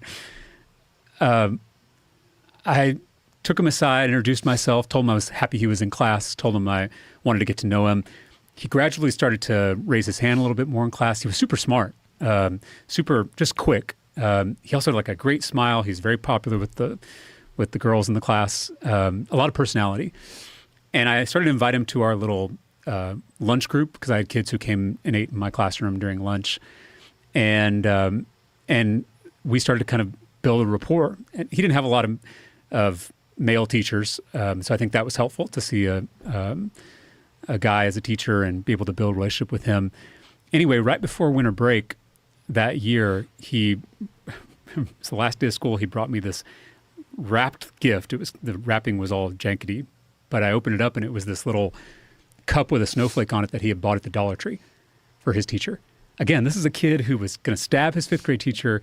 A few months later, he's bringing a snowflake cup to his 6th grade teacher. And I was feeling like I was... Bam, what is the point he's making right there? People don't even notice it sometimes. He's saying, oh, if we have systemically underfunded schools and communities, you're going to see more antisocial behavior. And instead of shaming and attacking that antisocial behavior, maybe invest in these kids and their success and treat them like humans. And maybe you get better outcomes. I know, crazy. I was on top of the world as a teacher. I was like, who's going to make the movie, right? Like, here I am, right? Sandra Bullock's going to play you in a movie. Yeah, who's going to play me? And then I came back after winter break. I was in my 3rd period class and I heard this commotion out in the hallway. So I immediately stepped out of the room to see what was going on. And there were 2 of our coaches and they were both restraining Justin, either side of him. They were carrying him out of the school. He was screaming. His feet didn't touch the ground. Like he literally was just carried out of the school. I found out that he had started a fight in his 3rd grade class and that was his last strike. And it was the last time I ever saw Justin. I did some digging to figure out what had happened. Turns out in the previous semester, Justin had been seeing a therapist that was provided by the school district. And it was this lady that he really was hitting it off with and getting along with. And they were going through all his issues because Justin had been abandoned by his mother at a very early age, which that'll screw anybody up, right? Justin had experienced violence, had experienced all this trauma. And so for the first time, there was a professional who was helping him work his way through it. And there was a teacher who liked him and who believed in him. And that was all it took for Justin to see all these improvements. And I found out that after winter break, that because of budget cuts from the legislature, the district had eliminated the therapist. So this lifeline suddenly went away for Justin. So literally everybody had abandoned Justin, including his own mother. And now the adults that he was trying to trust again were abandoning him. And so that was the kind of radicalizing experience for me, because these people at the state capitol had cut $5 billion from our schools. Who knows why? He would just win. He just would. I'm saying it. It's true. If you disagree, you suck. You're wrong. He would win big. He just would. Why? Who knows what the justifications were? But I saw firsthand how that screwed up a kid's life. I saw the damage that did to real flesh and blood. This is the same message as when a Democrat with like no public speaking ability comes up on stage and says, we need to expand funding to the Department of Education to make sure that we're sending out grants to our Title blah, blah, blah schools. Like, this is a better way of saying that. Same message, same goal, way more people on board, way more viscerally impactful. Bipartisan, independents will love this, Republicans love this. Oh, what's that? You don't want psychologists available at schools for troubled children? What are you, fucking evil? Blood human beings. And so I promised myself right then that if I ever... This is a story for getting involved in politics. And what does he do? He doesn't go into like national politics or some big money fucking think tank. He runs for Texas state legislature, which makes like no money. Got a little bit of power or a little bit of influence, that I would do everything I could with every fiber of my being to stop that from happening again. So literally Justin and my students are the ones I think about when I'm at the Capitol. They are the criteria that I use to evaluate public policy, not if it's a Democratic bill or a Republican bill. Oh my God, he's cooking. Literally Justin and my students are the... Notice, realistically, a James Tallarico presidency is going to be like he's going to pass things that are voted by Democrats and veto things if Republicans have majority, which they wouldn't if he wins. But like, notice how he makes himself sound like super nonpartisan. He's still a Democrat, still progressive, all that stuff's there. But it's like the way he talks about himself is like not like I'm a cog in this party and I will never shit talk my party. He says, listen, I'm a Democrat, yeah, but like I'm going to vote based on what's good for Justin. I don't care if it's a Democrat bill, Republican bill. Like this type of rhetoric, does it actually mean anything in substance? Actually, no. But people love this. I'm telling you, people love this. My being to stop that from happening again. So literally Justin and my students are the ones I think about when I'm at the Capitol. They are the criteria that I use to evaluate public policy, not if it's a Democratic bill or Republican bill, not if it's going to get me, ex-lobbyist support. It is, will this help my students or will it hurt my students? Period. And it makes things a lot easier. I have a picture of one of my class periods on my desk at the Capitol. So that is what got me into this whole He makes literally $7,200 per year as a state senator. Yeah. mess. I miss being a teacher because I miss having that immediate impact. All the impact I make now, if I make any impact at all, feels very diffuse and far away because there's all these layers. Yeah. But I like to think that some of the bills I'm passing are at least helping teachers like me and students like You get the point. He is a progressive who does not come off as a partisan. He comes off as well-intentioned. He comes off as a problem solver who says, listen, I don't care if it's a blue bill or a red bill, any bill that fixes our problems and is common sense, I'll pass that bill. Does that actually mean much in substance? Actually, no, but that type of rhetoric is golden. It works so well, especially independents. People want a problem solver, not an ideologue. This guy is a rare combination of well-intentioned, charismatic, comes off as pragmatic still. Like, it seems like his ideology is like, I want to solve problems. Which, y'all remember Trump's big thing in 2024 was like, common sense, we need common sense. And common sense means fuck all. I don't know what the hell common sense means. People love hearing that sentence though. We just need common sense, solve the problems, no left, no right. I just want to come in and have common sense to solve the problems. That is all it takes. Literally. All it takes. So I'm telling you guys, he would win the nomination. He would win the general election. It's only Tallarico. Yes, he doesn't have experience. That's a good thing. It would help him win. He should first win the Texas Senate seat, then run for president. As soon as he announces, Newsom, you got to go. Whitmer, you got to go. AOC, I'm sorry, you got to go too. Maybe you can be VP, okay? This guy just has it. He just has it. It's different. There's no one else like this. There's literally no one else like this right now. Mamdani taps into the vibes a little bit, but I think Mamdani, he lacks a certain tact that you gain from like living in a red state. Like I actually think I think Tallarico said this, right? He's like, as a red state Democrat, I'm just like built different. Like I know how to fight Republicans because for my entire life, I've been on the back foot. Like that's why I kind of like a red state Democrat for the nomination. If we have elections, which who knows, is because like they have a chip on their shoulder. Their entire political career has been an uphill battle. I don't want some lazy ass blue state Democrat who has a fucking 1,000% margin in their state Senate. Like people like this know how to fight for what they believe in, how to persuade. When you're the minority party in your state, you have to be able to persuade people. That is a skill that blue state Democrats, I don't think they have that skill. I just don't think they have it. They're just not built the right way. So I'm going to end off the live. It's been a long live. We've been live for 3 hours and 41 minutes. I'm hungry. I'm tired. Just everyone here. It's going to be Tallarico for president. And listen, if I ever get the chance over the next like year and a half to interview this man, I will tell him. You need to run for president. He needs to. Is everyone sufficiently convinced? I know I convinced Chicken Dumpling in the YouTube chat. Is everyone now convinced that this is the only guy for 2028? And yes, he has no experience or name recognition. That's a good thing. I'm glad he has less experience. I'm glad he doesn't have like a whole storied name. If he loses in Senate, his career is derailed. If he loses in the Senate, it's rigged. It's fake. I'm joking. I don't think he'll lose. That's a big thing to say. Texas Senate race. under Trump. Here's the thing, actually. It might actually end up getting rigged. Can y'all imagine where Tallarico pulls it off, but then you start seeing them pulling sus shit with ballot boxes in the National Guard?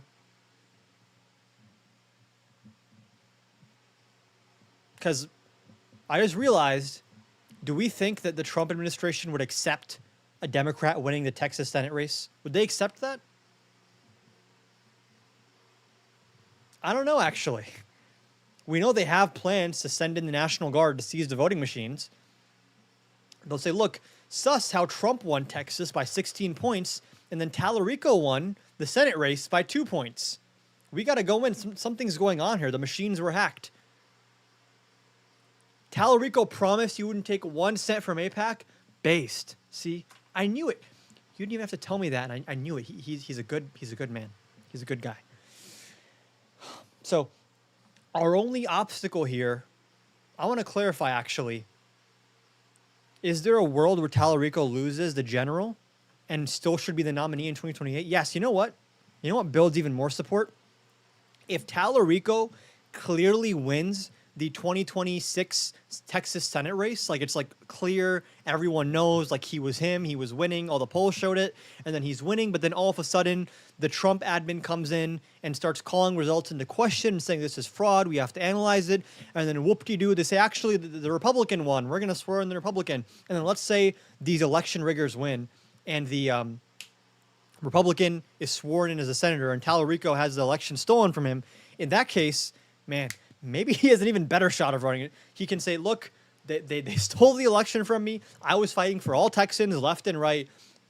You know, clearly campaigning on they stole the election from me can work. Even if it's bullshit, it can work. It worked for Trump, right? It builds up like a whole, we're fighting these people and like they're trying to put us down and blah, blah, blah. Like, if Democrats have their elections genuinely stolen from them, we can do a rallying around the Democrats effect, right? People will rally around Tallarico even more if he has like unfair election interference from the Trump administration. So I'm telling you, he's him. He's going to do it. He's going to win. If he doesn't run, then we can still win with someone else. But in terms of, again, I want to say like the one outcome I see out of the 14.6 million where we actually win and we get the best case scenario and like everyone's happy and everything's great. It's the one where Tallarico is our nominee in 2028. Well, without that, we can win back the presidency. We can temporarily push things off. We can stay in the same paradigm and win it up. This is the guy who actually changes minds and flips states and gets us big majorities. This is him. I don't want to be crying like, oh, pretty please, could we please win Wisconsin for once, please? No. I want to be competing in North Carolina and Texas. Why are we so afraid of like competing in red states? And why are we just, oh, the Democratic Party is so weak. If only we could win in Texas and Wisconsin and Pennsylvania. No, that should be a given. What kind of shitty ass candidates are you running? Can't even win Michigan.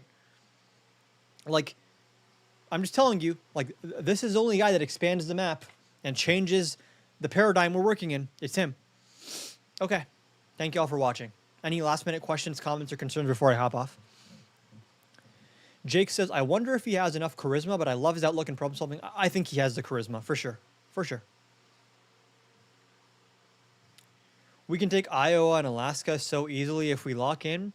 I don't want to speak on that because I haven't looked enough into those states, but I do think, I don't know, man. When y'all look at these congressional generic ballot polling and you see like Democrats are up by like 2 points on average, am I the only one who's like sussed out by that? Like, because when you look back at this time in Trump's first term, thank you, Debate Doc, I appreciate that. Look back at this time in Trump's first term, and the generic congressional ballot was like Democrats plus 10. And now we're Democrats plus 2, plus 3, maybe. I don't know why. I like don't believe that for some reason.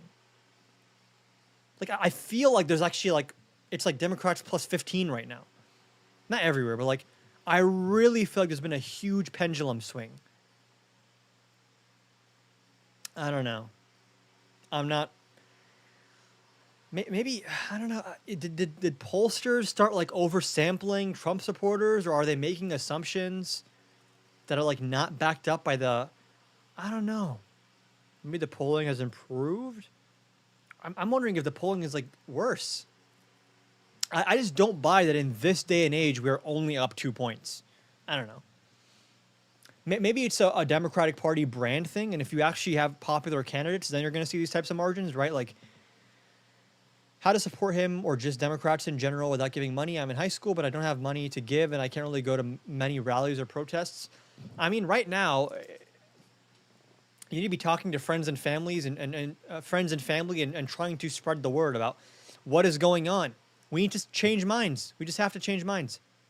It's not, that matters. Talking to people that are your friends and family and saying, listen, like, I love you, whatever, but Trump's crazy. He wants to destroy democracy. You don't believe me? Here's Trump's own words saying so. There's ways to change minds. It's hard. It's not common. It's not often. It's worth trying. And for many people, it's kind of all you can do right now is operate in your own social circles and advocate for what you believe in. Why were you talking about Michigan again? Oh, I was saying that, like, there's this big thing of like, if only we can find a nominee who wins Michigan and wins the Rust Belt. That should be the bare minimum. I don't want us to be like biting our fingernails like, I wonder if we're going to win the Rust Belt states. No, I want us to be competing in Texas and North Carolina and put Georgia back in play. Ohio and Florida now are just like, it's a given that they're swing states or that they're red states. Ohio used to be the swing state, like the swing state. Like if you win Ohio, you win it all. Florida was similar. Now we just take for granted, like, oh yeah, Ohio, no point competing. Florida, no point competing. I just like, if there's one thing that Trump has told me is like, you gotta dream big.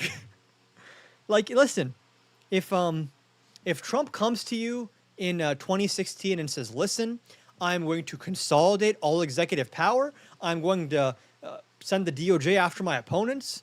I'm going to I'm going to double my net worth using government power. I'm going to engage in blatant acts of election meddling and illegality. In 2016, when Obama's president and we believe in the strength of our institutions, you'd say, bro, what you're describing sounds like a fascist takeover. Even if that happened, it would take like 20 or 30 years. That's not going to happen in America. Trump says, watch me, lib, watch me. And we're here less than 10 years later on the verge of like full-fledged right-wing authoritarianism. Because Trump, you know, say what you will about him, MAGA and him, they dreamed big. They said we're going to change the whole system. No more rule of law, no more constitutional protections. We want it all gone. And you might think such a big undertaking, such a big project that fundamentally alters so many aspects of our public institutions and our private institutions and academia and health and society takes too long, can't get it done. He got it done, right? And just to add to this, 2024 NYT election map. And just like, if you went back to 2016, oh my God, bro. I hate the New York Times. Why do I have to log in for everything? There we go. Oh my God. Can I just get like a state-by-state map, please? Which I can expand the results.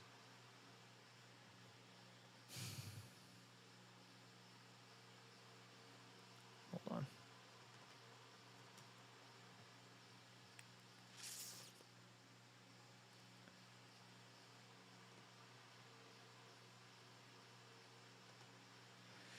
The CNN map. After I make this point, I will hop off. Okay. I just want to be clear, bro. Like, hold on. We set the bar so low for what Democrats can do and what they can be. In 2024, dude, Trump came within like 5 points of winning Virginia. Just, okay, imagine I'm going back in time to 2016 Democratic person. I'm going back in time to I don't know, Rachel Maddow, like the most resist lib you can think of. In 2017, first year of Trump's term, and I tell them, not only is Trump going to establish complete consolidation of executive power and violate all these laws on conflict of interest and fire all these people and commit all these acts that are illegal clearly over and over again, not only is he going to do that, but actually he's going to get within 5 points of winning Virginia, within 4 points of winning Minnesota, the state that even Reagan couldn't flip, within... Hold on, what else was it? Within like 10 points in Illinois? And yes, New Jersey? Bro, within 6 points of winning New Jersey? They would look at you like you're crazy. 12-point victory in Ohio. 13-point victory in Florida. 15-point victory in Texas. They would say you're crazy. That could never happen. That would take those kinds of shifts in our electoral map would take place over many decades because the demographics and the sampling and the polling. No, you can make very big change very quickly if you know how to do it, right? So let me show you, and this is hopium, copium, whatever. People say when they look at this map, oh, if only Democrats could just take back Michigan, Wisconsin, and Pennsylvania. Oh, yes, gee golly, we could win finally. We could be super strong. And this is a pathetic ass win. I don't want anyone celebrating 270 to 268. That's so pathetic and sad. Like, we need someone who it's like a fucking obvious conclusion that they win these states, and we start competing like we won Georgia in 2020. We won Arizona and Nevada in 2020. Hold on. At the very least, bro, give us a Biden victory, right? But okay, fine. Even this, I think, not good enough. Especially, like, bro, if we can't win a landslide after, like, a literal fascist, like, that's on us. I don't know how you fumble that. How do you fumble that? Unless the election's rigged, right? In which case, you know, fair enough. It's hard to win a rigged election. But listen, I'm just saying, if we have Tallarico as the nominee, that would be assuming that Tallarico has won the Senate seat in Texas. If you can win a Texas Senate seat, I think you can win it in a general election for president. I think you can. I can't see Tallarico losing Texas. Bam. 343. Is this a crazy map with Tallarico as the nominee? Is it crazy? No, this is just the Biden states plus Texas. And you know what? If you can win Texas, if you had that Southern Christian charm, whatever the fuck it is, give me North Carolina. Obama did it, right? I think Obama did it. Pretty sure. 350. Now we're looking at Obama 08 margins here. I'll accept nothing less than this. Nothing less than this. Florida's tough, I will admit. Ohio? Give me Ohio. Yes. Yes, give me Ohio. Yes. That's crazy. Don't you know Trump won Ohio by 12 points the last election? That could never happen. Yeah, that could never happen, really, because in 2020, Biden only lost Texas by like 4.5 points. So Biden went from losing Texas by 4. So I'll flip it. Trump went from winning Texas by only 4.5 points to winning by 15 points over the course of one election cycle. We see a 10-point shift in one state over the course of one election cycle. So, okay, you can see 10-point shifts within a state in a given election. So if we can see that type of shift, you can win Texas, you can win Georgia, you can win North Carolina, you can win Ohio, actually, and Arizona and Nevada and the Rust Belt states. Is this easy? Is this going to happen for sure? No. But if you want this, and by the way, if you win this victory, you're getting big Senate majorities and big House majorities. If you win this victory, you got Texas, you got DC statehood, you got Puerto Rico statehood. You can reform the filibuster. You can put Supreme Court term limits on Supreme Court justices. We can do that. We can we can fix it all. We can actually get something good done. Like this is a real positive, hopeful scenario. Now let me ask, could Newsom? Now again, is this the most likely outcome? No. Is this possible? Yes. Is this possible with Newsom as the nominee? No. It's just not. Newsom cannot win this type of victory. He can't. Can Josh Shapiro do it? No. Like, which other person maybe Andy Bashir, right? Like, yeah, okay, sure, maybe Andy Bashir can do it. But people need to remember, Biden came within 4.5 points of winning Texas in 2020. It is not impossible, and it can shift dramatically between election cycles. This map I'm showing you is only possible with James Tallarico for president 2028. Only way we can get this. Is it the most likely? We don't know. Obviously, uphill battle to win a victory like this in today's day and age. But if we were to win it, only one pathway to get there, and it's James Tallarico. He can do this. He can do this. And look at this map, bro. Because they tell us Trump won a mandate. He can do whatever he wants. He can violate the Constitution. He can violate Congress. He can violate the courts. Why? Because he won a mandate. He gets to do whatever he wants. Oh, 49% is a mandate? What's this? Do we get King Tallarico then, according to your logic? King Tallarico? I like it. And what did you guys say? If you win a mandate, you get to lock up your opponents. Okay, I'm liking that one. Let's get Cash, Bondi, Trump. Lock them up. Who else? Kristi Noem, DHS. Yikes, you gotta go. Don't worry. We'll indict them first. We'll find out what's the Trump plan. Find the person and then look for the crime. So first we got to find the guys. Tallarico won a mandate. You guys said yourself, if you win a mandate, you get to do whatever you want, right?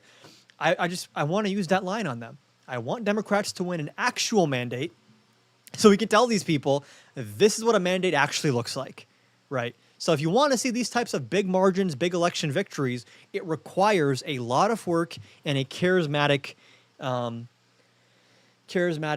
leader at the front. Andy, I feel like Tallarico and Bashir is like you're doing a little bit too much white bread, vanilla. Let's spice it up, mix it up a little bit. Who do we want Tallarico VP? Who could do it? Who could do it?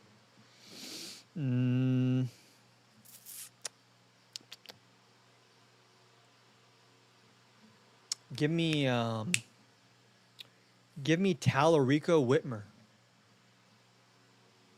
James Tallarico, Gretchen Whitmer, 2028. I'm investing in that. Give me that. That's the one. That's the one. That's the one. Because AOC, I like AOC a lot. I think she should probably challenge Schumer for the Senate seat. And I'm still not sure how branding yourself a socialist plays in a general election.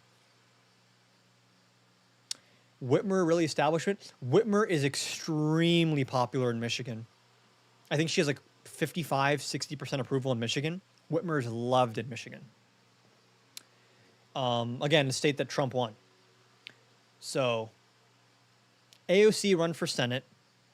Give me Tallarico Whitmer for the general election. I guess what we'd miss is, I guess Tallarico would be giving up his Senate seat. People might say, oh, you want to keep Tallarico in the Senate. People make this argument for Ossoff and Warnock. It's like, let's keep them, Ossoff and Warnock, where they are because it's kind of hard to win a Senate seat in Georgia. But some people, you got to strike while the iron's hot. And I don't know that we want to leave Tallarico to just stay in Texas politics and kind of like lose his mojo. I think we can do it in 2028 if we have elections, which is tough. So this is the agenda. I just want to be clear.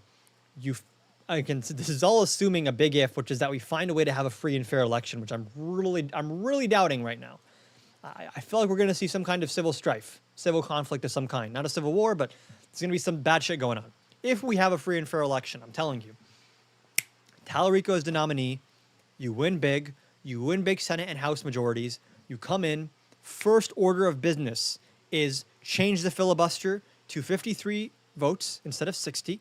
Then DC statehood, Puerto Rico statehood. Then Supreme Court justice term limits. Then campaign finance reform. Bam.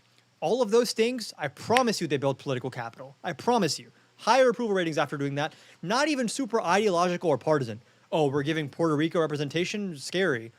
What's that? We're putting term limits on the justices who are appointed for life, that no one wants life appointments for these people? Okay, great. What are we doing? We're getting money out of politics, bipartisan support. Bam. You build up your political. Oh, welcome, Liam. You're building up your political capital by doing that. Then, once you've built up that political capital, then you say, okay, now we have 57 senators, 4 more than we need to pass the filibuster, public option for health care, $2 trillion infrastructure package, expanded child tax credit, right? This is where you do the big economic policy once you've consolidated your power. The same way Trump says, before I start doing authoritarian shit, let me first build the power to get it done, to effectuate that change. Before I start doing authoritarian stuff, let me appoint all the right people for cabinet positions, let me put all the right employees into the agencies, and then let me do this stuff, right? So Democrats better have on their A game when they come in, right? Reform the filibuster, terminate the Supreme Court, and statehood for DC and Puerto Rico, and campaign finance reform. Get those things knocked out in the first 2 years, then you do better in the midterms than incumbents typically do. Then you spend the next 2 years just cooking economic policy because you've built up that political capital and that social capital, right? And you do the whole thing like, I'm not right, I'm not left. Here's another thing, by the way, that I think would be super based. And it's kind of a out of the box idea. Here's what I want, right? Did y'all notice how when Tallarico was on the Joe Rogan podcast, he said, listen, I just want to solve problems. I will vote for legislation, whether it's a Democrat piece of legislation or a Republican piece of legislation, as long as it's good at solving problems, right? Very smart. Like, I'm not partisan. I just want to solve problems. That type of approach. Here's what would be really cool, in my opinion. I don't know if Tallarico would do this, but like just in general, is like, man, it'd be so cool. Just imagine this, right? You're getting inaugurated on election day. You get sworn in, and then let's say you ran as a Democrat, okay? You won the nomination, Democratic Party, you win the election. This would be so based. I would love this, okay? You get sworn in, you go up to give your acceptance speech or whatever, your inauguration speech rather, and you start out by saying, I want to be a president for all Americans.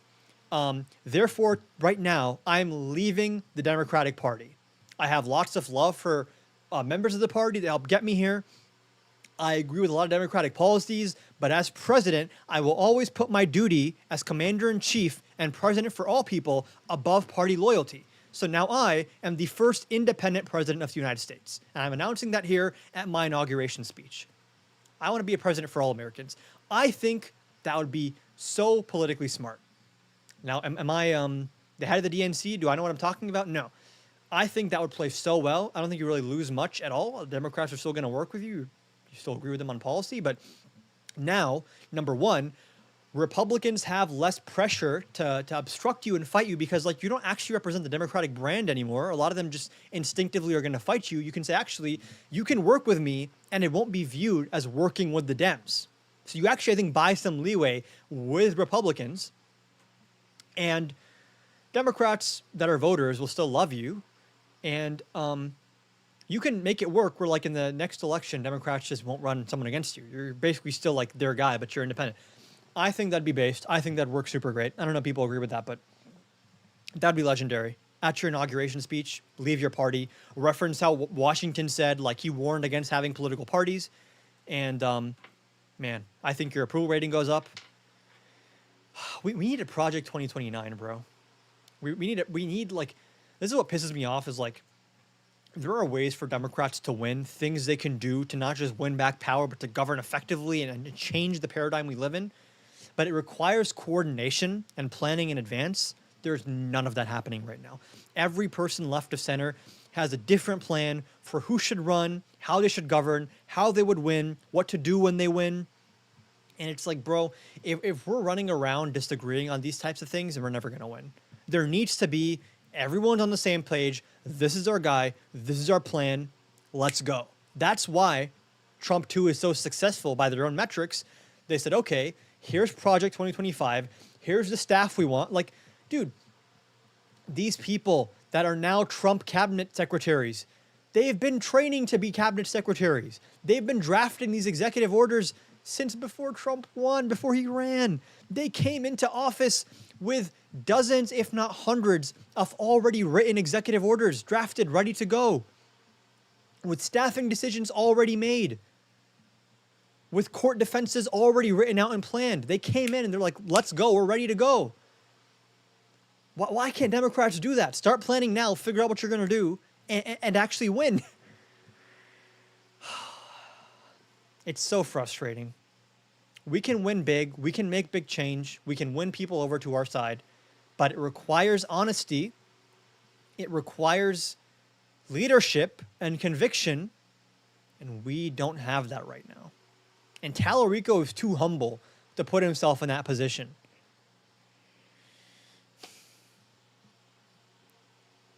He didn't say he was going to run on Rogan. I don't think he said he was going to run. Rogan said he wants him to run. His father amended. I don't know who Evan Bath is, or Bay. I don't know who that is. But, oh man, it's frustrating. Because they'll tell you, we can't have this. We can have this. This is a map we can have. It's very possible. It's not easy. You gotta fight like hell or you're not gonna have a country anymore, as Trump once said. Peacefully and patriotically, of course. Moral of the story is that I should be the chair of the DNC. And thanks for watching. I'm gonna go grab some food now. I'm tired. I'm kind of tired. Any last minute questions, comments, concerns? I do want to thank everyone who is watching the live on YouTube, everyone who's watching the live on TikTok, and I want to thank once again. Let's thank once again Myra for the $5 on Cash App, and hold on. I'll do an encore of thank yous for these people. Thank you, Myra, for the $5 on Cash App. And then thank you, Valerie, for the $4.85 on PayPal. Thank you, Joseph, for the $3.88 on PayPal. And Joseph, again, for the $3.88 on PayPal. You guys are all awesome. Thank you so much for watching and supporting. Everyone who watched, liked, followed, I appreciate you as well. Make sure you're following me on TikTok. Make sure you're subscribed on YouTube. Make sure you've joined the Discord, which is the first... one of the first links in my bio. Go to the link tree in my bio. If you're on YouTube, it's in the description. If you're on TikTok, it's in my bio. Go on that link tree. Follow me everywhere. YouTube, Twitter, Instagram. What else? Whatever else there is, okay? Thank you for watching. Yes on 50, I think, right? Yes is where they're going to redistrict, right? I'm not a... I think it's yes on Prop 50, right? That's the good one? Yes on 50, yes on Mamdani, yes on whoever is blue running in a general election coming up, please. And two things to remember: James Tallarico for President 2028, and Adam Khan for DNC chair right now. Let's go. What's the guy's name right now? Tim Cook, Jim John, something. Ken Martin. What a weak name, weak person, no plan, a loser. I don't know who he is really. I saw him on Jon Stewart. And he does a thing where he thinks like, people want Democrats to be more, to let loose more. I'm going to say the word shit and fuck now, and then I'm going to giggle and laugh like, I just said a bad word. Did everyone see that?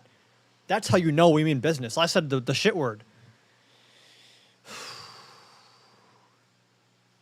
Leave, stop. You're never gonna, like, you know nothing. You know nothing. Hand over your position. Ken Martin, I'm watching you. You suck at your job. How do I know that? Because I've never seen you say the right things. In fact, I've never seen you talk much in general. You don't put yourself out there.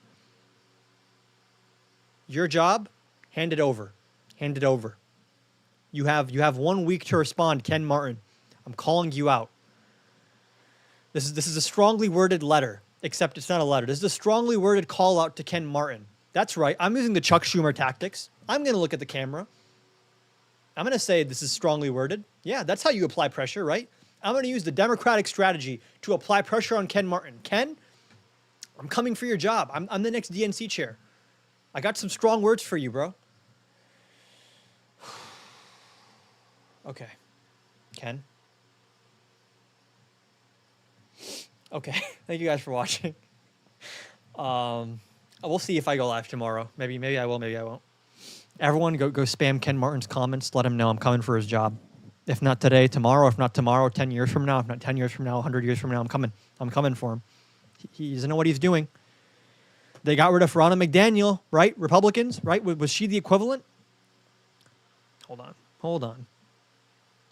Who was the last RNC chair? Yeah, Ronna McDaniel. They got her ass out of there. They got her ass out quick. Who replaced Ronna McDaniel as RNC chair?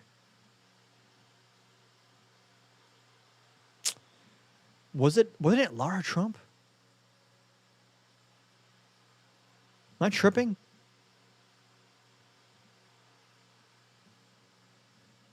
He hangry? I'm kind of hangry. Was it not Lara Trump? Whoever it is, they got Ronna McDaniel's ass out of there. Get Ken Martin's ass out of there. Get me in there ASAP. I'll fix it all. I alone can fix it, as Trump once said. Okay. You have to wait 4 years? Nah. I'm going to go to Ken. I'm going to tell Ken, listen, bro, hand it over. He's going to say, oh my God, yes, please take it. I'm so sorry. And then we're going to win big. We're going to win beautiful. We're going to fix it all. Patriots, thanks for watching. Stand back and stand by peacefully and patriotically. Radical Left Lunatics and Thugs. Join the Discord, the YouTube, the Instagram, the Twitter, all that stuff. Okay, bye. Have a good night. And that's the end of the TikTok live. Now let's end the YouTube live. YouTube, thank you guys for watching. You get an additional 30 seconds of time of me yapping that TikTok doesn't get.